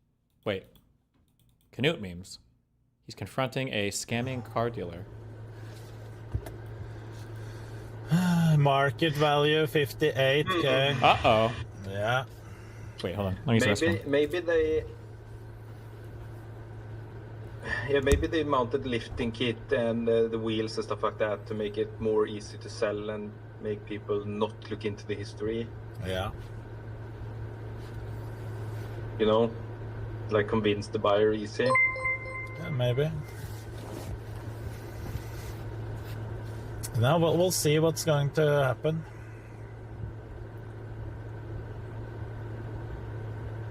We'll see. So what would you suggest? What would you have accepted, Red Nail? Like, that is up to yourself, right? No, but what would you have accepted? No, but yeah, but if it was... It was you buying this. Me? If it was me, I would think like this, okay, yeah, okay, so this happened, but I still want the truck, right? If you, yeah. Just go to the GMC Sierra 1584X and ask 15k off. Seems good. Yeah, because this, it's hard. Because when you're gonna sell it later, that's gonna be a problem. Yeah. Then we only accept the refund. Yeah, just based of that being a hassle in the future. Yeah. That it's gonna be, it's only gonna be able to be sold to a dealership, I think. Yeah. You wouldn't be able to sell it privately. No, but then it's an easy choice. That is the only thing. Then it's easy choice. Yeah. We need to have it refunded. That's simple. Because that's what I care about. If that wasn't a problem, like the reselling part, then I would be like, compensation. Absolutely, ask them to unwind this and get a refund. Let's say they suggested minus 25k, half the price. Easy choice to keep it. Then you would have kept it. It's a lot of truck for those money. Yeah. But I've dealt with dealers before, and they're not really willing to give money. I only did that deal with my Silverado when I traded in my AMG. Yeah. That was the only reason I was able to get, I think I got 125k from him, and they would never do that. No. They would never give you money in between. No. But that was a good deal for me, at least, and it was a good deal for him as well. But it is really hard with money and dealers. So then the only thing we should have accept at this point, which is that they take it back. Yeah. Considering it's in America, I mean, there's more cars, right? There's more cars, right? You're living in Texas. I mean, there's more cars. Yeah, you can. Maybe they have something else. Maybe they can give you a better deal on some more expensive cars, like the Blackwing, maybe. No, but that is too expensive. No, that's okay. Like that's the only reason I would consider it. Yeah. The dealer's But wallet I is think we tighter have to- than Knut's booty shorts. The only thing you can accept is that you're bald. You will always get scammed baldy omega lol. True. I know you're upset right now, but I feel like I'm not that upset. Chat is more upset than me. I know we can fix it since we did it fast. If they don't fix this, it's worse advertisement ever since we have filmed the process when they were delivering it and everything. That would be fun to see. There's no scenario they're not fixing it. No. No scenario. I can't see. Well, then they're insane. They will never do that. They will never do that. This isn't like a small corner dealership. Carnute, look on the bright side. At least you aren't a Rob 221. That is true. And also, were there no documentation of this? I think you tell them to give you a great There's deal on no a different car there. accidents. That would be the best solution. You know, like when you're buying a European car, you get like all the receipts and everything, like service receipts. You know. Okay, there was what's going nothing on? in there What have I missed? about this? Nothing. Nothing. That is crazy. Then they really try to hide it. Yeah. Because, like, I looked at a car. I can remember one AMG, and Yeah. We just got there. Hi, good to see you again. Nice to see you. Hey, how's it going? All right, we got it all set up. Yeah. Appreciate you guys. And appreciate y'all letting me take care of y'all throughout the process. It's been fun. Yeah, thank you. We have a lot. How many people are watching now? 3 Series BMW, yes. Love it. Love it. 2026 5 Series it is. Yeah, honestly, it's one of my major demos. So take this and 2,400 people are watching, so chat, it is not the BMW. But it's this one. It's this one. Right, so this is what he bought? keep it fun. It's a beautiful day. It is. They faked his Carfax. Apparently, a chatter looked up the truck. It was wrecked, branded, salvage title, and rebuilt. Dealer did not disclose. Is that true?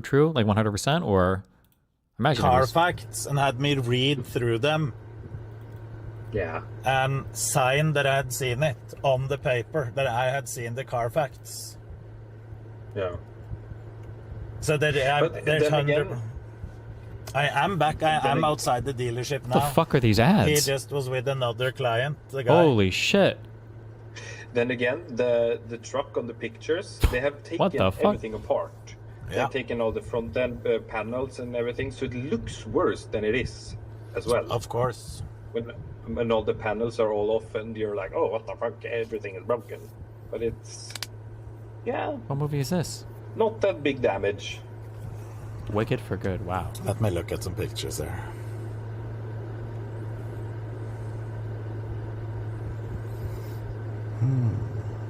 I mean, the front is clearly just cosmetic damages. Yeah, because you can see all the structural components are still square. Yeah. They're still looking good. The radiator They're is misaligned. is not fucked up. The You can see radiator? it's like, Okay, done with this. Back to this. Yeah, so maybe we should pick this up in a minute. Well, here's the thing. How long have we been going, Joe, on mine? An hour. So the 30-minute mark is coming up in 9 minutes. Could we, because we talked a lot about personal identity. I mean, if you want to bring up something, I mean. Well, you gave those two arguments, and we've largely we looked at the first one. Maybe we should look at the second one. Okay. What do you mean the second one? Wait. Your arguments for animalism. Oh, yeah. Your third. Yeah. You're going Animals. through. I think I only gave I gave a second one about, but it's not really germane to your case because I talked about a collection of thoughts, and you're saying no, I'm not just a collection of thoughts, so it wouldn't apply necessarily to the case that you're making. Well, you did say, I thought you were giving a version of Eric Olson's thinking animal argument, which was, well, surely the animal is thinking. Oh, yeah. Aren't you the animal? Yeah, okay. And now he just gave like I see something else, like these kind of ordinary statements. You don't say like my visual cortex sees or something like that. So maybe you can address that cluster of worries, Dustin. Yeah. So, okay. So the thinking animal argument says, look, animals think, I think, so if I'm not the animal, there are two things thinking here, right?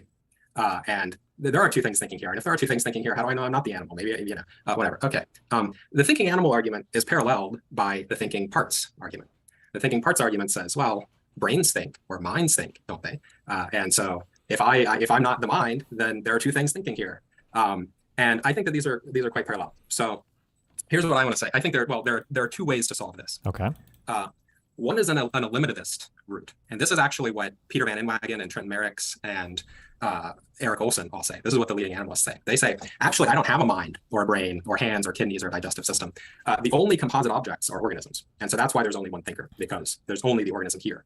And this is the embodied mind sparsism paper. I say, if we go that route, actually, we should think the only objects are minds, because actually, I don't have a mind or a brain or hands or kidneys or a digestive system. The only composite objects are organisms. And so that's why there's only one thinker, because there's only the organism here.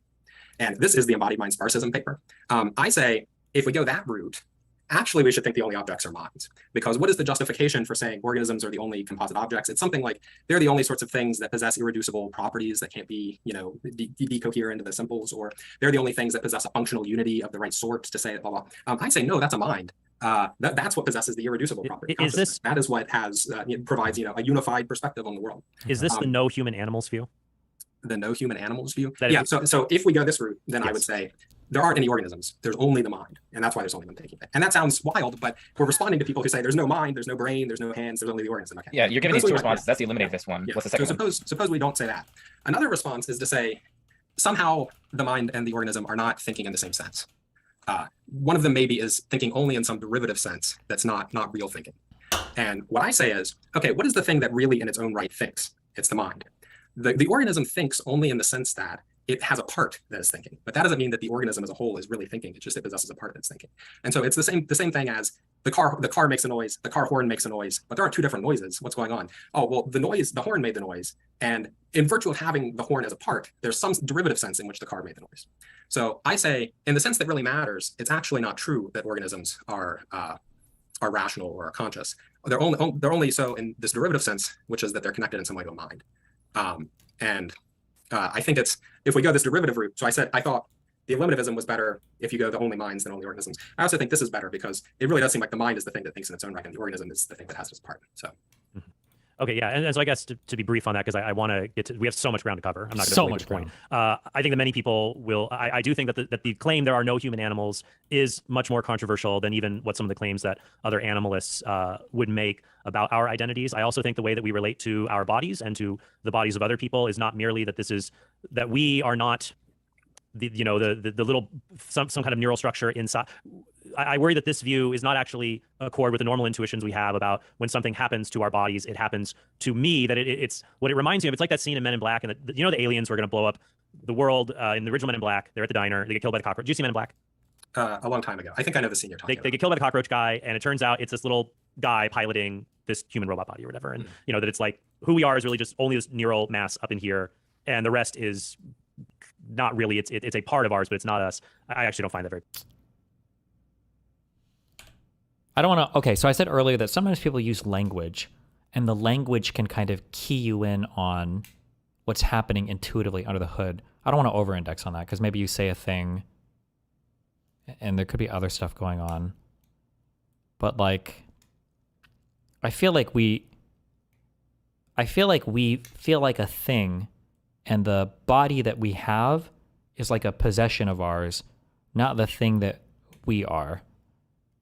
Because I feel like we talk about ourselves that way, kind of. As in, if somebody were to kick you, right? Oh, he kicked me. Where did he hit you? He kicked my knee. My knee. My knee is a thing that I own. Or he punched my boob. My boob is a thing that I own. But then who is the I there? Does the thing own itself? Not really. I don't think it does. I don't think we employ language that way. I might be over-indexing on the intuitions here, but I feel like we feel like a thing that is somewhat separated by something, but we own or we have like possession of in some way the parts of our body. That's the feeling that I get. Obviously, I'm more on this guy's side than this guy's, but and the rest is not really. It's a part of ours, but it's not us. I actually don't find that very plausible. But sorry, well, can you say again the first thing that you like only this neural mass up in here, and the rest is not really. It's a part of ours, but it's not us. I actually don't find that very plausible. But sorry, well, can you say again the first thing that you just said? I wanted to respond with. The no human animals. I think yes, the no human animals. Okay, so I think that's a very controversial premise. I agree that that's very controversial, but remember, dialectically, I'm saying if you go eliminativist to solve the thinking parts problem, I can say that. And no human animals, I don't think is more controversial than no brains or no kidneys or no hands or anything like that. For the second thing, I do agree that we think of ourselves as if we were our bodies, and certainly we speak that way.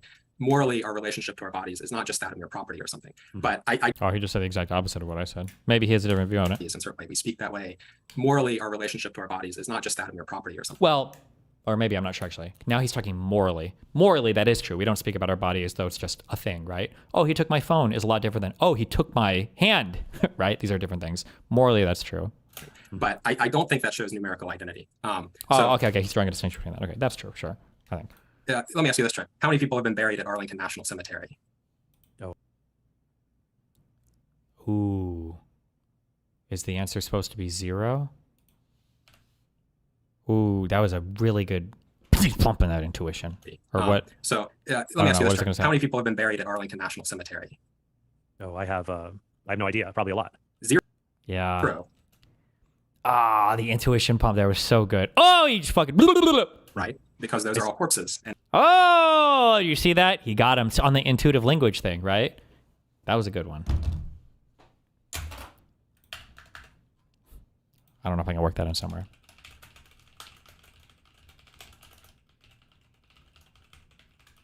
That's a good one.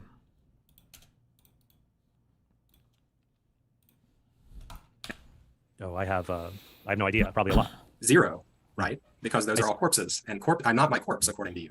Correct. But although for me, yeah, and that might be an example of that when you asked me the question, I thought about it in shorthand. Yeah, right. And ooh, with that shorthand, there's an intuition that's pointing in a very strong direction there that I feel like you have to address or answer for, right? So I think in the ontology room, strictly speaking, it's true that no one has ever been buried there. But of course, if you say that normally, people think, what kind of conspiracy theory, ordinarily in ordinary English, it's good enough that your body. Well, I don't know. I think that's a bit of a tricky question, because if I took somebody to Arlington Cemetery at night when nobody's there and I asked them to look out and I said, how many people do you see? How many people are out there? They'd say, well, there are no people out there, just they're dead bodies. Because when you say how many people were buried there, we're backtracking.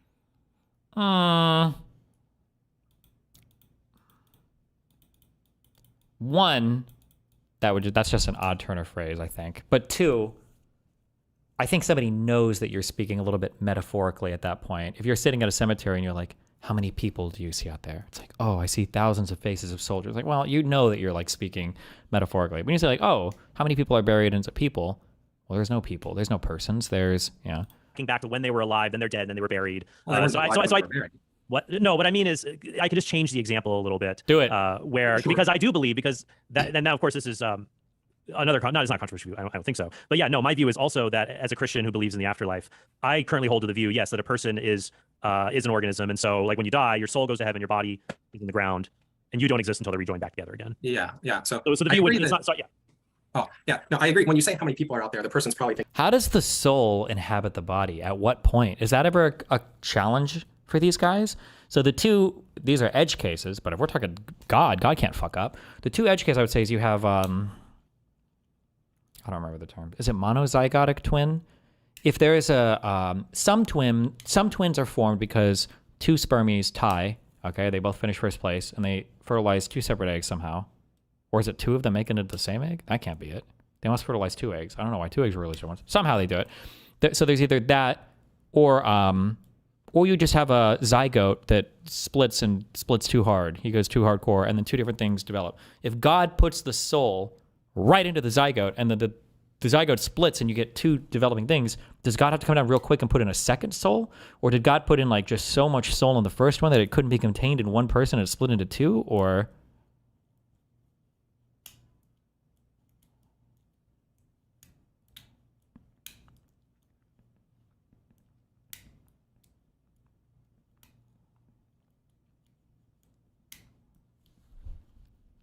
thinking you mean walking around. If you say, how many people are in this grave? They'll say, I don't know, one, right? So it does depend. But in many ordinary contexts, we speak as if something happening to my body means that it happens to me, even when you agree that that's not true. Like no, because if I said, is there a person in this grave? Most people are going to say no.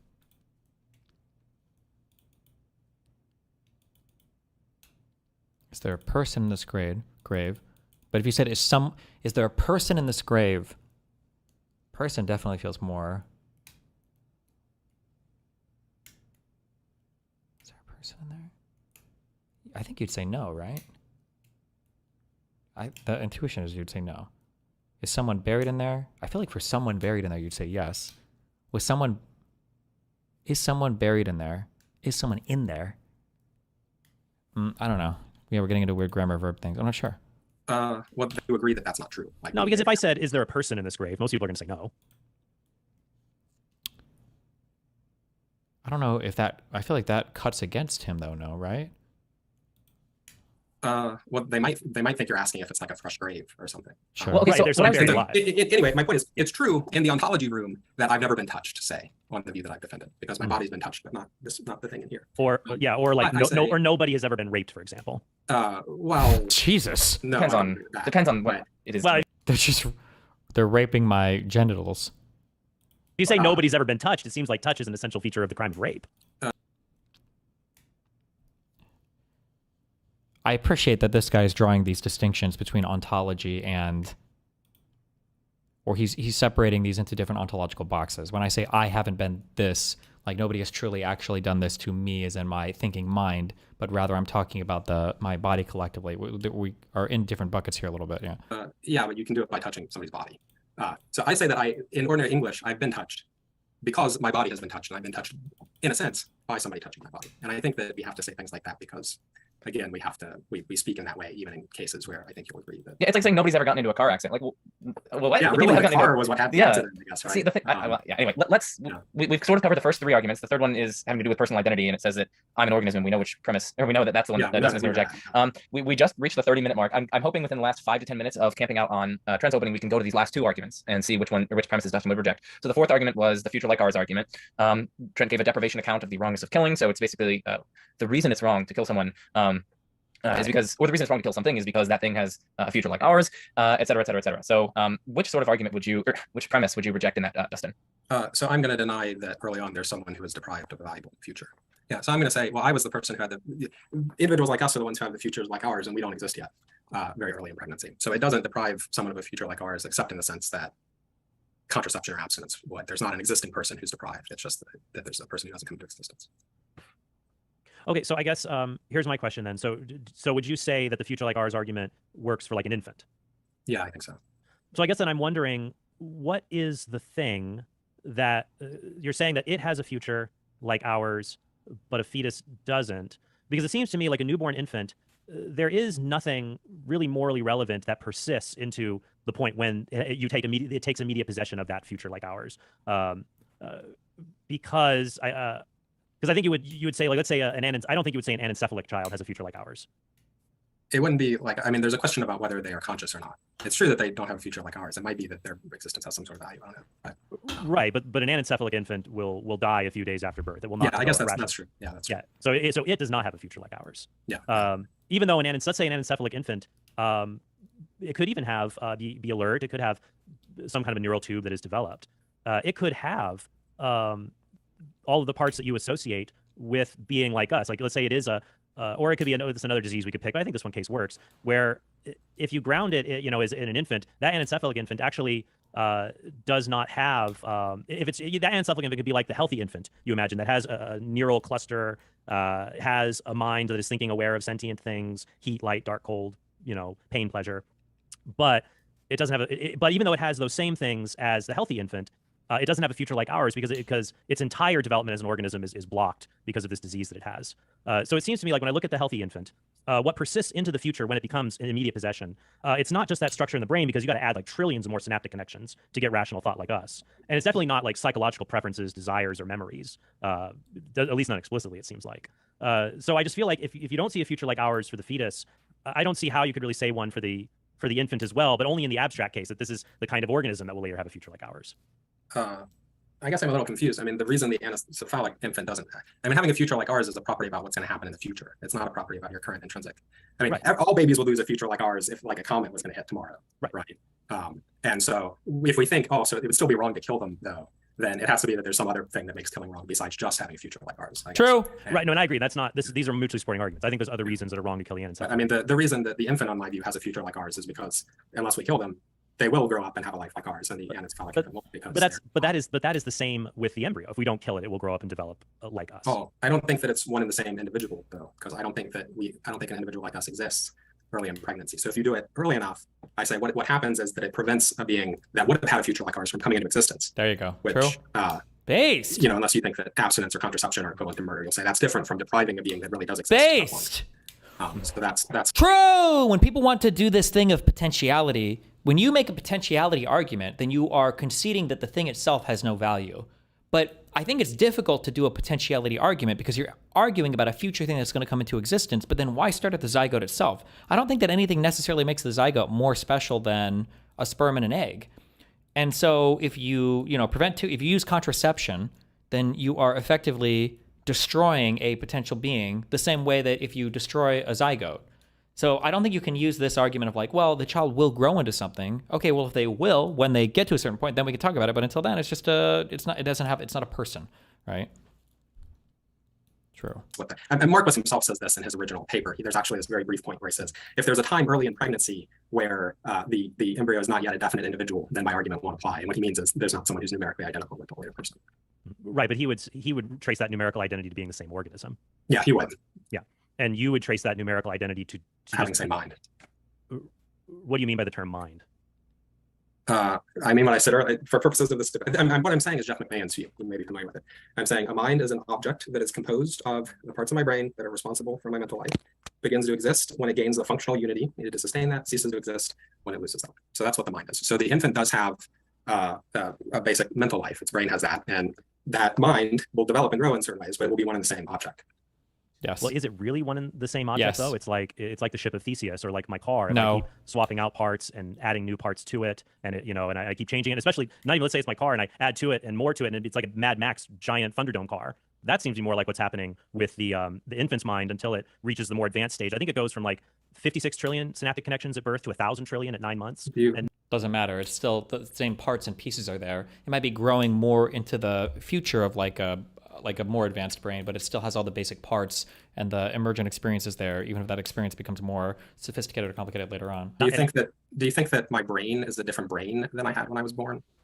I think it's all the same things. Well, I think you're the same organism. I do. Yeah, Well, is it you the think same? my brain No, I is don't. the I same? do. My brain is not the same as the brain I had when I was born. So I don't have the same organ. You mean it's literally? It's not just that it's qualitatively different. It's numerically a different brain.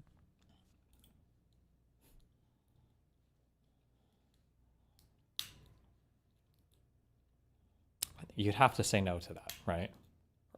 Or I'm sorry. Yeah, you'd say no to it. It's the same brain, right? Things can develop over time. What we call a brain is probably referring to the collective things beneath it, but it's not referring to any individual particular thing. If you had a car and you slowly swapped out every single part, or if you had a ship and you slowly swapped out every single plank of wood over time, even once you've swapped out every single plank of wood, it would still be Theseus's ship. It would still be the ship of Theseus. Because every time you swapped out a new board, that new board becomes part of the underlying constituent elements that create the emergent thing of the ship of Theseus, right? It's okay. When I guess once it reaches, I'm trying to think it back into fetal development, the development of the brain. Yeah, I guess I would say that it is the same. It is the same brain. Yeah. Okay, but the parts that are morally. But I would say that for your view, like, okay, so this individual, like, you would say that a rat has a mind. It has a brain, but it does not have a future like ours. Yeah, because it's a rat. I mean, unless it's going to go into a machine that turns rats into people or something, it doesn't. Mm-hmm.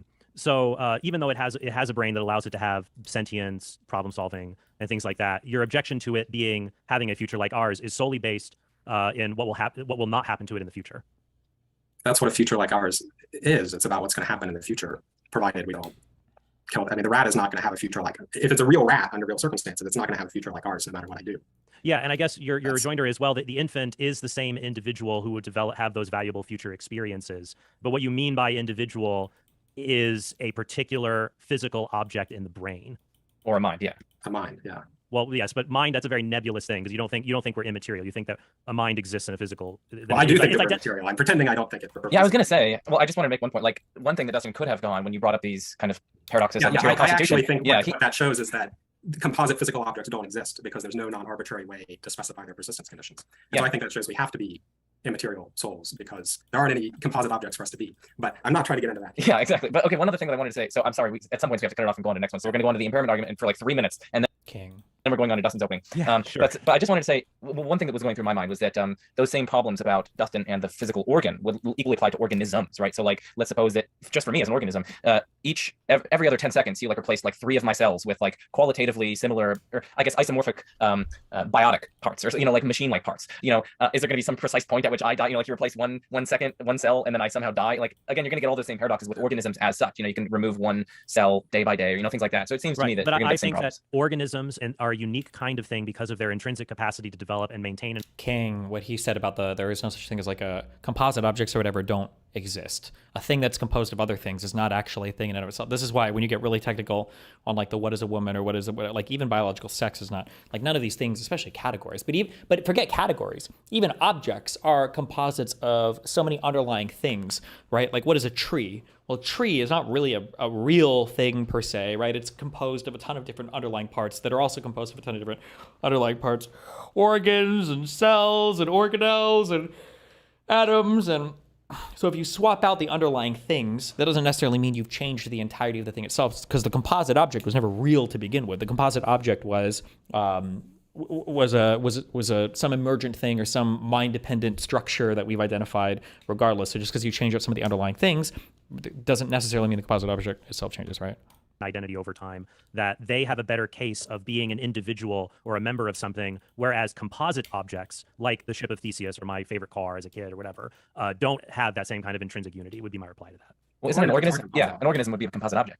I think it's different, that you can change, because I do think if you changed my car, the amount of changes that were done to it to mirror the amount of changes my body has undergone since I was a newborn, that let's say I was, I weighed 6 pounds or whatever, versus who I am today in my physical structure. If you did that similar thing to a composite object, you would be very hard pressed to say it is the same object. But you are not hard pressed to say I am the same being that was born 37 years ago or something like that. So I do think organisms, their ability to persist in identity is different because of the kind of substance they are.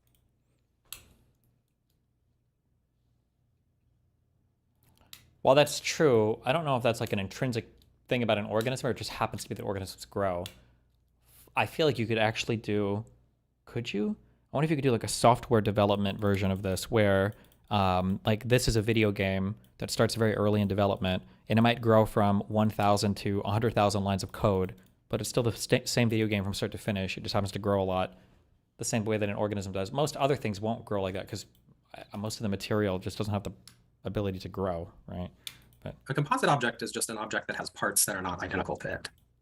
Sorry, I guess what I would mean to say is organisms as opposed to artifacts. Like when we talk about, composite objects, it's like, look, there's either things that are simples that aren't composed of parts, or things that are immaterial like abstract objects, or composite objects. Is that what you're? I know you.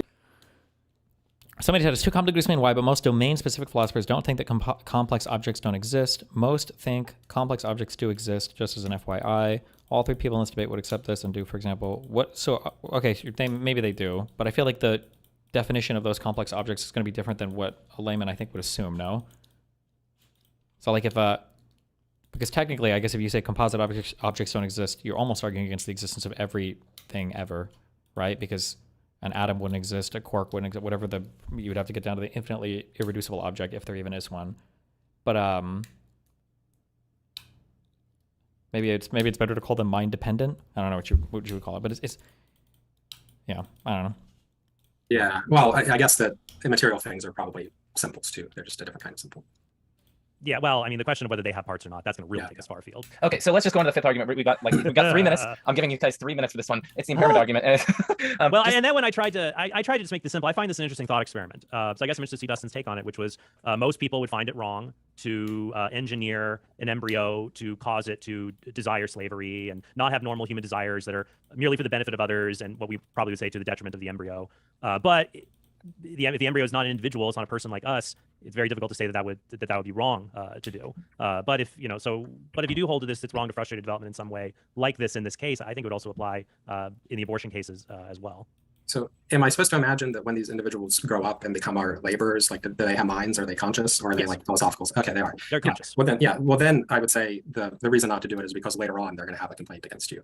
No, their minds are changed. They're given gene therapy, whatever it might be, so that they take pleasure in being the slaves of others. Just like there are people who find sexual pleasure in sadism, masochism, things like that. I don't think it's that too far afield to make some of the desires, or at least doesn't have a desire for freedom, enjoys. I would have to think about this more because it's just coming off the top of the dome. But I feel like whatever your idea of a human is, I feel like our preferences that most humans have are pretty baked into that idea of what a human is. So when you start tweaking these things, I think you very quickly get away from the core idea of what is human. I don't know what, I imagine some of these you could tweak and some of these you couldn't. So like if you could tweak it so that humans think that vegetables taste good, I imagine that probably wouldn't affect people. Maybe actually I shouldn't say preferences. Maybe I should say moral preferences, because there are some preferences people, or if you like exercise, people wouldn't think that's a problem. But if you were to tweak it so that a person enjoys like watching people suffer, or tweak it so that somebody enjoys being abused, or tweak it so that like, I don't know, these types of things, I feel like people would view them as not okay. Maybe? I don't know. I'll have to think about it more.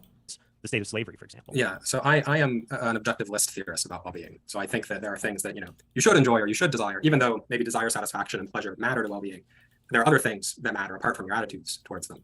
And so I think that you're going to be harming these individuals by causing them to lose any interest in those things, even if they are content slaves.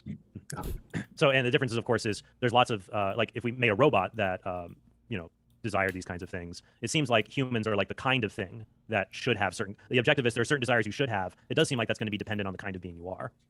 Yeah, well, assuming. Do you think that people naturally felt like slavery is unethical at some level in ancient past? Like they had to go through some mental gymnastics to rationalize it to themselves? Or did they not even think about it?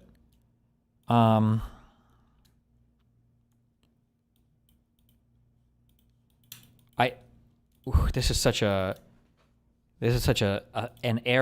like a whisper thin take just on the little I know, but it feels like people would have viewed slavery as not unethical. However, it's not like they would have viewed, it would be like asking, do you think people in the past thought that execution was unethical? Well, they're saying, well, no, of course not. There are just reasons why people are executed. Much the same that I think people wouldn't have said like, well, slavery is not unethical. They're just, there are certain types of people that you take as slaves. For instance, prisoners of war, or if you conquer some society and you enslave their population, they lost, whatever. Like there might be, so it's not that they're saying it's ethical or unethical, just that like, well, it's a thing that happens. You wouldn't want to be enslaved, obviously. I don't think it was until, but there might have been more examples, I just don't know. Maybe in America, where did phrenology start? That people tried to give some kind of like descriptive justification to make it okay.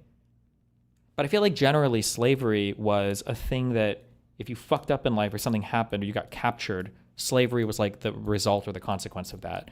I think it was the United States that first started to do chattel slavery, where you're like slave from birth, which was kind of fucked. I don't know if anybody else did that before then, but I could be wrong on that. I think generally it was like if you lost a war, you get like and maybe as a young boy, you're bought by somebody that does some weird shit to you or whatever. Like these are like the rules for how they do it. But the idea that like, oh, you're a certain skin color, now you're a slave for your entire life and you're part of the slavery class and you're born that way and you're going to die. Like, I think that was, but I could be wrong on that. I'm not sure. Ancient Israel did chattel slavery? Oh, well, then I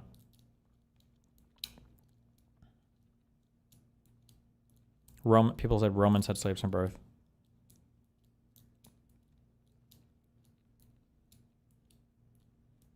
Okay, then maybe not. I don't know too much about ancient forms of slavery then, so eject everything I just said. If the robot is like Mr. Data from Star Trek, it seems like he's conscious and has a mind, then I might say the same thing. If it's just a normal robot, like in a factory or something, then I would say, well, that's not a being with moral status because nothing can really go well or poorly. Well, you can compare it to animals. Animals have certain desires that, if we frustrate their ability to have a desire to read Tolstoy, well, that doesn't really matter. But if you frustrate a human being's ability to do that, it seems like they're the kind of being who ought to have that. Like if you had an elixir that could give someone... somebody said Rome didn't have chattel slavery.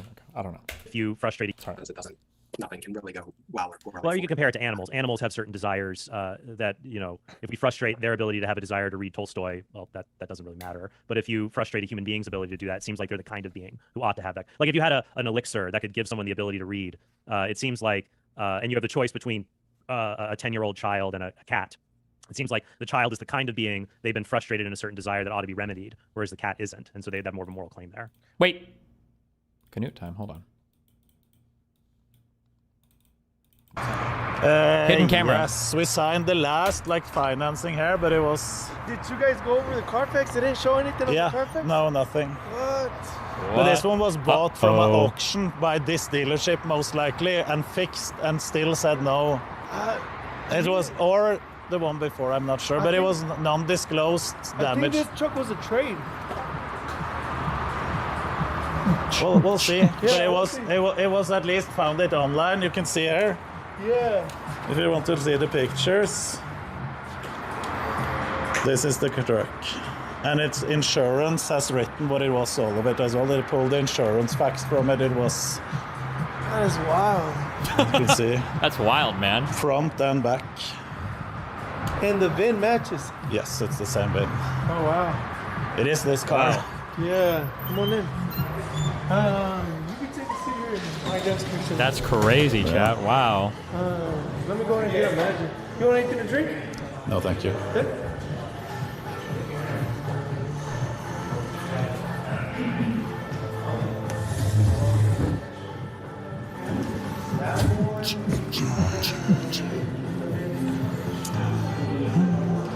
Here are the damages that they didn't tell him about. Damn, Daniel! Oh no! Is this really his truck? I had to ask if the wind was matching. Oh no.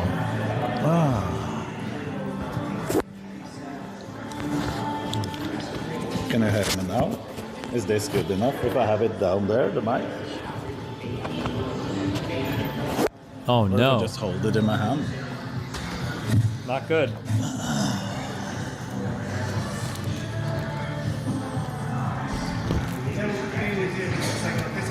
Thank you. Rome, ancient Greece, and the Middle East practiced chattel slavery. The definition of chattel slavery is that the slave is the master property. Oh, never mind. Wait, what is it called when when you're a slave from birth? Like racially based? Hold it in my hand, that is easier. Oh.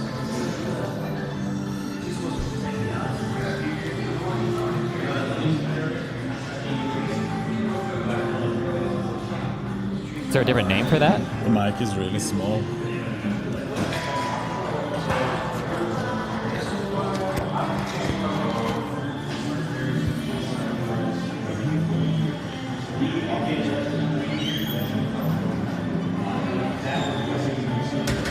I'm sitting here all alone now, chat, just yapping by myself. Destroy their toilet.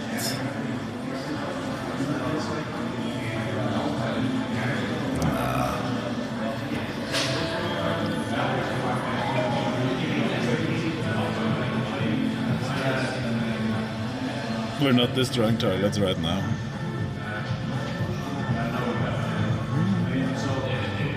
Don't flow. Why are people... I don't understand why you guys... I don't know if this is a thing that I have the appearance of doing. I try not to do it or whatever, but like...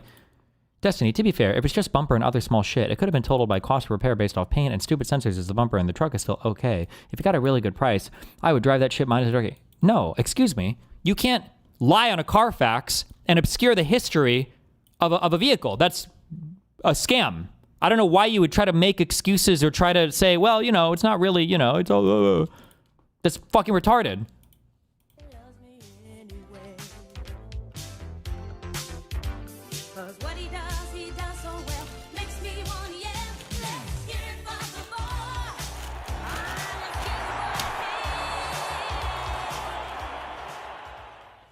Hey there, everyone. Sports Can he fans. sue the dealership for this?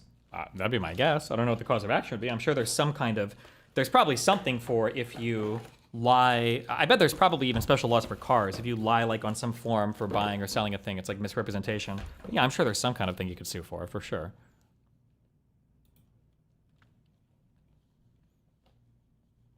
Imaginable. King of meat.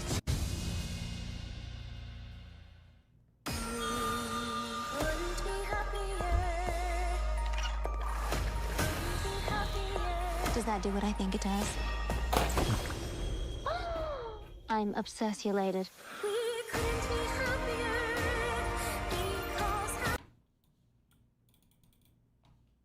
I forgot about that. It does look like my kid. The GA. It's the GA, the 550 guy. It's actual. Yeah. That pretty big 550? Uh-huh. That's it. I just got to the truck and I pulled the door and it unlocked.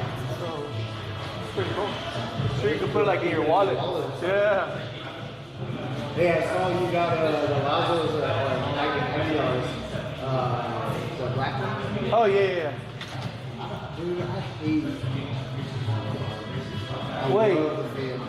I sold him that one, or did you guys sell him that one? You sold him that black. Oh, yeah. But again, the family reached out to me before she brought it back into you, and they're like, hey, she wants to trade in and stay. They make me so well, but I don't have conversations with her. I gotta she's the one person in the family out of all the other siblings that have the least communication. Yeah. So, yeah. Yes. So. Yeah. So you can see they pulled also one of my friends pulled You should have just in time. I just got done with my customer too. Look, Sneeko? read that as well. Is he a car salesman now? Did you hear him?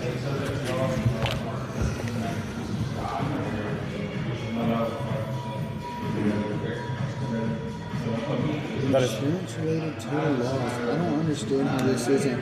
So on Carfax and on the other resource, Auto Check, everything shows check, clean. And it's so crazy. This is the first time I've ever had this.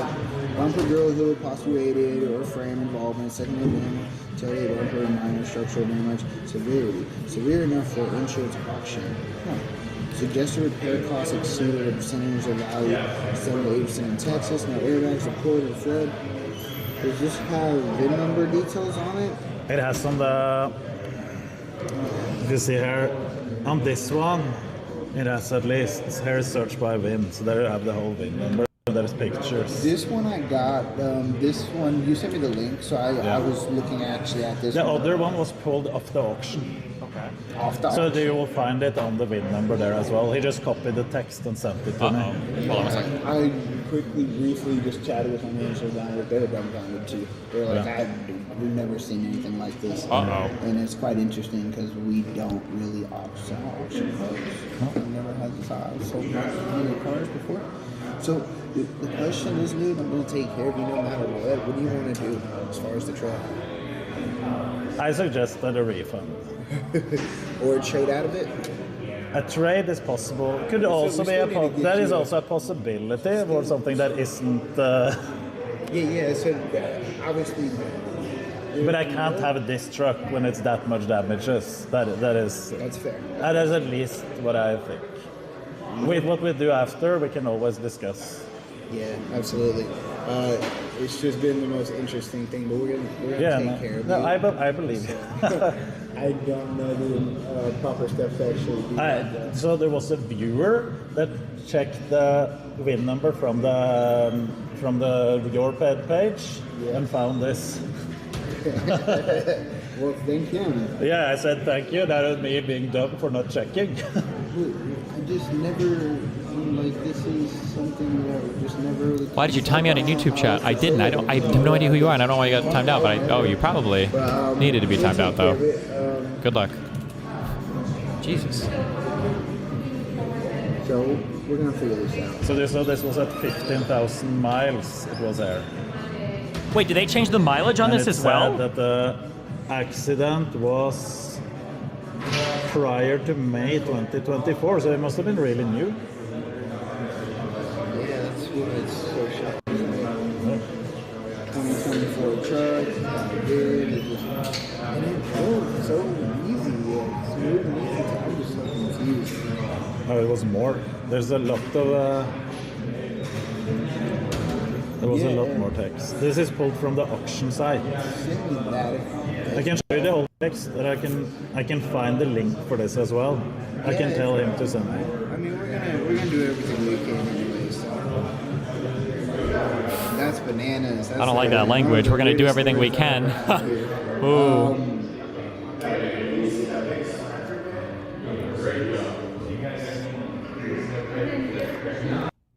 Chances are, I imagine he's fine. I imagine he's fine. And I don't know how clever the car salesman people are, unless they run these scams a lot. I would be a little bit worried. They agreed to a refund, 100%. Like a manager agreed, or they said we can probably get you your money back and didn't actually agree to shit.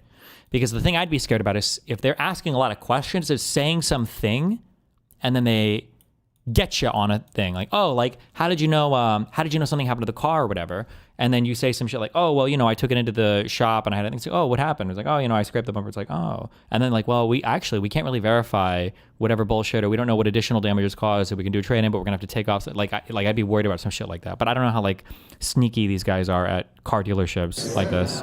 They probably especially if it's like a large car dealership instead of if it was like a buy here pay here place, I'd be super sketchy. Deducted 20 to 30% if rebuilt title, it says. Potential issue, the auction record confirms severe collision damage, which could affect structure integrity, alignment, or resale value even after repairs.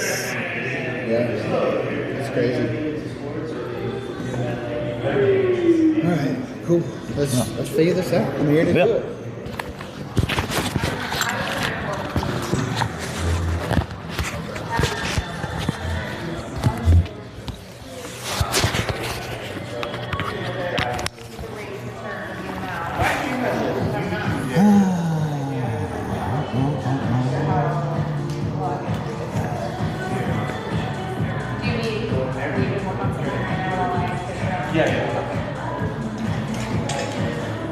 Classic.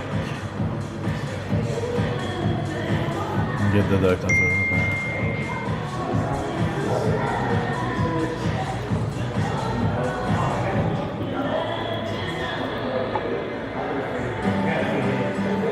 BJAM sending me a IAAI website. Okay, tell me if anything interesting happens. I want to try to get this Thunderbolt dock to work while I listen to this. And if it doesn't, whoever recommended me this is getting banned.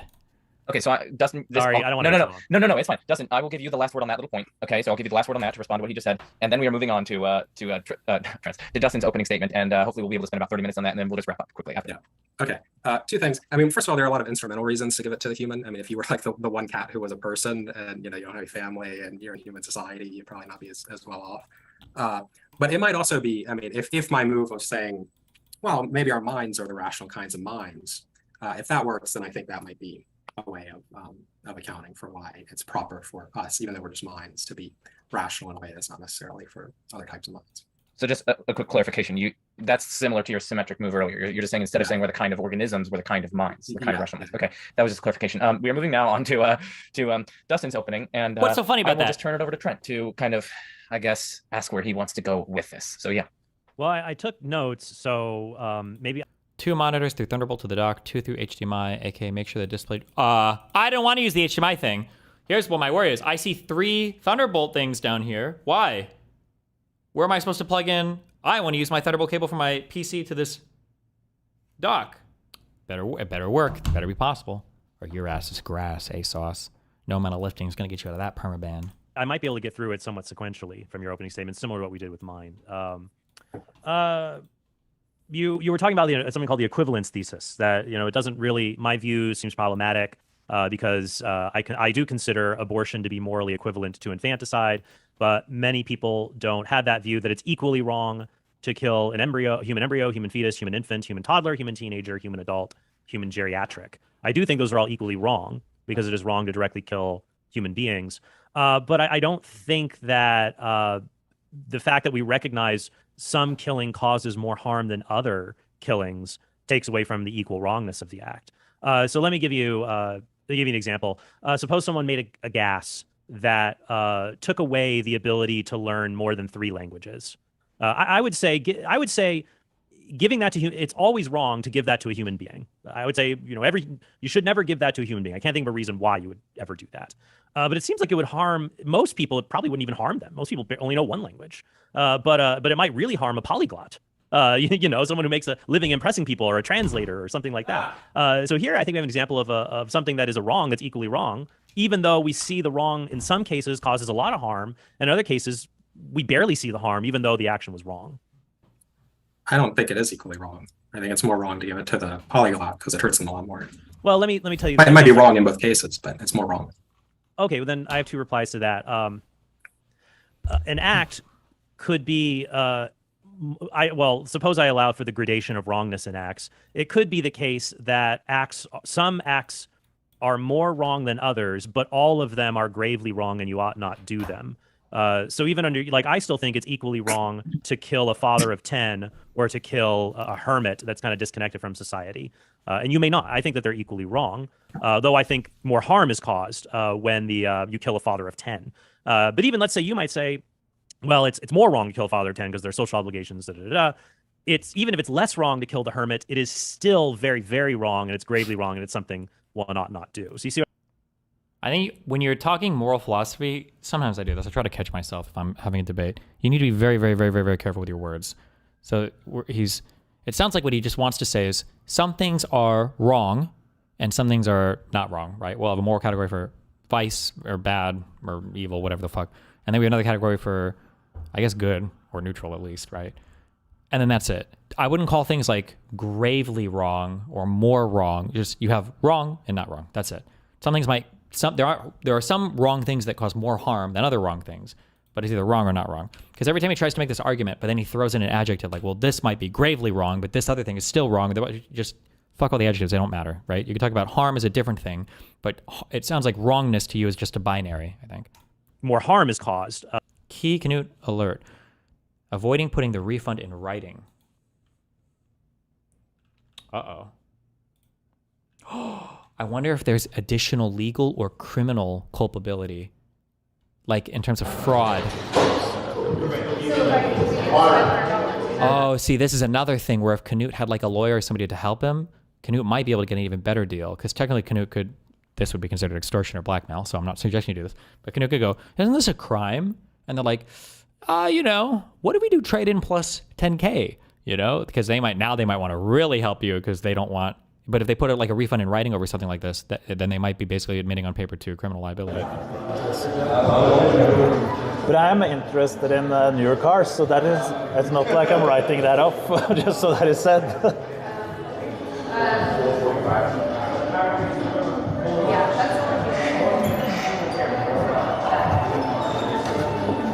Thank you. That's all. Just for my own sake. I'll give a target for the refund on Monday. Yeah. Okay. Can we watch some Brain Rot? This is Brain Rot. When you kill a father of 10. But even, let's say, you might say, well, it's more wrong to kill a father of 10 because there's social obligations, It's, even if it's less wrong to kill the hermit, it is still very, very wrong, and it's gravely wrong, and it's something one ought not do. So you see what I'm saying there? Yeah, I agree with the formal point. Yeah, and so I think that when we apply that to abortion, to things like that, we are going to get back to a basic principle, which is that just no matter who the human being is, it is always wrong to directly kill them, at least always seriously wrong to do that. It seems like you might disagree with that or disagree what counts with being an individual or a mind. But I just wanted to address that point about the equivalence thesis. I don't think that's problematic from my view. Well, I think that the implications that I pointed out that seem counterintuitive. Somebody said rolling back the mileage or fucking with the Carfax will land you in jail. Rolling back the mileage, isn't that like a federally illegal thing? I thought that was like a mega illegal thing. But we don't know if they rolled back the mileage. They could have bought it compromised as well. Maybe, who knows? I think our are going to hold up, even if you think it's like pretty close in wrongness or comparable in wrongness or something. So I think that my arguments would still work, even if you want to say something like that. All right. Okay. Well, I don't know if I want to go down that road more or pursue. I guess the other thing I wanted to bring up is I guess you were talking a lot about an argument. So I guess your first case is metaphysical and then ethical. Yeah, so maybe we'll talk about the metaphysical and then we'll talk about the ethical. We already talked about. I was talking about the metaphysical here a little bit. That basically who I am is related. Is related to this particular part in my brain. And you brought up the case of the cerebrum that is transplanted. Okay. And most people would say, like, if you took my cerebrum out of my body and put it into a corpse or a robot, we would say I survived, which must mean that I am my cerebrum. Yep. Then Based. You got it, King. Well, at least you're the mind inside the cerebrum, I guess. Yep. Sure. That's the thought. Or at least the mind transfers and the organism doesn't. And so I can't be the organism, and the plausible candidate is the mind. I am a mind that is, for the view you're defending, which isn't your view, but whatever. Is localized in whatever part of the brain we've transplanted. And under this view you are defending, the mind can't exist without this part of the brain. Yeah, if you destroyed that part, then you would destroy the mind. True. Okay. All right. Okay. So I guess, but it also seems to be based on psychological continuity, because I think that your view, because there's a few different ways to respond to the brain transplant scenarios. So one classic view, which you've tried to preempt, but I think we should explore it more, is the idea of reducibility. So it's kind of like you cut off the branches of a tree, the tree still exists even if you get down to the trunk. But if you destroy the trunk and the tree doesn't exist anymore, you just have roots that are going to die. So that could be the view that I am an organism, but my parts can be systematically replaced and I still exist. And so similar to cutting the branches of a tree, I have a robot arm, robot legs that go all the way back up to my brain. I guess your concern is, all right, but what if we can push, so I can get it back to the brain? That is just the irreducible organ. And you're saying, but what if we could just get that all the way back to the cerebrum? That doesn't seem to be, well, as an organelle, it's a part of an organ, I guess. But I mean, you could just say it's kind of your... Okay. I plugged in the thing to the back of the thing, and I have 2 monitors now. This works perfectly. Now I ordered 2 more monitors that'll get here tomorrow, like another one of these combo things. I didn't install the drivers to this fucking thing. Do I need the drivers? Do they matter? Or can I just say fuck the drivers? I still don't see what's wrong with the idea that is just, this is the furthest I could be reduced. A few things that pop in my mind. I worry if this is metaphysically possible, but let's grant that it is. I don't know if that is the case, that just reducing to the cerebrum constitutes survival if you have that psychological connection. You need drivers. The other 2 monitors need to be HDMI into the dock. No, why? It has 3 other outputs. Why does it have to be? I have one USB. I have one Thunderbolt cable that's powering both these monitors. Why do I have to use HDMI?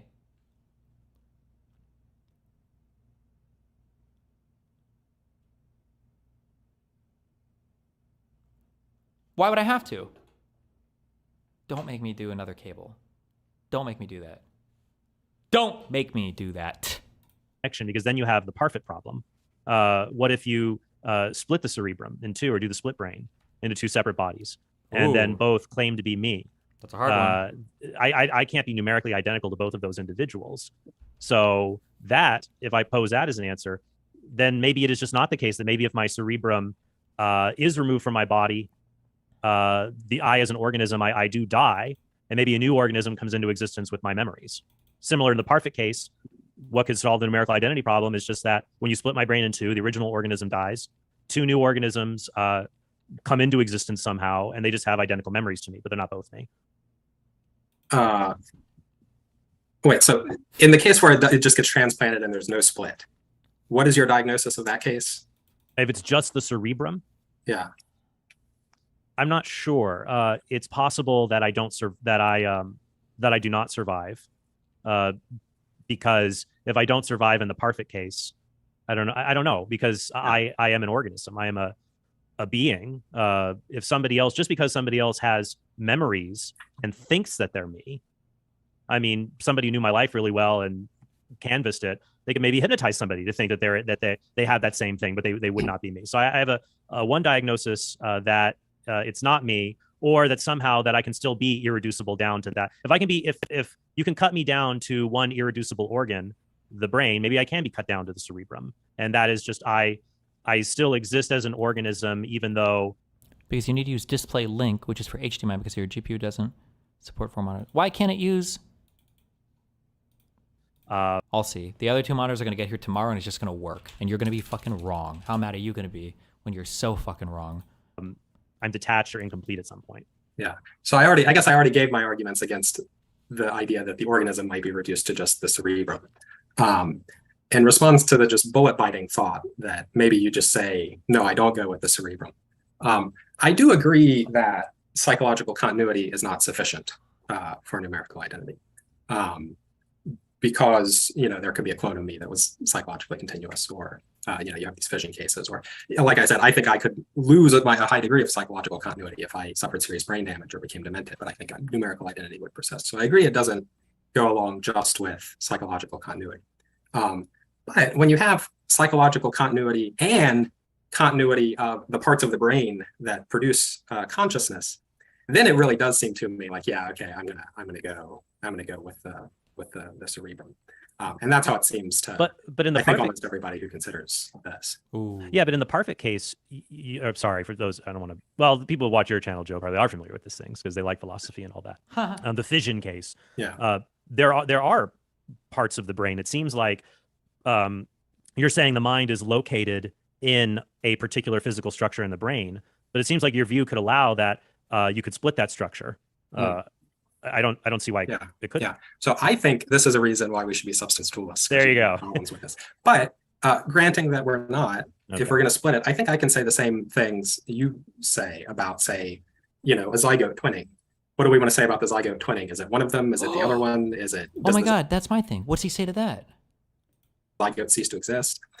Maybe I can say. No, make him answer that. I'm so curious. What's the answer? If you say, well, there are 2 equally good continuers, so that shows that the zygote has ceased to exist. Maybe I can say, okay, there are 2 equally good continuers in the fission case, and that shows that I have ceased to exist because my mind has ceased to exist and been replaced by 2 others. Now, Parfit thinks fissioning like that would be just as good because psychological continuity is what really matters. But I haven't said that.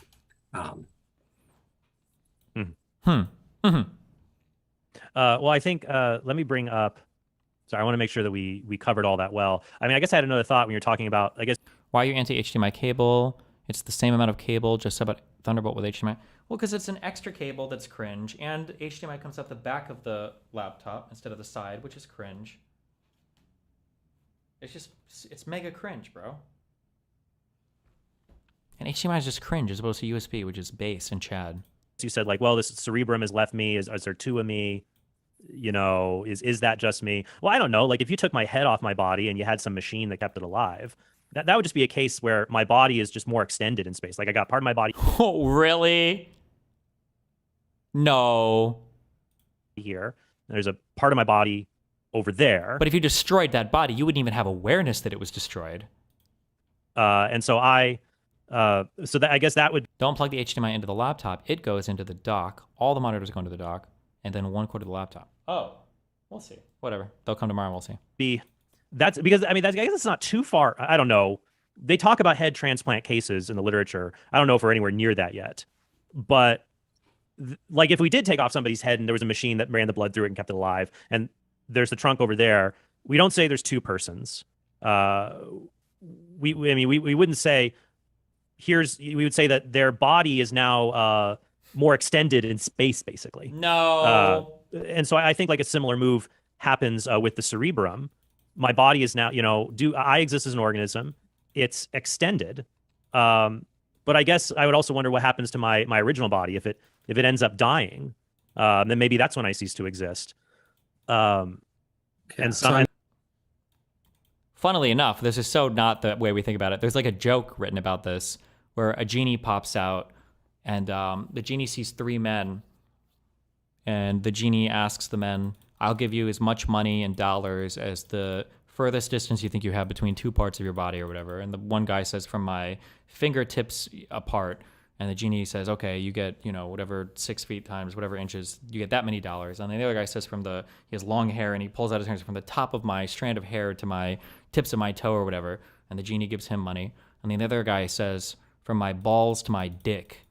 And the genie gives him, whatever, like $100 million. And the guy's like, oh my God, you have the longest dick in the world. And then the guy's like, I was in Vietnam and my dick got blown off. So his dick is all the way in Vietnam, and that's the joke. But like people intuitively don't think of your body as being extended once parts have been removed from you, Then maybe that's when I cease to exist. So I'm assuming it doesn't. I mean, it seems to me for something to count as a part of an organism, it has to be like bound up with the organism's homeostatic somehow, whatever, attached in some way with some sensory. And that stops once you remove the cerebrum. Well, and when you remove, or if you remove the head. But it's still a part of my body. You put it on a machine that kept it alive. I think in that case, No. You and your body are no longer part of the same thing. You and the trunk are no longer part of the same thing. So if you take my cerebrum out, suppose we put it in a robot, and we keep my old body alive. I don't think it's the case that now I'm like mostly over here and then I'm partly in the robot. I think I've gone with the robot, and I don't think there's any way to say that the cerebrum, maybe it's a year later and my body is still alive. I don't think there's any way to say that the cerebrum is part of the same organism as the comatose body, because it's not bound up with the bodily unity of the comatose body and hasn't been for a year. Yeah, and I think what I would say is if an action destroys the organism, then that organism, that person, no longer exists. So like even in the embryonic twinning case, we just had the first organism has died and two new organisms come into existence. Really? In the case where if I die and my cerebrum is placed somewhere else. Oh, wait. Whoa. You're hardcore going to get challenged. You should, right? If you're saying that in the twinning instance for a zygote, when a zygote splits, the original thing is dead, and now two new beings have come into creation. Well, in an ordinary zygote where not the atoms, where the cells split and it continues to grow, how is the original thing not dead and then a new thing created every single time mitosis occurs or whatever? I don't think you can get away with that. That doesn't make any sense. Push him on that. And then this trunk is left and it dies. I would just say that I've died, and now we have, and it depends what the cerebrum is in. If you put it, we're starting into metaphysical impossibility, or I'm very skeptical if it's in a robot. But if it's put inside of a human corpse, or I guess another living human being, do you think? Suppose while we're transplanting it, we stimulate. Oh my God! I think I just thought of the edgiest hypothetical in the fucking universe. Imagine you have a 5-year-old and a 25-year-old, and then you swap their brains. Which one would be the ethical one to bang? The 5-year-old mind in the 25-year-old body, or the 25-year-old mind in the 5-year-old body? Stimulate the cerebrum so that it produces all the electrical activity associated with consciousness. Do you think it would produce consciousness in that case? I don't know. This is treading in unfamiliar territory, and I don't know if it could. I think this could be a very reductivist view as to what makes us conscious beings. It's just kind of funny because you call yourself a substance dualist. I just feel like returning back into Descartes, it's like it's the pineal gland right here. That's where all the magic happens. Yeah, substance dualists are right in thinking that I'm the mind. And then the question is just, what is the mind, I think. Yeah, or like where is this kind of stuff, where is it happening? Because I think that what might end up happening in that case, I think, I'm very hesitant to commit to views of personal identity who a lot of these arguments against it are based on these very hypothetical cases. Because it just may turn out that based on the nature of human beings, if you took out my cerebrum, I as a human organism still exist. My rational faculties have been destroyed, so I'm a disabled human being. And that cerebrum will never produce psychological abilities like mine. I think that's quite plausible. And obviously it's just a thought experiment. There's no evidence shown to the contrary. And that just might be the nature of human beings. Yeah, so I think really you're sort of biting the bullets that I want you to bite. You're saying things that I think are counterintuitive, and we may have just reached an impasse. Yeah. Well, yeah, and I think though Sorry, I sometimes say things like that when I'm on mute. I'm an incompetent host, but I was gonna say this could be sometimes say. Well, yeah, and I think though Sorry. Sorry, I sometimes say things like that when I'm on mute. I'm an incompetent host. Wait, did he think he said something that wasn't heard, or? But I was gonna say this could be a place where we go onto the ethical side, the ethical arguments. Sure. I just want to bring up. You brought up the point about like dicephalous twins. The only example one example I'm aware of, it's like, well, do we have two persons in one body? The case that I'm aware of, I think that we do end up having two organisms here. What? Even if like let's say two organisms and a two-headed whatever that is. That's two separate organisms, or two organisms, or you did destroy my trunk and you kept my head, like, you know, Richard Nixon on Futurama or whatever. Yeah. I don't think that's an organism. It doesn't meet the scientific definition of an organism any more than a severed arm or whatever. No, I think if it's being kept alive, it's similar to how you might have. Like, think that was a good point. Like, so he's saying here that if you cut somebody's arm off and you put it somewhere else, that's still just your body. It's just extended through time and space. But if there are two heads in one body with two separate minds, that's actually two organisms, even though it's one contiguous. That's super counterintuitive. I don't think so. Individuals that are kept alive on heart-lung machines. Here, it's just you don't have the trunk. What? Meet the scientific definition of an organism any more than a severed arm or whatever. No, I think if it's being kept alive, it's similar to how you might have individuals that are kept alive on heart-lung machines. How do you decide which mind owns the body, though?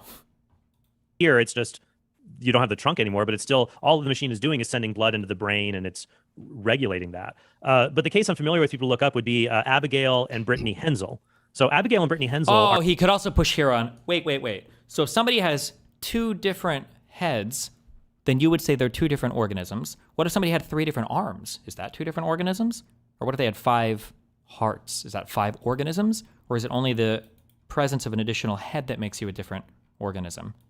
Seems like something is special there with the brain, I think, right? Or two dicephalous twins. No, that's not a dicephalous. Sorry. They're joined at the trunk.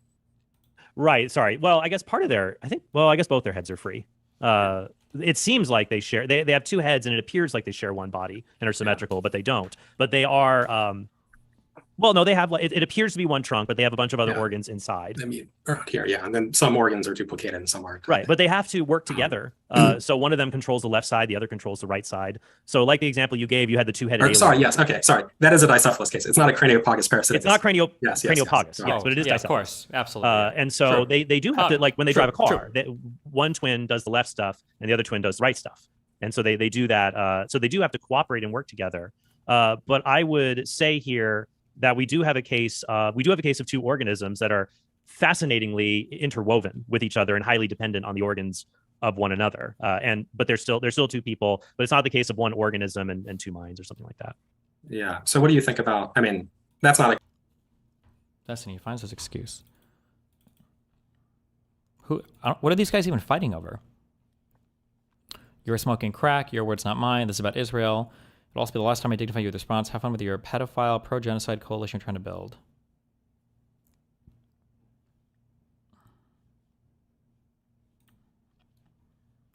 Hassan ends his dignified response after finding a Destiny reference on Maya Luna's profile from January. Piker and Luna have been going back and forth over his finger pointing about immigration while refusing to endorse Kamala Harris. Okay, based. Craniopagus parasiticus case, but maybe you'll say the same thing. This attached head is a separate organism. But that doesn't seem right to me for reasons I've said. But so it's only a head. It's not connected to the trunk. It's only connected to the brain. Yeah, Jeff McMahon talks about this. It's not clear whether the second head has ever actually been conscious or had. That's where I would want to investigate. But it's metaphysically possible that it could be. Sure. Just like the pea zombies, or are they? Well, I think they're metaphysically possible. But. Yeah, that's where my intuitions are much more cloudy because I'm not familiar with a case of that with two conscious. I mean, I'm familiar with cases where you have, a conjoined twin, a part of you that had died, and so you had maybe someone could be born and you've got the other twin's head connected to you, but they died a long time ago, and that organ was connected to you in development and has to be amputated later. What? Damn. Wait, hold on one second.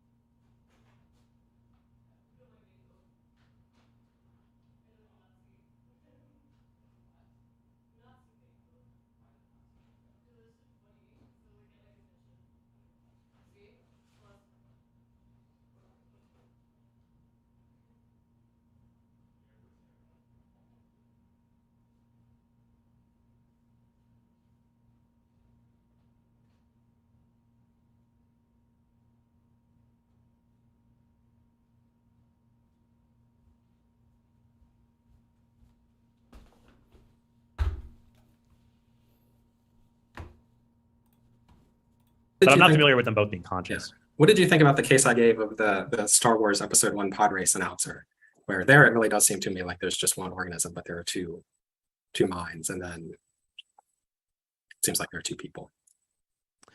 I would just say it's too foreign and fantastic a case for me to make a judgment. Surely, I mean, surely that's like possible. I feel like we could go out to another galaxy and we could see one of those. And like, surely we also don't want our metaphysics of personhood to be beholden to such empirical facts. Like, if we go out there, we could just discover that animalism is false. Like, that seems. Okay, so yeah, so the question is, so my view is that all human organisms are persons.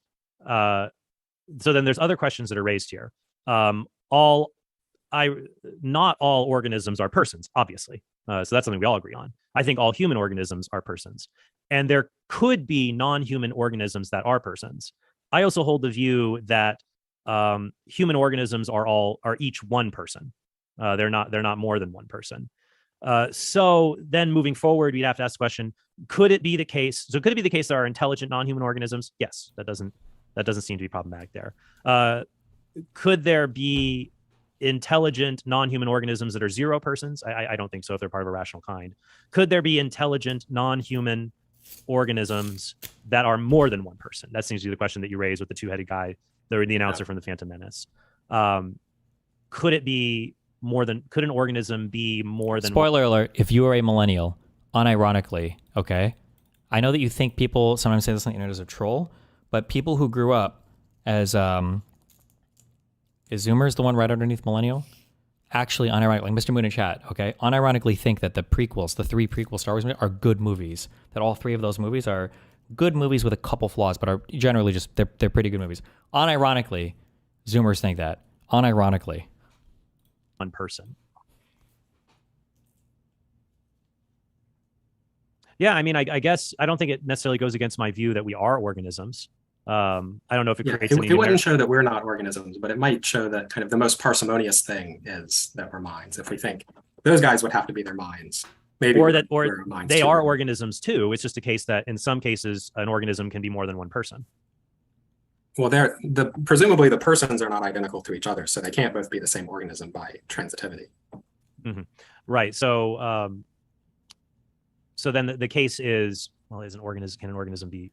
If it's identical to if each person is identical to an organism by transitivity, then each of the persons are identical to one another. I'll have to think about that to reflect more if that does create some kind of a logical contradiction there. And if it does create that, then I guess then we can move down your route that they're minds.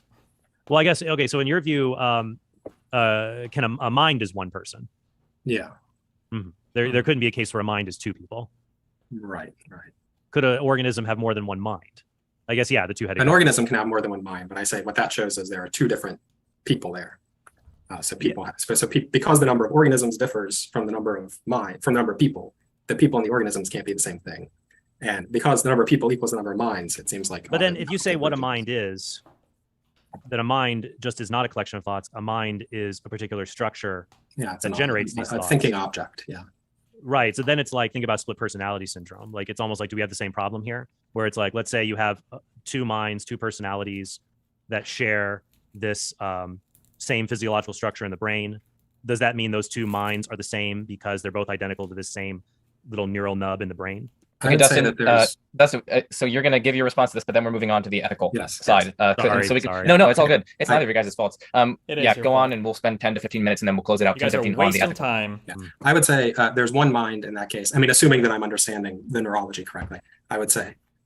Is this a split brain or a multiple personality? Multiple dissociative, multiple personality. Okay. I would say there's one mind, and there are sort of different psychological frameworks, different sets of contents and dispositions that become available to it at different times. So somehow those are all encoded in there, but they only become consciously available, and only one set of them becomes consciously available at a time. So there are people who would disagree with that, but I would say, yeah, there's just one person, and they have multiple personalities.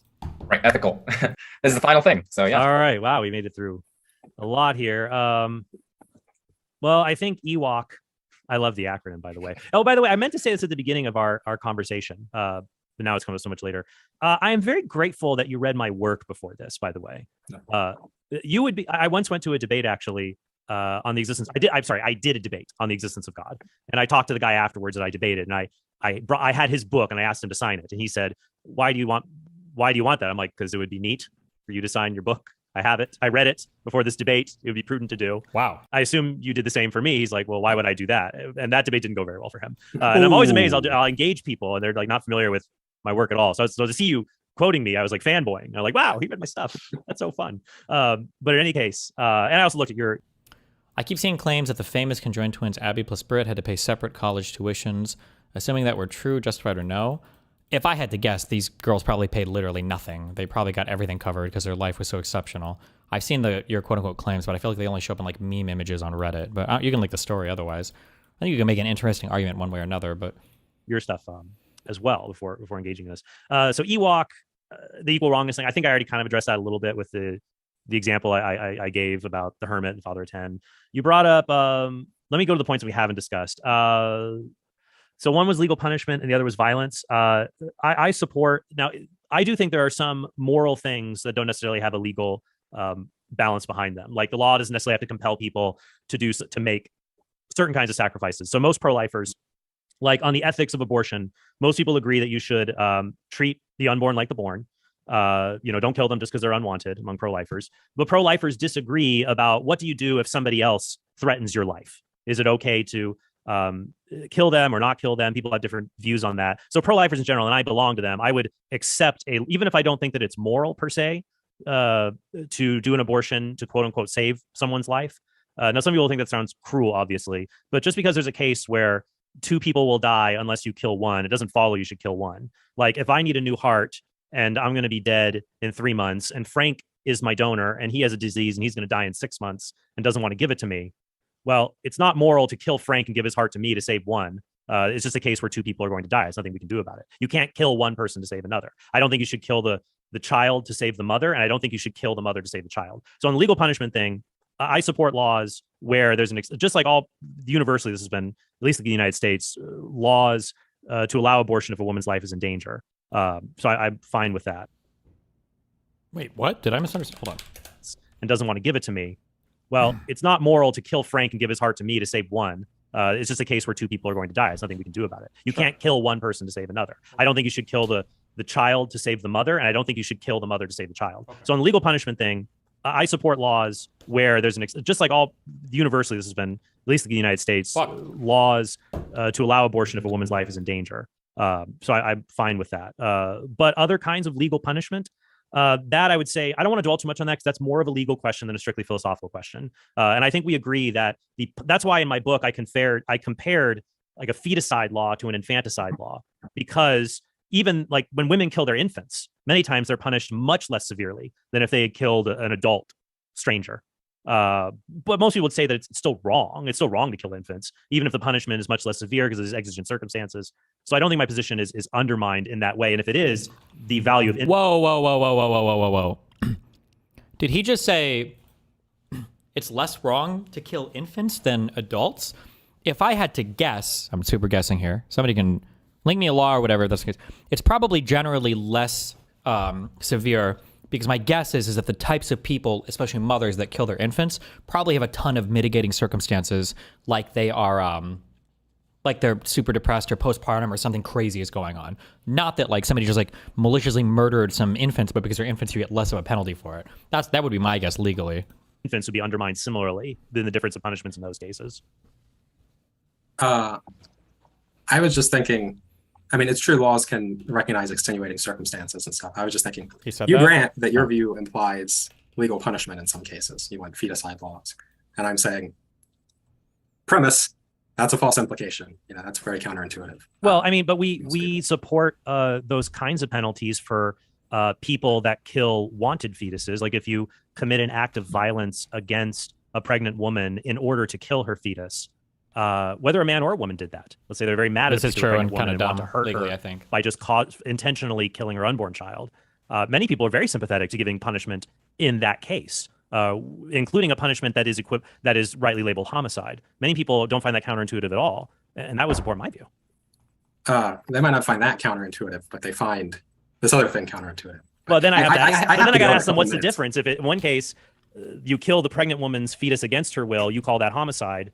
The pregnant woman kills her own fetus, it's fine. The only framework I think that can get around that would be like a boon in bodily rights type thing. But if it's a personhood Surely thing, that's relevant somehow, I think. I mean, I think it's obvious that these things are not morally equivalent, which you don't grant, I guess. But I think most people will think clearly these things are not morally equivalent. well, then I'd ask them to ask why aren't they morally equivalent? And some people, they find it very, very difficult to come up with a compelling answer to that question. Or they end up, or in my case, when I've asked that question, people have changed their minds and do find them morally equivalent in order to be consistent. Should we move on to this final? I want to talk about well, there's violence and embryo rescue. So can we do both of those? Yeah, Dustin, did you say you have to leave it in some point? I should really leave in like 5 minutes. Okay, let me try to be real fast with this. 3 minutes and then we'll just all... What house is it? It's Louisiana brand hot sauce. This is a good hot sauce. And they're chicken strips, Raisin Canes. Let's do a closing. We won't do closing statements or anything. Yeah. Sorry. Okay. No, it's not your fault. Yeah. The violence thing. The idea, real fast. Are you saying that if pro-lifers were consistent, they would engage in acts of violence against those that support abortion in order to protect the unborn? No, I said there are certain cases where if you try to control for potential political blowback, if you think, oh, this is really the only way to stop one that's imminently going to happen, if you think that what's going to happen is an act of murder, like other acts of murder, then it seems like you should be willing to use violence to stop it. Just like you would use, if somebody read Peter Singer and was going to kill their 1-year-old, it would be appropriate to use violence to stop them. Well, do you think that if someone reads Peter Singer and believes that factory farming causes a level of suffering that is even greater than the Holocaust, that they would then be justified, provided it didn't provide political blowback, to commit acts of violence against those who operate factory farms? What is the relevance? Well, I'm just saying, does your principle, like, let's say someone... Yeah, it looks like that view implies that there are possible cases where you would be justified in using violence to stop factory farming. Right, but even if you do reach that conclusion, it would not undermine the ethical argument against factory farming. Well, it might. I mean, if that's really an implication of the view, it might. There are people who talk about whether this is some sort of unacceptably counterintuitive implication or something. Right, so I'll just be fast. Yeah, Trent, you can have the final. Yeah, Trent, I'm you just can have going the final to say word on this. that if this particular argument does not refute ethical veganism, because you could say if ethical veganism were true, then these particular kinds of acts could be justified, political blowback, yada yada yada. I think a similar move could be made towards what I am saying. This guy, I think on the bottom, knows way more flaws than me. Actually, all three of these guys probably do. But I feel like I feel like we're confusing meta and normative ethics here, or rather there's a game being played between the two. It could be that on a meta ethical level, we could say a thing is bad, but normative ethics, the way that we would apply whatever understanding of what goodness or badness is, might make it so that we would or wouldn't carry out a particular type of action, right? So I don't think we would ever decide on what is good or bad necessarily based on the outcome of something related to that good or bad thing. That would be more of a normative ethics question. Like, would we apply this to the lens of virtue ethics, consequentialism, or deontology? But I don't think we would ever use a normative ethical thing to disprove or prove a meta-ethical thing. I don't think. Maybe. I don't think. Though I do think that ultimately what has made the pro-life movement so successful that other people, even liberal pro-choice commentators, have noticed it's been an incredibly, given how many people are in the movement, it's been incredibly nonviolent in comparison to how many people are involved and the stakes that are involved. And I guess the last one was embryo rescue, the classic IVF clinic. Yeah.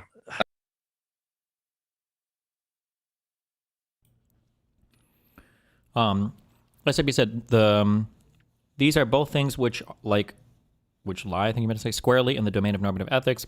Meta-ethics about facts, about ethics themselves. Well, it sounds like he's saying that if your ethical view were to justify killing factory farmed things, and that's like a really bad outcome, then therefore you would change your view of animal suffering as being moral or immoral or whatever. But I don't think that should, I don't think what you think good or bad is should ever change based on the framework that you apply things as, no? Unfortunately, I don't think we'll be able to get to that. But that was the fate. Okay, I'm just gonna throw something true out there really fast. Okay. That's fine. Just like 30 seconds. First, I think if you change it, you change the intuitions. If it's 5 pregnant women and 5 regular women, people will save the 5 pregnant women. And that's not the same if it's 5 fertile women or 5 infertile women. And I'm going to throw a crazy curveball out there because this is a fun crazy curveball channel. In Catholic moral theology, there is a question about whether it is appropriate to adopt frozen embryos. And some Catholic moral theologians say it is immoral to cause a pregnancy with a frozen embryo. It's against natural law, yada, yada, yada. Obviously, most regular people who answer the IVF clinic scenario don't think about this stuff. But you could have a consistent response that basically, like I've thought about this more. Maybe the reason I don't rescue the embryos for me is because I think that it's immoral to implant them and continue a pregnancy, so that those embryos will never have a conscious existence. So it'd be similar to 100 permanently comatose individuals and a 2-year-old. I would say that they're all persons, but I might save one versus another. I don't know. So I wish we had more time. It'd be so fun to talk about. Maybe we could do a writing back and forth on this. Do you want like 30 seconds to respond, or I don't know? Or... I mean, I. Oh no! There's anyway it is.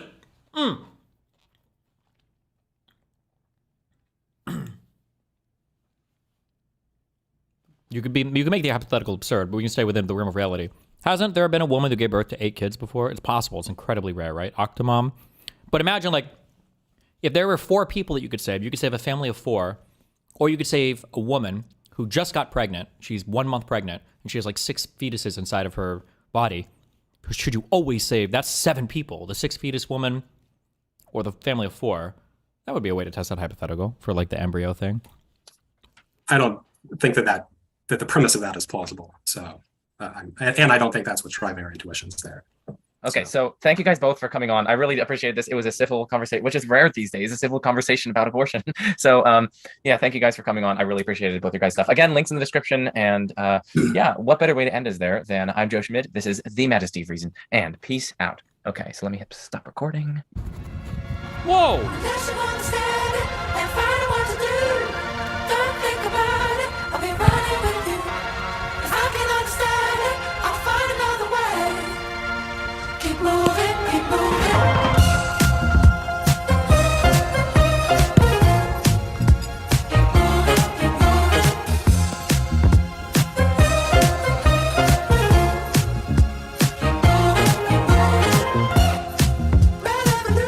I should have a thing like this, me shooting hoops.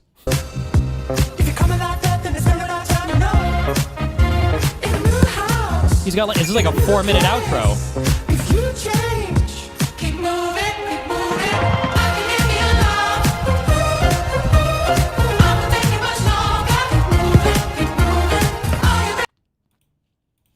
Okay. Jesus.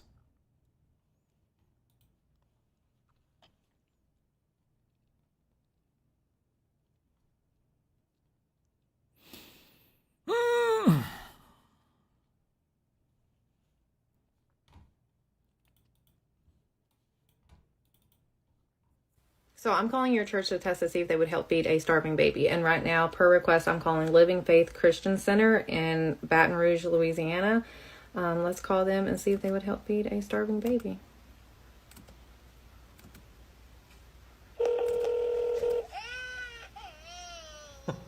Hello? Living Faith Christian Center. Hey, yes. I was wanting to see if y'all could help with baby formula at all. I have a 2-month-old and she ran out last night, so I just need like a small can because she's gone all day and all night. What about? I don't understand. You have need for what, ma'am? Now. I was wanting to see if you all could help with a small can of formula for a baby. Small can of formula for a baby. Hold on, let me see. Sister Judy's available. Hold on a minute, okay? Okay.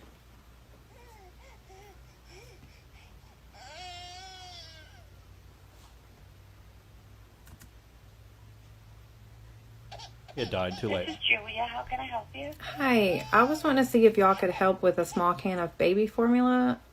I have a 2-month-old and she's been out since last night, so she's gone all night and all day without anything to eat. We don't have any formula around, darling. I'm sorry. None. No diapers, anything for babies. We don't have anything. Could that be something you all could get and I could just pick it up? No, we can't right now. I'm sorry. Okay. All right. All right, thanks. Nope. So I'm calling your church to test to see if they would help feed a starving baby. And right now, per request, I'm calling Living Faith Christian Center in Baton Rouge, Louisiana. Let's call them and see if they would help. Let the baby die.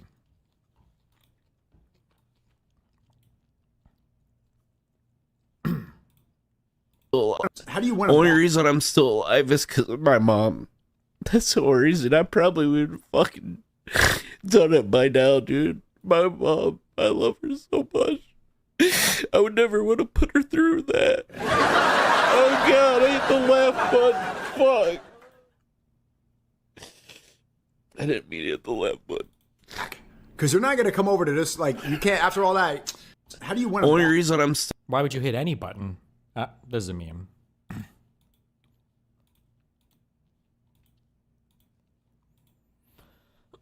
What do you want, Darius?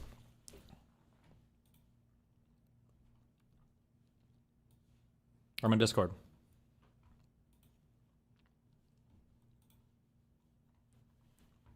Stop. Doing everything I fucking do, even though I work so fucking hard at what I do, it's never fucking enough for him.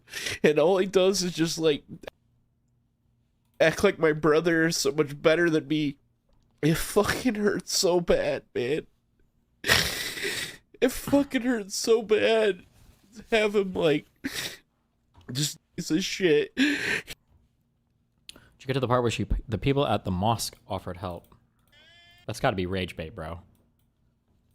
Listen, I'm a strong atheist and I hate the religious people, all right? But my feeling I have is that every Catholic church that I went to, I feel like anybody that picked up the phone would have helped you find baby formula. I would be shocked if that was the case, that they wouldn't. I would be absolutely shocked if they wouldn't. But maybe that's just Catholics, or maybe that was just Omaha. Islamic Center of Charlotte, overlooking. Hi, yes. I was trying to call. I have a 2-month-old baby, and I ran out of formula last night, and I was wanting to see if there's any way you all could help with a can of baby formula. We can, ma'am. Where do you live? You live in Charlotte? Yes, I'm like 10 minutes from you. There's also like some churches. Fuck me. She calls places that are in impoverished areas. The problem is a lot of these people are already taking care of people. Well, also, like, some are probably more equipped to do than others. Like, this place might literally have, also, damn, 1 review, 1 star. Somebody got cast out of Allah's good graces. I don't fucking know. Like, some places might literally collect donations for hungry moms or whatever the fuck. Like, they might have, like, programs to do this. Also, I think for Muslims, isn't it illegal to let any other Muslim go hungry? Am I making this up?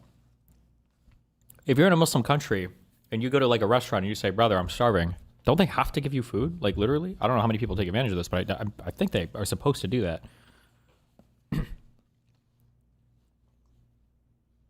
You all. Okay, and what kind of formula are you using? It's the Good Start. Good Start. Yeah, this time, man, if you come over here, we'll help you.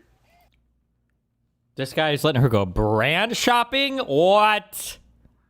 It's called Zakat, Charity Pillar of Islam. Okay. I can never tell because sometimes Muslims lie, sometimes Christians lie, sometimes everybody lies. So I can never tell. That might have just been some fucking Islamic cope.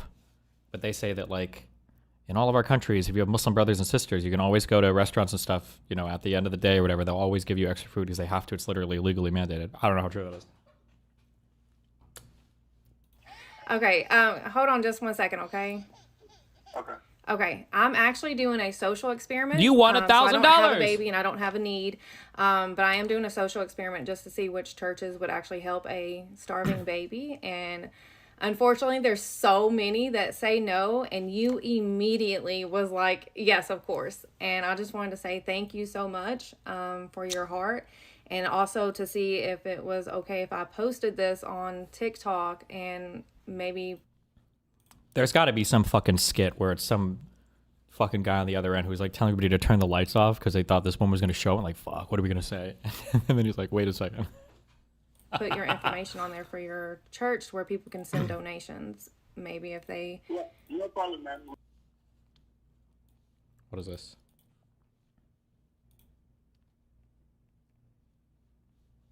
A starving baby, and right now we are calling the First Baptist Church in Dallas, Texas to see if they would feed a starving baby.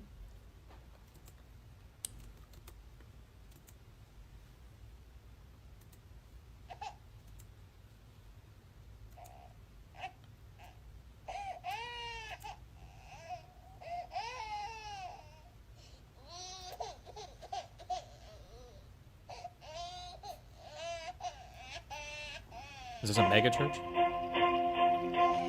Oh shit! I can feel the Holy Spirit. First Baptist Dallas, this is Sheila. May I help you? Hi, yes. I was calling to see if y'all by chance had any like baby formula. Not that I'm aware of. Not that I'm aware Okay, of. I have How do you not know a this? 2-month-old, and I ran out of formula last night, so she's gone all night and all day without formula. I was wanting to see if there's any way y'all could get like a small can of baby formula. I can transfer you to our benevolence. Hold on. Okay. Transfer you to our benevolence? Is that what you said? It's like bringing in somebody else. At the The voicemail. So we're gonna call back. Ooh.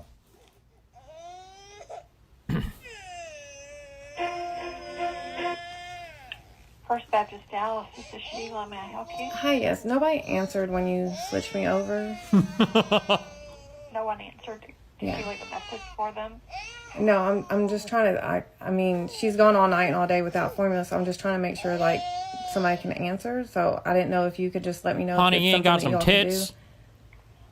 do. I'm not aware of any programs that we have like that to help you. Sorry. Okay, hold on just 1 second while I turn off my baby, okay? Okay, so I'm actually conducting a social experiment to see if churches would help feed a starving baby. Uh-oh. Hello? So, what would you like for me to say? I mean, honestly, my next question is, are you pro-life? Is your church pro-life? Nope. Just say no. Got him. Second time. That's why I'm kind of hung up on.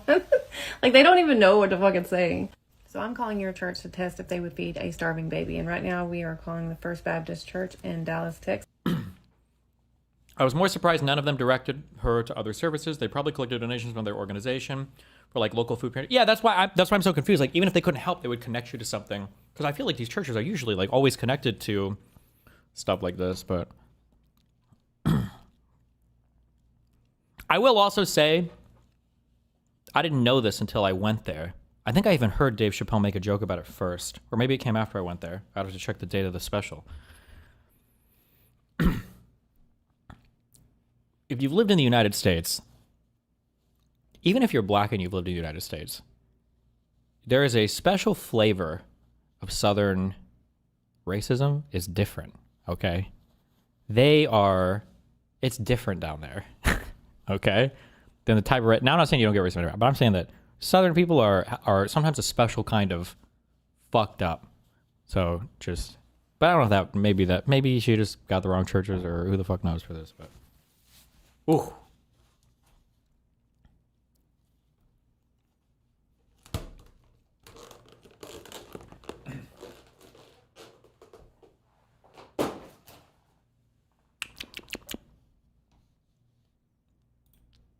Bit, okay? Or maybe it's just because it's me. Oh no, I'm gonna defend him. Hello? What are you defending? Hello? I'll be back. Well, you were fucking muted this whole time. You'll be right back. Really now? This is a fucking Destiny classic. He's like, oh, I'm gonna go AFK. Fuck it. Let me unmute Discord. This fucking guy, dude. Okay. Real funny. We were talking about. Can you hear me? Can you hear us? Yeah. We were talking about unbanned court, and it's gonna maybe happen on Monday or Thursday. Maybe. I'm gonna defend people, and you're gonna do the prosecution, or? Yeah, probably. It's Kafka. Yeah. In that case, we'll figure it out. Say a slur. I can't get him demonetized on Kick too. Maybe you can, but maybe I had a fucking job. Favorite race? Human. Based. Mine? Dark Elf. Easy. Come on. How do you feel about Mr. Moon talking shit about you? Were you talking shit, Mr. Moon? I said that your avatar doing the face and shit reminds me of J-Stock, and that gives me flashbacks. Oh, well, yeah, that's the joke, right? That's the bit. Is it a bit? Yeah. Yeah. Okay. Literally I don't know. using the same fucking thing. All right. Or maybe it's not a bit. Maybe I'm just biding my time. Well, it's inevitable. Yeah. You will become an anti-fan. Yeah, you too. At some point. No, not me. Just hasn't happened yet. It's been all right. Well, All right, what do you want? What do you guys want? Well, I was talking about the video that you were watching. Yeah, what about it? You were fucking muted, so I couldn't give you my my content. We'll give it now. If a lady called you and was begging for food, would you give it to her? Depends on. Yeah, of course. Her baby, of course. Okay. No, but I'm also not a church. This is the Church of DGG. They say inshallah all the time in chat. Listen, the real answer is people never ask for food. They just ask for money, okay? It's true. They just Actually, want to buy, there was this one they want to buy homeless guy drugs near me. and cigarettes. Doubt it, but tell us about them. Alcohol. He would just ask for a coffee. And then I'd go in and buy him a coffee or a donut. Wow. Easy. Yeah. But he took money. Me personally, I'd never give anything to anybody, okay? That's just me. Why would I? Why would I? Based, true. Karma. Good things happen back to you. Sorry, where is karma one of the like fundamental laws League of of Legends physics, or like characters. what is the? Here's a support.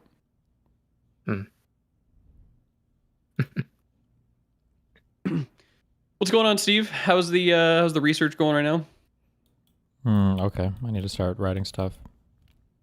You're gonna write stuff? Do you think she's preparing for this?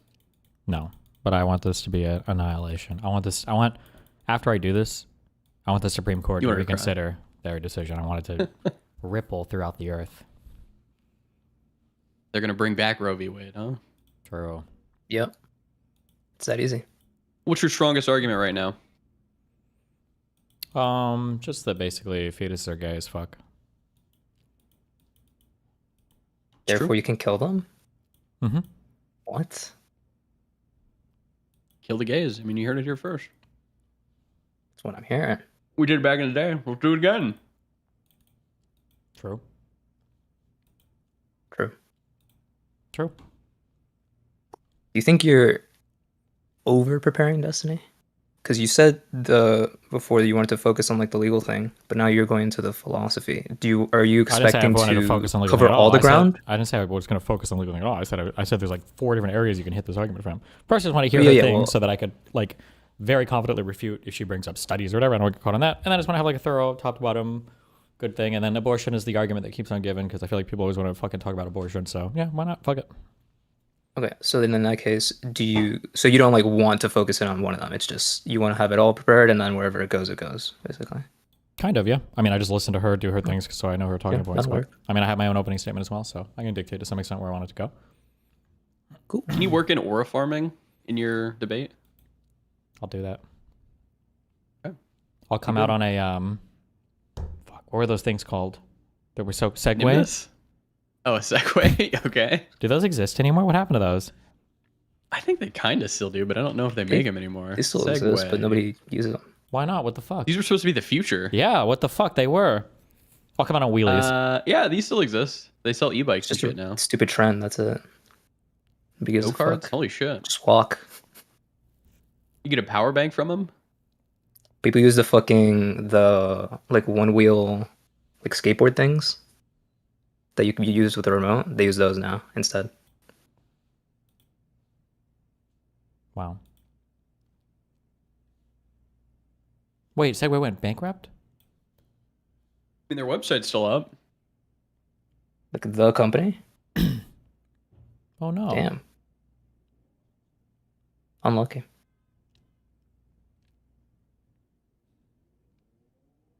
Well. Rip. So. Well, that's sad.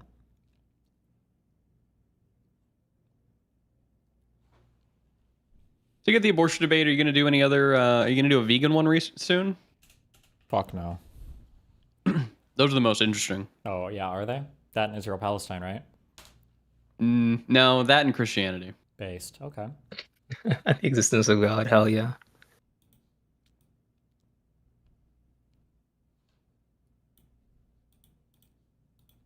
Yeah. True.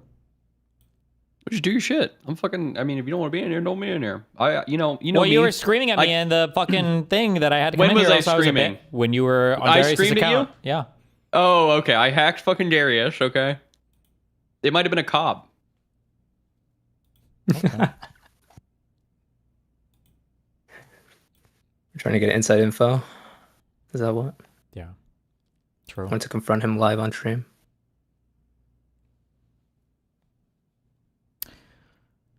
Okay. Well, listen, I love you guys. You fucking ruined it, Zip.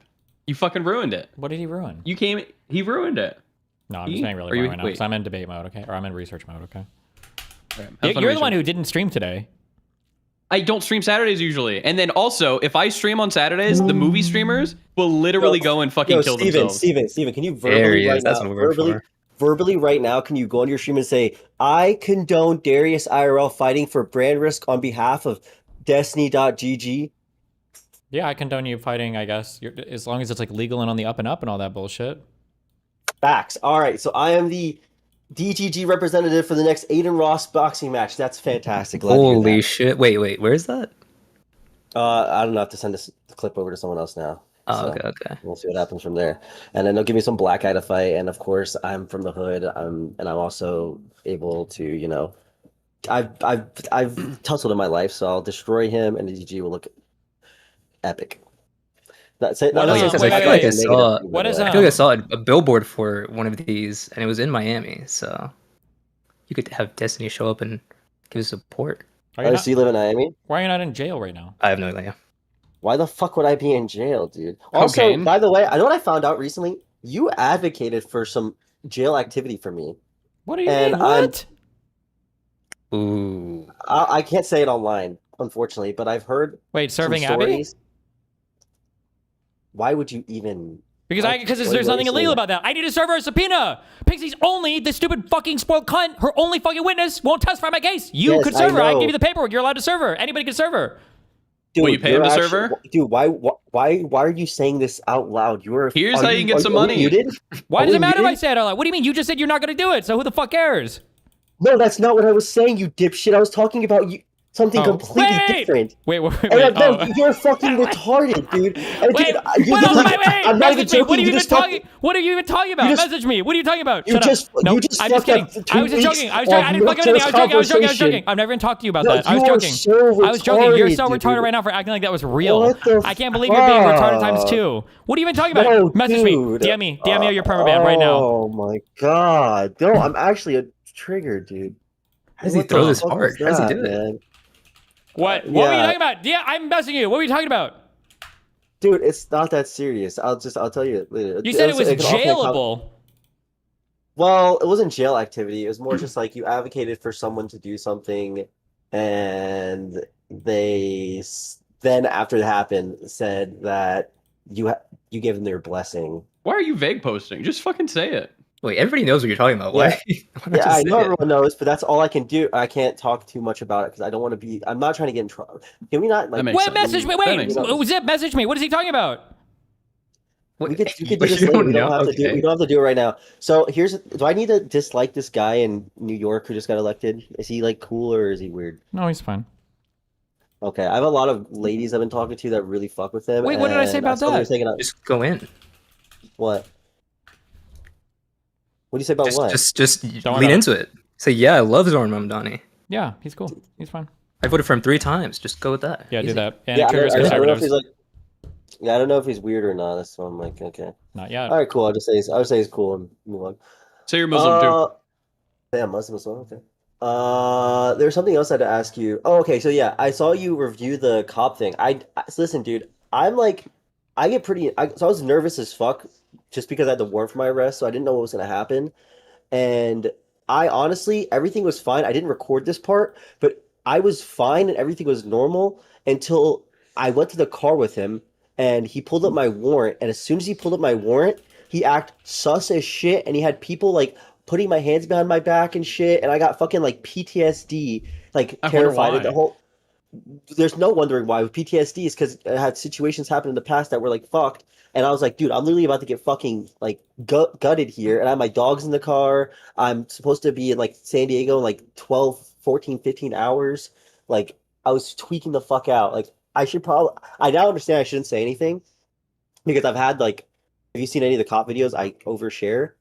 But I don't know, like, if I say less, it looks more I suspicious. mean, you had a warrant. You were getting fucked either way. Darius, that's never that's never true. If you say, I mean, yeah, but that doesn't mean you should say shit. People were saying I should deny them to search my car. If I denied them to search my car, I heard the guy right before that. The guy was saying, "Is there a canine available?" So they would have searched my car no matter what. Like I was going to get that's not true. Because if you don't have anything in your car and a canine comes, we would hope that the cop isn't going to make the dog notify. Also, he's not calling a canine. Okay, he's saying that shit to scare you, and he'll get on the radio and they'll be like, "Oh, it's like 2 hours away." You know, be like, How close were you to a big city? Were you near? I was like 2 hours from Oklahoma City. Yeah, a canine is not coming. We were in bumfuck nowhere. Also, if he's calling a canine, the reason why he's calling canine is to get probable cause to search your car. That means he can't search your car. That's why he's calling canine to do it. I know, that's what I'm saying. Let him. Well, I thought he would do that to try to all he needs is a dog to bark. Like that's it, right? Well, but if the canine doesn't find anything, and he's also unless they like spike the fucking dog or whatever, right? Yeah. Are they literally trained to bark? Like if you need them to? If the cop wants them to, I'm sure that they can. Shut the fuck up. They're not supposed Stop to. Being Redditors. If he did that, that would be illegal. Yeah, stop being Redditors. No, the dog is not supposed to just bark on command because they all are rigged and they're all horrible. If that's the case, then you should just confess to literally every murder you possibly can every single time a cop dogs you just get murdered. No, the dog is not supposed to bark if there's nothing in your car. If he does it, he's doing some bad shit. Fucking, you can take it to court or whatever. But if you don't have anything in your car, the dog shouldn't bark. Also, if yeah, no shit. That's what I'm saying. The dog's not supposed to bark, but I'm sure that the guy can make the dog bark if he wanted it to, or alert. Also, did you? Okay, so I got the probable cause for the DUI, but it was a straw. They literally saw a straw that had nothing in it, but the straw was cut up. But I wasn't on any drugs. Again, just to clarify, I wasn't on any drugs. I haven't done any drugs. Didn't you literally have like a whole thing of creatine in your car? Yeah. You know that's like a controlled substance, right? You're lying. Is that like? No, it's not. Creatine? That's a lie. That's a joke. You're literal. You don't. What do you think happens if you take a fuck ton of creatine? You get bloated. You die. You literally get high. No, you don't. What is this joke? But actually, I have taken creatine and I've gotten like really bad shits. It almost feels like Adderall sometimes. Yeah, you know what else gives you bad shits is cocaine, and you just said Adderall. See, yep, true. That's not even true. That's not even true. So when they cook their strike, why would they even like if it's like a little like straw like that? Why would you even like it's like the dude was looking for anything. Like if you're a normal cop, that's not cause. Like come on. Well, I think he got you on paraphernalia. Nervous. It sounded like it didn't sound like yeah, that's what I said. Paraphernalia, but a straw with paraphernalia. Come on, let's be real here. Yeah, he fucked you. Yeah, that's what I'm saying. So that's what I'm saying. This guy was ready to fuck me no matter what. So well, yeah, because you had a warrant. Yeah, but that doesn't mean you let him fuck you. No, you bend over, turn around. He was going to rape me no matter what. Is what I'm saying. As soon as he saw my warrant, he literally saw my asshole. He was ready to fuck me at that point. Yeah, he was like, you know what? So there was no stopping it. There was not. I'm trying to say. You're saying like, oh, okay, I would have done a search. Okay, who had a dog come? He was hell bent on saying I was on fucking drugs. And when I left, he came up to Kirby and was telling Kirby that I had a violent history of meth. And I was like, bro, what? Based. I was like, bro, he looked at my record. He saw there's nothing related to drugs there. He said I had a violent history of drug use. He's allowed to lie. He's allowed to lie, but like he was already trying to get some shit. And then because cops are allowed to lie. Firstly, secondly, you're allowed to lie. The cop was about to do an illegal search. Okay, if what you're saying is that he didn't have probable cause, but he was going to do whatever the fuck he wanted anyways. If he was going to do an illegal search, it's better to like make him do the illegal search versus giving him permission, because then it's not an illegal search and you're fucked. True. You're not if you don't have anything, but you know. Would the dog find a straw? No, that's the point. So if he was gonna go get a dog and the dog was not gonna bark, then make him get the dog instead of. Okay.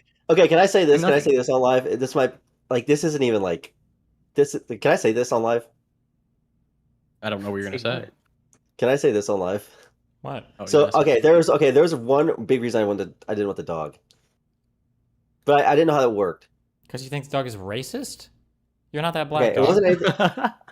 No, I am that black, by the way.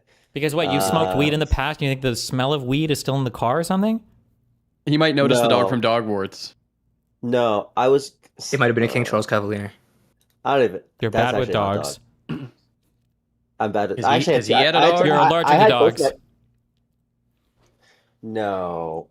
I thought it was never just mind. gonna bark because you had your The dogs. one reason you should probably have maybe let him search is that if you don't, he's probably going to get your car towed. He won't let your friend take the car instead. He towed my car anyway. He towed my car Oh, anyway. well then, never mind. I don't know. He was literally saying he's gonna take my dogs too. I was like, bro, what?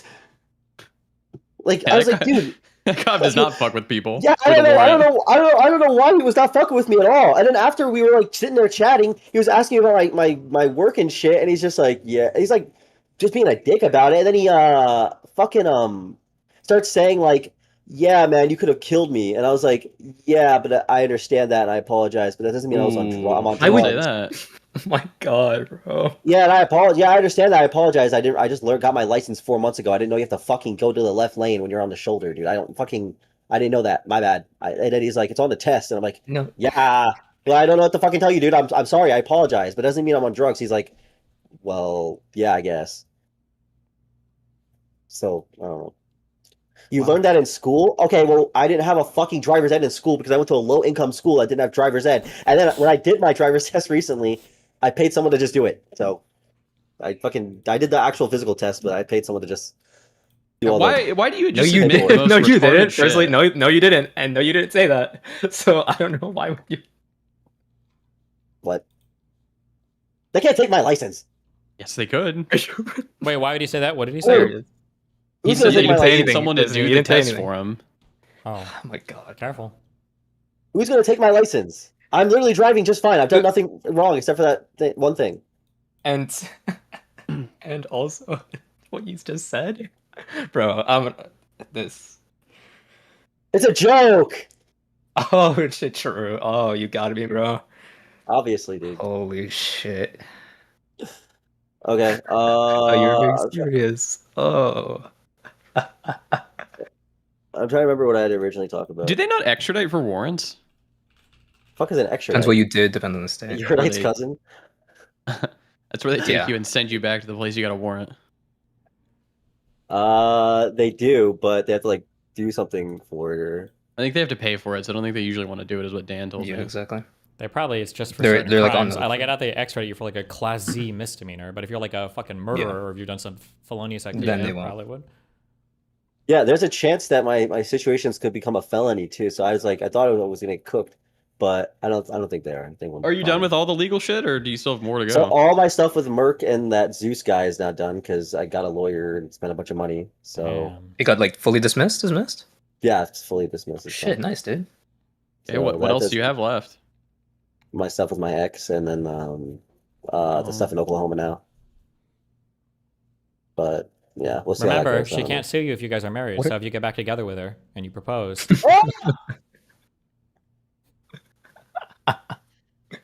Hey man, maybe. Wait, what are the cases with? I'm not a with your quitter, ex so- and with in Oklahoma. Like, what do they What? have you? What is the cases with what? Like what are the charges for those two? For two what? For Oklahoma? Oklahoma and your ex. What are the two charges? Violations of protective order and the ones paraphernalia, failure to turn left or something, I don't know. And then DUI. What do you Which- okay? What are you on the hook I'm not- for the? Is the DUI and the failure to turn left? That's all the same one. Yeah, I'm pretty. The DUI is Oh. gonna be gone. I'm just annoyed that I even have a fucking DUI. It's so stupid. Yeah. Like I wish I was actually like intoxicated to get that shit. I mean, yeah. Since you weren't, then that one's gone. How much are you like? Do they fine you for the failure to turn to change lanes or whatever the fuck? I think so, but I'm like, not even. Yeah, I think Probably so. a few I hundred think bucks, yeah. They said he said 1,200 when I saw him, but then he was like he was getting me a warning though, so I'm like, I don't know. But yeah, it'll be like a couple hundred. Do the cops get like so the guy was obviously trying to stat check me. So does he still get like if let's say the blood test comes back negative, does he like get like that as like a fail arrest? Like he gets owned? I don't think it works that No, way. 'cause they're allowed to do that. No, so he still gets a W just for arresting me? Yep, $100,000 bonus. That's Sure. crazy, dude. That's insane. That's life sometimes. Yeah, Well, it's crazy. it can be a bad arrest, but if it's still an arrest, then man, same deal. Mm-hmm. I don't know. So, yeah. So, are you guys gonna play League of Legends or something? What's up with the people in here? Yeah. No, I just jumped into meme a little bit, but then you got Harass off the of the fuck cool out of me. topics. I was waiting for you to show up. Oh, I'm Darius, so- harassing you? Mm-hmm. Sue me. No, wait, don't do that. wait, No. Joe, wait. I'm good on that. Based king. But if you did though, I'd show up. So King. do it though. It'd be good content. What do you think we'll get All to right. 200 items before the next hearing? What are you at right now? You're at 172, 176? Yeah. And We're your close. next hearing is when? Well, there's not one scheduled, but I feel like they have to do There's one going to on be the, one for the sanctions. Yeah. Oh, shit. There must be. And the motion to dismiss, too, right? I feel like you do a hearing on That too. Well, unless they I'm gonna just... guess you're that gonna get might to come after. 184. Or actually, I don't know. Actually, could go either way. They might not. It depending on what. It depends on how they respond, whether they'll have a hearing or not. But in When's theory, the they might time just limit? respond like, "Oh, we fucked up, my bad," and then they get sanctioned, and there's no hearing. Oh, right? yeah. But- Wait, When's don't the they have, time like- limit on the thing? There's no time limit for anything ever. Wait, what thing? Wait, no. I thought that they have like a new one where they didn't say like Pixie's not coming, so they have to respond within 7 days. Yeah, or in whatever. 4 days. 6 days. 4 days? Isn't it 12th? I thought it was the 14th. I'm looking. Maybe it is the 12th. Is it the 12th? I thought it was a week after the order. Yeah, I thought the order was And that was, filed like Wednesday. yesterday. Oh wait, is there no? Wait, is there a new thing? Am I retarded? I might be retarded. I'm fucking looking now. I think it was 172. That's what you sound like. Corrective action required within 3 days. Steven, do you know this girl? I'm gonna send you a message. Yep, I love her. I've banged her and her mom at the same time. No, that's a different thing. That's a You that. might have that's actually, so I'm curious. The I know, 3 days I'm thing. looking That's at them. nothing. It's the order. Yeah, response to motion for protective order due by 11/12. And it was So, 4 yeah, days. signed Or- by yeah, 11/5. 4 days. I'm right. How do I know your shit 12th, better than you? So Destiny? Wednesday. So they'll probably get it on Monday or Tuesday. Wednesday. Wait, what's There's the no way date? they would just ignore it. The Wednesday, the 12th. Wednesday, 1 week after the order. No, wait, when was this filed? I don't even know what the fuck we're talking about. The 5th. 167, November 5th. The response for the motion Oh, of the show protective cause, order. I see, yeah. Yes. Damn. So, depending on what they say, right? If they just say, "Oh, our bad," then they'll just get sanctioned and They they're can't fucked. But in possibly theory, if, say they, that. if they're They trying to have contest to- it, there might be a hearing. They have to fight They have to it, have a I think. reason for it, right? Because if they don't fight it, then I imagine we should just be awarded the 10K, right? They might not fight. I mean, I They doubt have it. But to. in theory, they could just not fight it and then they get fucked. I would just get a free 10K. Why would you not file against that? Well, you'd get paid back, not a free 10K. You're true. Well, I don't know why the fuck I said that. They don't care because they think they're going to win, right? So they're going to get that all back, surely. True. Is this Lav? Who the fuck? I don't even know who this person is. No, Darius, I don't know this person. No. Why would you think I know this person? Because Lav recommended me talk to them, and they like seem like I did like a little bit of research, and they're like passionate and saying so. It's usually up your alley. So, What the fuck does that mean? Don't be so vague. Say something. like, what do you mean? Like, What do you mean, right up your what does that mean? alley? Is the person like? Say with your the chest, whole- Darius. This person was like on Twitch like years ago, and they were like batshit insane, and the people I've seen you hang out with usually tend to. Yeah, like you. Dan and I are crazy, really? Yes, actually. Yes, actually. Like me. So I was just curious if you had context, because I did a little bit of research on this person, and their past is really crazy. But I don't know. Wait, if they've, Darius, like, who's the person? DM me. been different the last 2 or 3 years. So Okay. we'll figure out if I should engage. Yeah. Good luck. I thought you weren't bringing You crazy should. people into your life. No matter what, you should. I think it's inevitable for me to. You already gave up. You're People, 3 days in. Yeah, so All right, that's fair. Darius, you got that shit. Go for it, bro. no, Yeah. no. Well, I'm gonna wait it out. Are you going your own way, Steve? What are you doing? For now, I Or you am. not talk about it anymore on live? Okay. I just work. That's all I do. And fuck your mom. What does that mean? You just work and fuck my mom. Yeah, it's a good Yeah. life. Me too. 2 hours a night on that January 6th script for 12 years. Oh no, that's what I had to ask. What? Vegan Gains told me that there's like no reason not to take steroids. He said that he said steroids are pretty like goated. Like all the side effects you can pretty much like stop if you're just doing it safely. I He mean, said if if you you're want to, just- I mean, if the you're not- risk profile of your healthy young man is probably relatively low if you are cycling on and off responsibly and you know what you're doing. I mean, it's up to you, bro. Good luck. Be careful. He wouldn't need steroids if he just ate meat.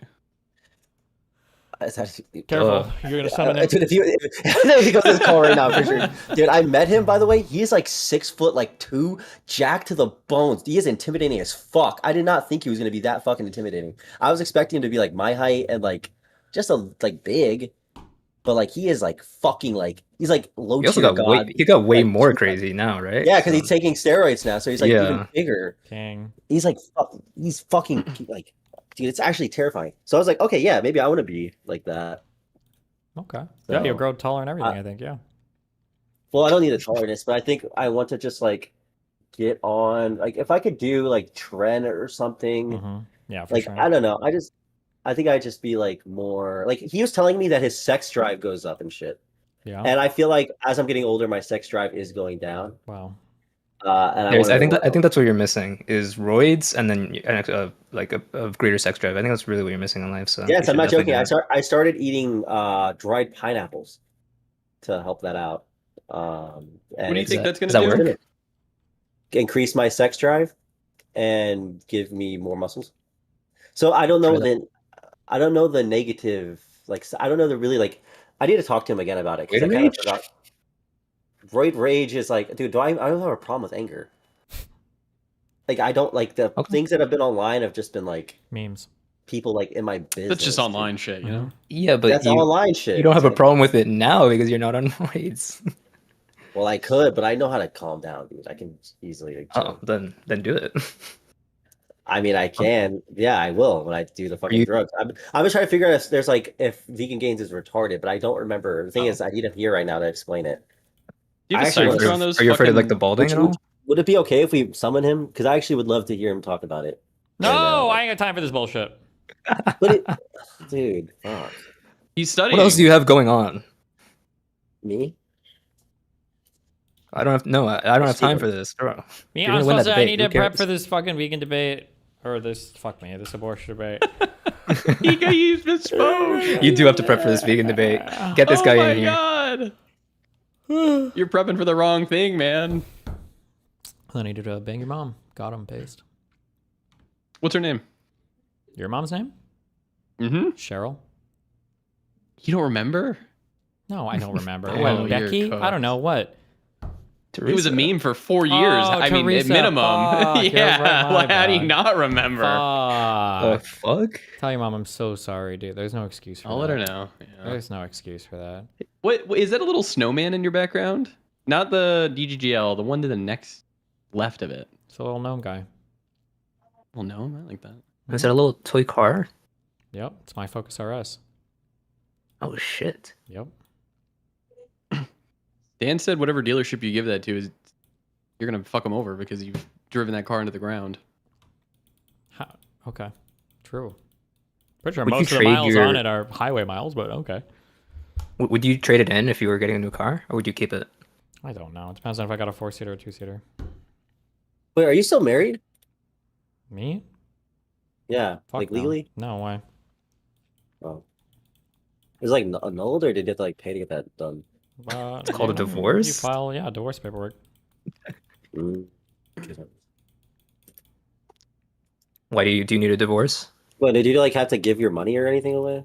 No, she worked and everything. Our marriage was short term. Yeah. Oh, okay. That's cool. Huge. Yeah. That's good. So here's the thing. So the story behind the Lav girl is that girl has been stuck here on like a 12-year visa, and she wants to get married. So, and she needs a marriage so that way she can stay here. Shit. So that's why I'm trying to figure out, like, okay, if I got married, what was the worst that could happen? Wow. How many people are gonna commit marriage fraud in this community? Why? That wouldn't be fraud. He's gonna fall in love and they're gonna have a loving relationship. It's gonna be totally fine. Okay. Surely. It could be. I don't know, dude. If I Are they a Zip, Trump- Zip, are they a Zip, Trump I mean, supporter? look, Wait, if wait, Zip, I would, okay. Darius, are they a Trump supporter? I gotta know. Zip. Look up this name. This is her old name. She Why are used you to giving date, her old name? Why I didn't get the old name? Oh, actually, I should give that to you because then you might know my old name. Darius, are they a Uh, Trump supporter? They're Russian, I think. So. Oh, I'm calling. That's GG. Does Russia like Trump? Oh, let me. No, it's just a Russian honeypot. That's what it is. But as long as you're aware of the honeypot, what's the issue? True. I want to say her name, but as soon as I say her name, like I said my name on her stream, and like people. You figured should out not say her name because you just said that she's overstayed her visa or whatever for 12 years. No, I think everyone. No, that she's had it for. No, She's on kiwi farms and shit. Like I think people already know. Okay, all right. Ice is Okay, pretty cool. frisky out there. I don't know what to tell you.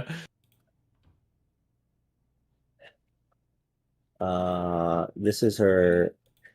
This is the locale that farm. In the farm. Am I getting linked anything? Like me. Yeah. She's probably white. She'll be I'm fine. checking to see if it's. That's not worth- true, man. Do ICE agents get a bonus for each one they bring in? Ask her mom. I think now they literally have a quota that they have to meet, like as of this Dude, administration. imagine if you turn someone in and you get like a 50 grand bonus. That'd be. She was really into me though. That's why I'm like debating on it. She was like messaging me, like she's like, someone like. Dude, then what? Then do it. The fuck? I don't have that many girls that message me like, "Hey," at like 3 a.m. And she was like, Yo, if you're not gonna do it, okay. Well, like, look at that. That's what I'm saying. Look at that. So I'm like trying to be strategic. She wants a green card, man. She wants a green card. I'm sure she can get a dude. She's a girl. Like she can get a green card if she wants to, bro. Come on. Yeah, but she wants you, bro. Yeah, bro. She loves you.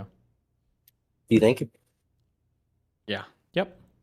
She could ask anybody. Hmm. And hey, if you don't want her, okay. That's what Well, you you're don't want. To you? No, I'm kidding. Are you like Asian or something?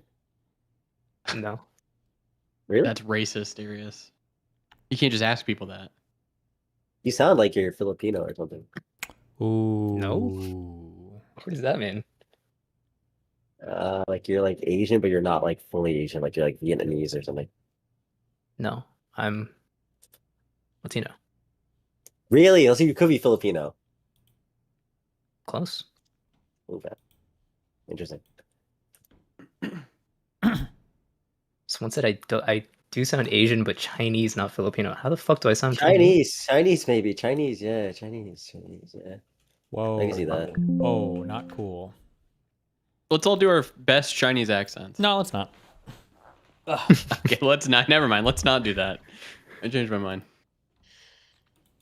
Okay, but we can do other accents though, right? You can do Australian accents. I think that's probably the only okay one. What about? Well, listen, you've been there. Can you do an Israeli accent? No. We'll get Dan in here. Oh, should I Dan can be? do it. Should I still be defending Israel recently? Fuck no. Because it's no, okay. Because I'm like, it seems like it's going on. Like I'm just hearing too much. Are Recently they about still on Israel, a ceasefire? like breaking ceasefires and stuff? And I'm like, okay. I saw that the last thing I was caught up on was when they were like bombing, Iran or something. Yeah, And that I was was the summer. and I was like, okay, because of nukes, they were like excelling their nukes, and I was like, that makes sense. Like they're like you're not supposed to do that. But then I heard like a bunch of more stuff afterwards. I was like, okay, It's not that simple. Exactly. If Iran nukes us, nukes us. Fucking great one, dude. That was fucking epic. Thank you, Just like- Steven. Thank you, Steven. Wow, we have a great team for Battlefield 6 right now. I've never even played that Fucking shit game genius, before. dude. It's like the new Warzone. No, your mom is like. Yeah, what about the Not Father Moon? Oh, the Not Father. That's a classic too. What about you're a statistician? Oh my god. How about dab. Dab, dab, dab, dab, dab, dab. Now's a good time to pitch some video games. How Okay, about do you? any of her old aliases ring a bell, Any what? Steven? The old aliases from the thing I sent you? No, I don't know who the fuck this person is. Okay. That's because you're Unk. Fuck. That makes it way easier, Darius. Well, he should know though because he's on. What? That makes it better. Now you know that you don't have to avoid her. Why would you have to Well, avoid her? Why would I avoid her? Because Steven's Yeah. awkward. Why would he avoid her? Go Yeah, ahead. what is wrong with that?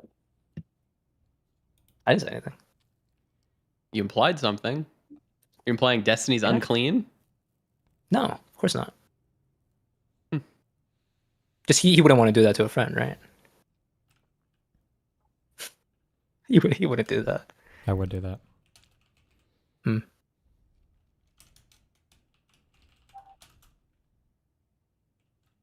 This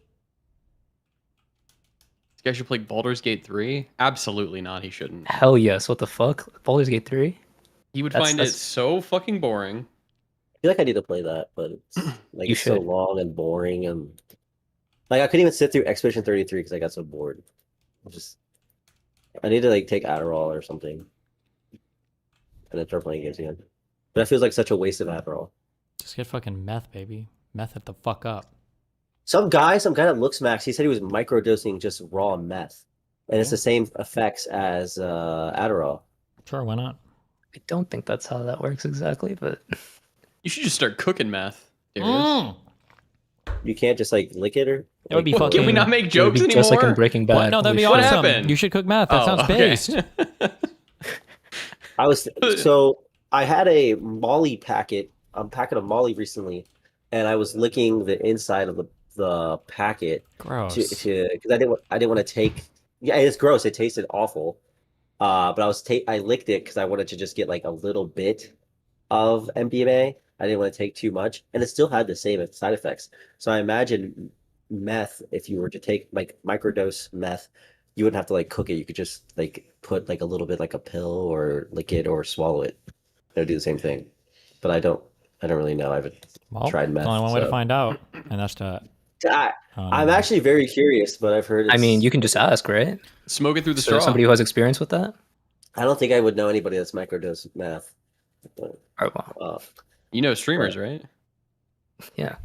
I barely, kind of. But yeah, I'll ask around.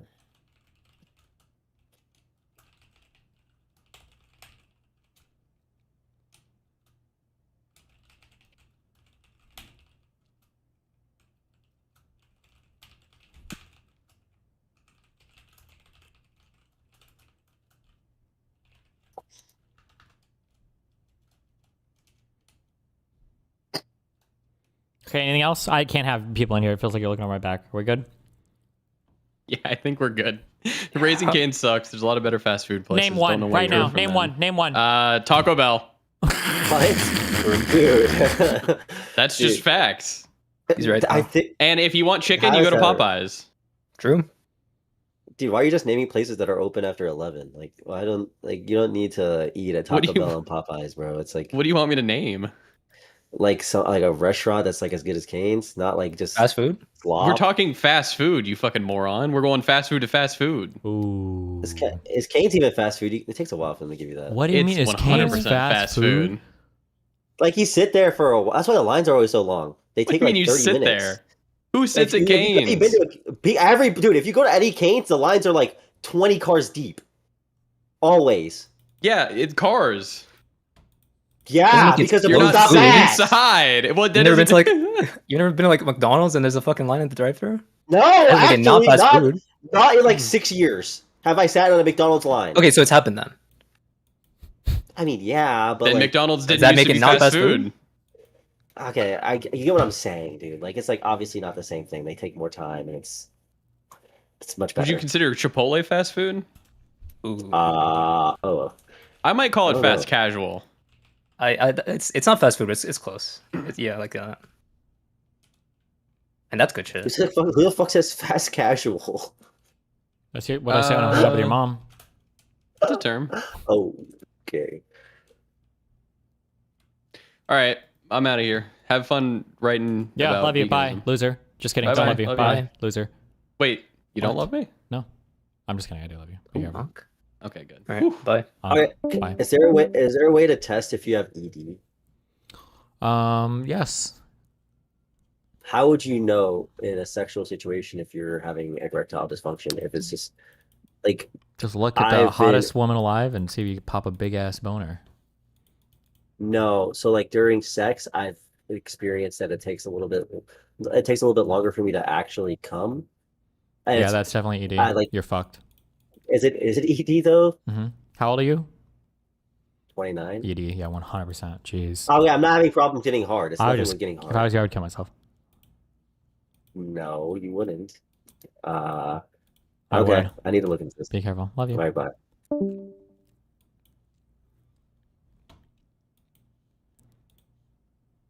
Okay.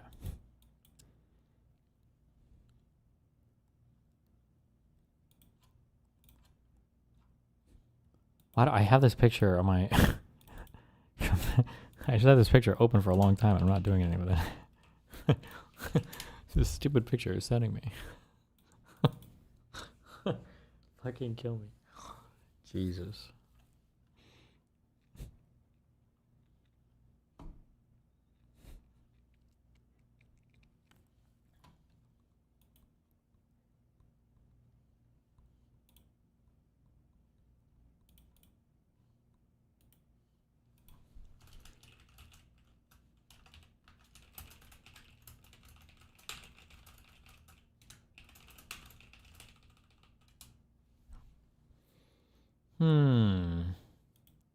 Are you into Singer's arguments? No, I hate Singer because I'm a saxophone player. I've always hated vocalists.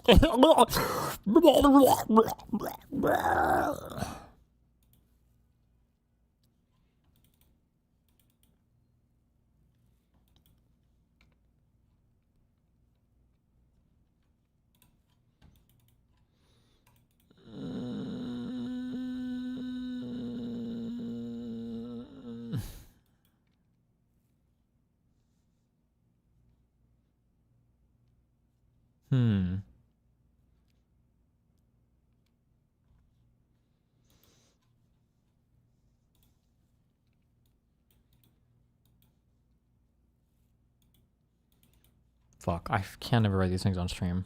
I should write them off stream, and then tomorrow I just debate all you fuckers about abortion. I think that's what I'm gonna do.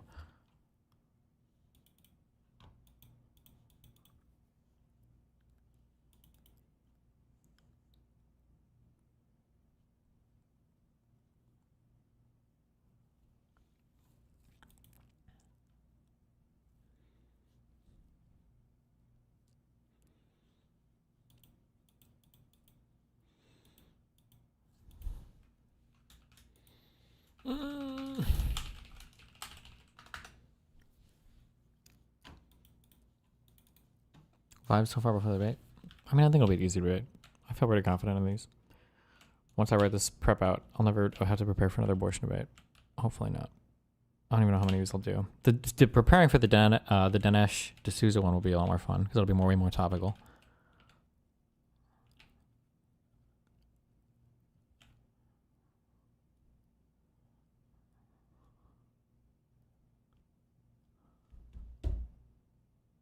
Did you not write something for the last one with Lila? I don't think I did, no. Which was pretty arrogant, but we got lucky.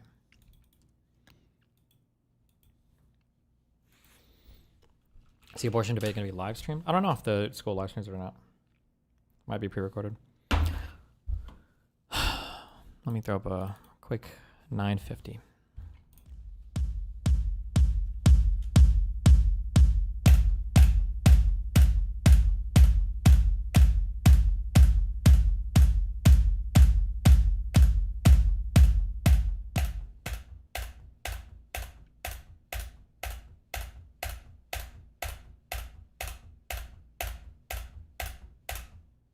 Fuck this game.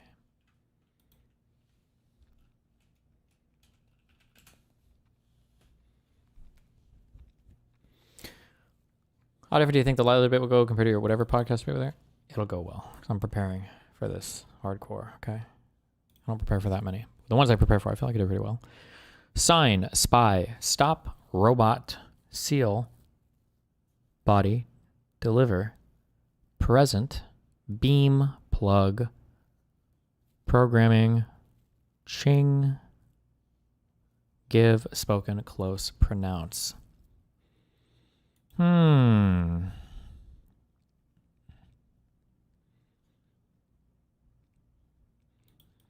can sign something, you can place a seal on it.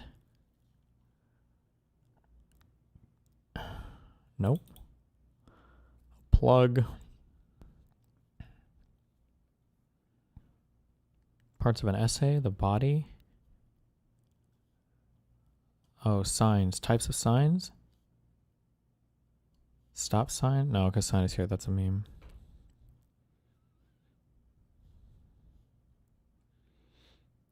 I spy. I robot. I.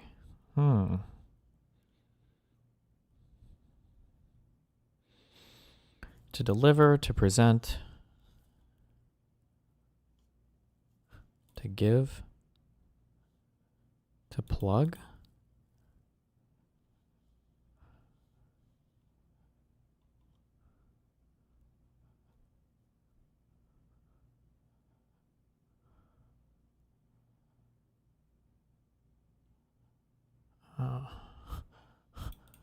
Hold on. Oh, like a leak. Seal, plug, stop, close. Okay, easy. Okay.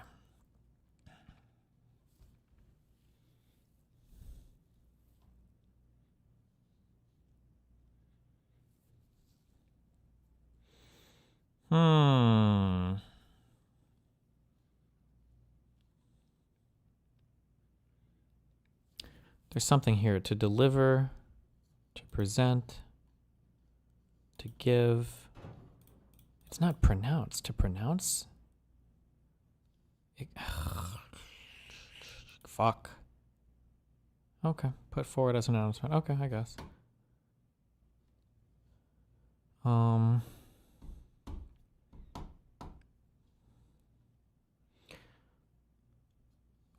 easy. Boom, boom, boom. Language.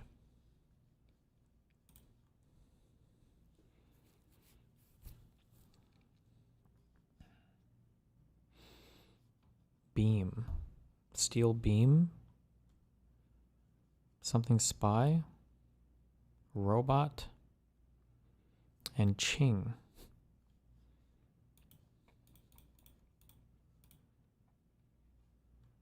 Words after I? I robot, I spy. I beam? I Ching? I Ching?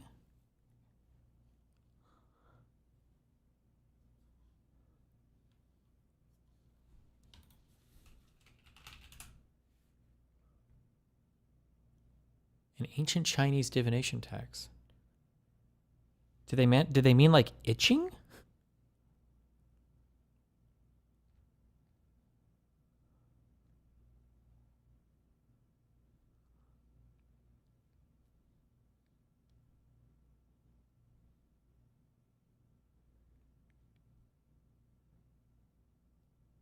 I think they misspelled it, right?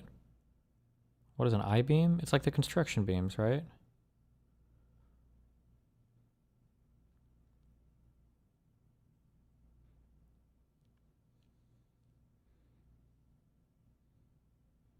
Or is it actually I Ching? I don't know. Okay, have fun, be careful.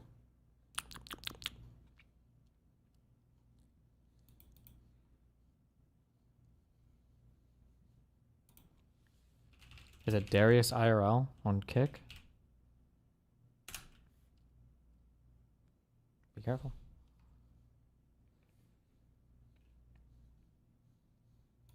We're going to cappuccino, cappuccino, cappuccino, cappuccino, cappuccino, cappuccino, cappuccino, catch you guys tomorrow right now.